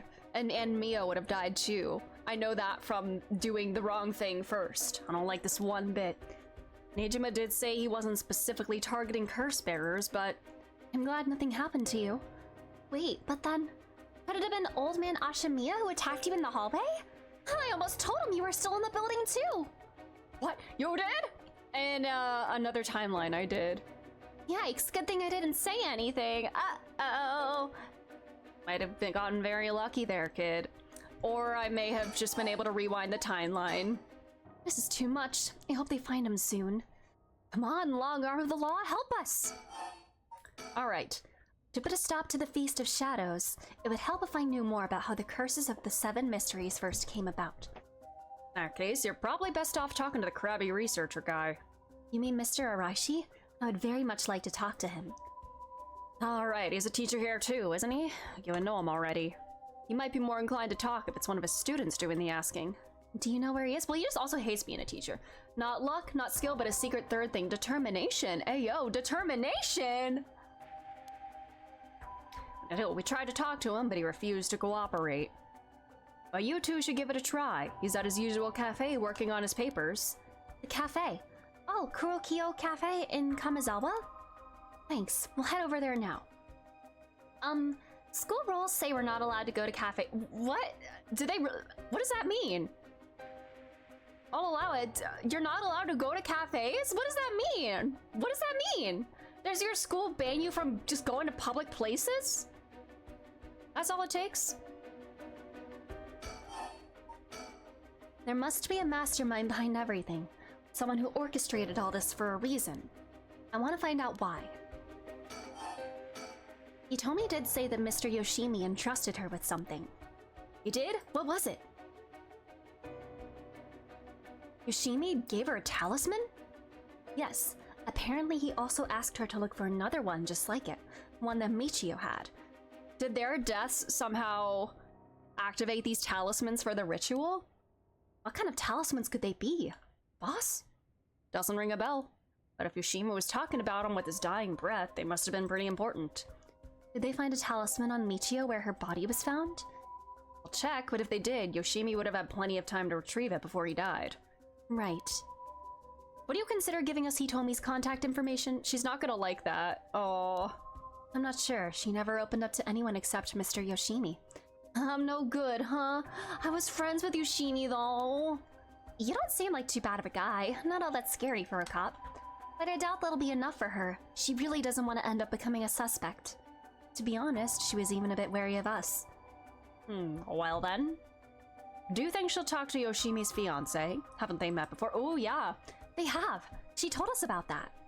Yes, she might be willing to talk to her. Alright, then we better find her fast. Haven't been able to reach her? That's a little worrying. Alright. Maya Chozawa. Mayu. We'll let you know as soon as we manage to contact her. Okay. I'd be willing to give Hitomi's contact information to her. Oh, right. One more thing. Hitomi told me that Mr. Yoshimi gave her instructions in the event that something happened to him. He told her to give the talisman to Mr. Nakagoshi from the police headquarters. What? So it was a Nakagoshi case. Oh. Why would Yoshimi tell her that? Do you check on that? Don't look at me like this, buddy. I will, but I don't know if they'll pick up when I call.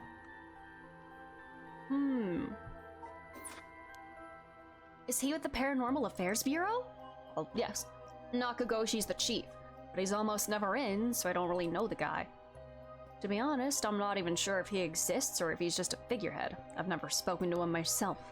All of Paranormal Affairs cases are referred to as Nakagoshi cases. Jeez, what's up with that? That amulet Hitomi was looking for may be the missing puzzle piece to this mystery. Alright, can we look at the body again now? Now what? Do we talk to Yako now? What was that thing you mentioned about Michio earlier? Something about a grudge? Did you know anything about her? Well, what's your relation? I'm her friend. I was actually planning to resurrect her at first. Okay, casually just admitting that you were gonna kill. I see. We've gained quite a lot of information from you two. It's only fair we share as well. Tell her, Ario.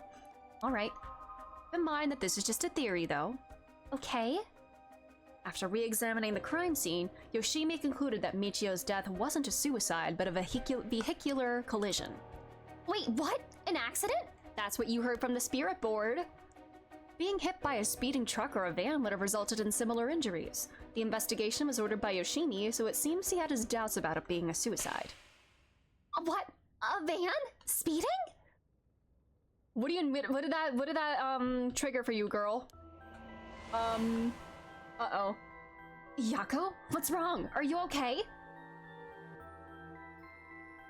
She's possessed by Michio! By hearing that, she's seeing her memories.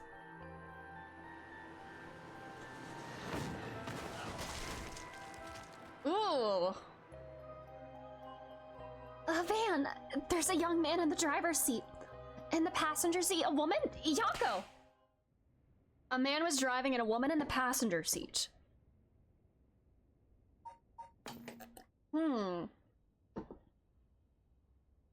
Maybe the spirit board somehow got, that is what invited Michio's spirit to possess Yako.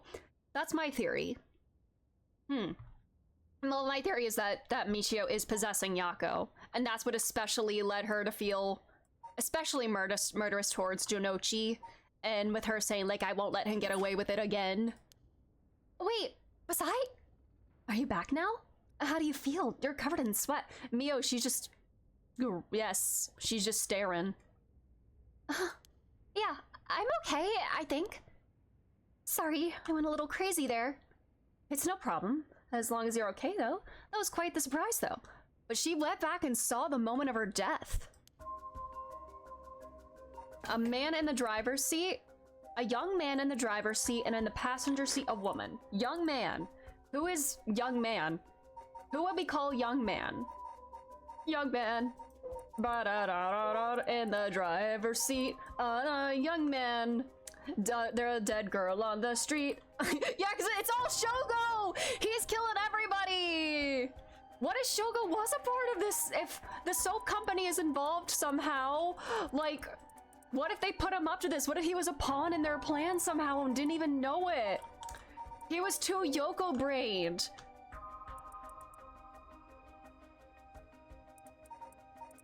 Young man.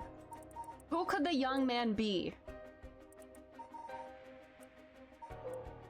Okay, and then a woman in the driver's seat. Or no, the man in the driver's seat, young man in the driver's seat, and then a woman. She nothing specific about the woman, though.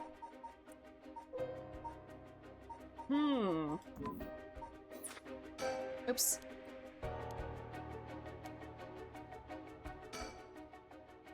Yoshimi talked to you about Michio, didn't he?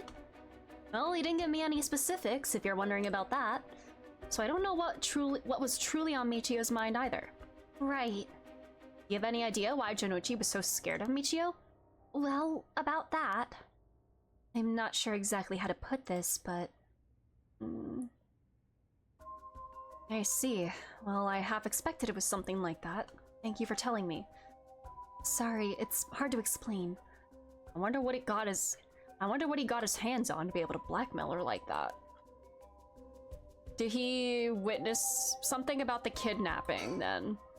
Michio, what happened? Young man, just listen to me. I said a young man. There's a new mystery. I said a young man. But I don't know the words.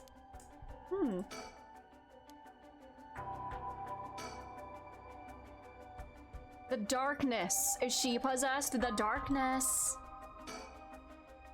Hey boss, forensics is calling. I'll go see what they have to say. Boss, they found this on the ground. Oh, talisman? A ribbon? Is that the kind of ribbon that Michio had in her hair? Indeed it is.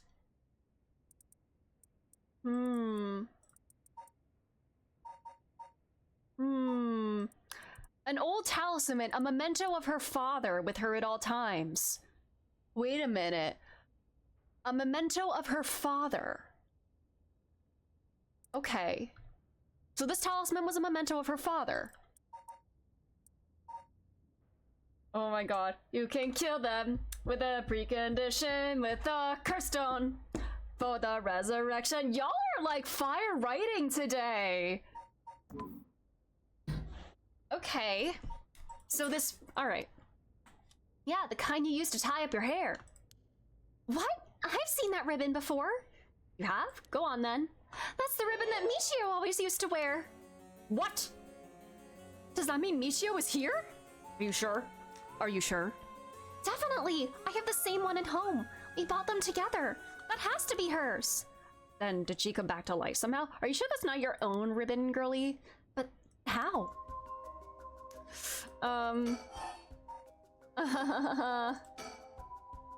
If I was Michio and I came back to life, where would I go? That's the question. She got her revenge on Janochi, but she may have more revenge to dish out. Is there anyone else she'd have a grudge against? Her stepfather? What about the guy who killed her in the collision? Why are you looking like that? If she really did come back to life, then it's terribly sad that she's spending her new chance at life like this. Aww. Being obsessed with revenge is such a tragic way to live. Have you seen that before? I'm afraid that's all we can tell you. Don't worry, you were a big help. Thank you. We should start our search for Nejima and Mayu Chozawa. It might be worth to check Michio's house as well, just in case. Let's use the school as our base of operations. If anything happens, go to one of the officers hanging around here. Got it. Thank you, and good luck. We'll go talk to Mr. Araishi about a way to lift this curse. Alright, boss. Let's get going whenever you're ready. Okay.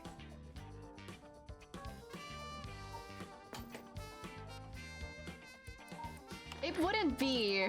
The worst thing would be if it was Hajime Yoshimi and his fiance that ended up killing her in the accident.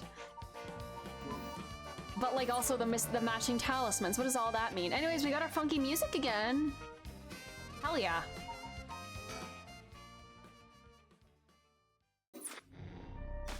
Oh, is that it? Ooh, we got more to unlock.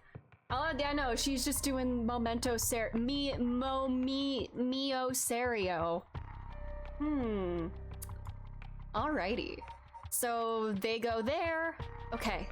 These two parties meet up, and then the girls meet Araishi. I feel like I should probably pause here for today, so though, since it's been like 5 hours. Mio Serio, exactly. I think I should pause here for today, though.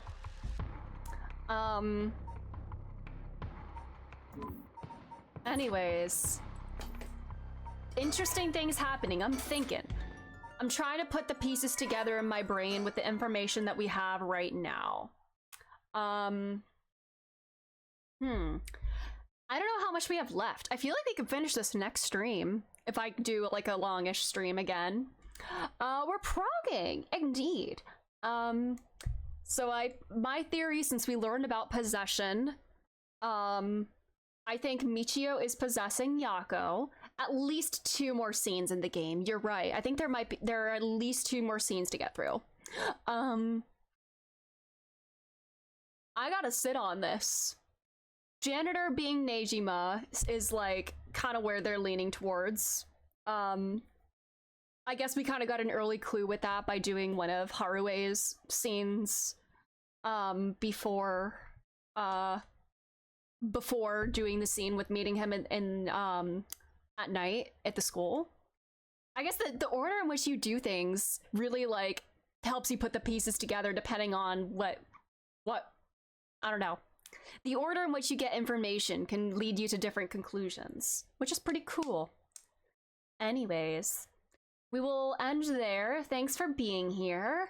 I need to go celebrate my mom's birthday now. Let's see. I believe Claire is live. I think Claire is live. I'll be live again on Wednesday. I know this is another kind of like weird week for me. I don't have time to stream at all tomorrow or on Tuesday. So we will be live again on Wednesday, where we will most likely finish this. And then we'll be back with Yakuza 5 on Thursday. But Claire is playing Hollow Knight right now. If you aren't following Claire, please do. She's so fun, so silly, amazing, just amazing person in general. Let me get the raid messages as well. But thanks again for being here. Have a wonderful rest of your day.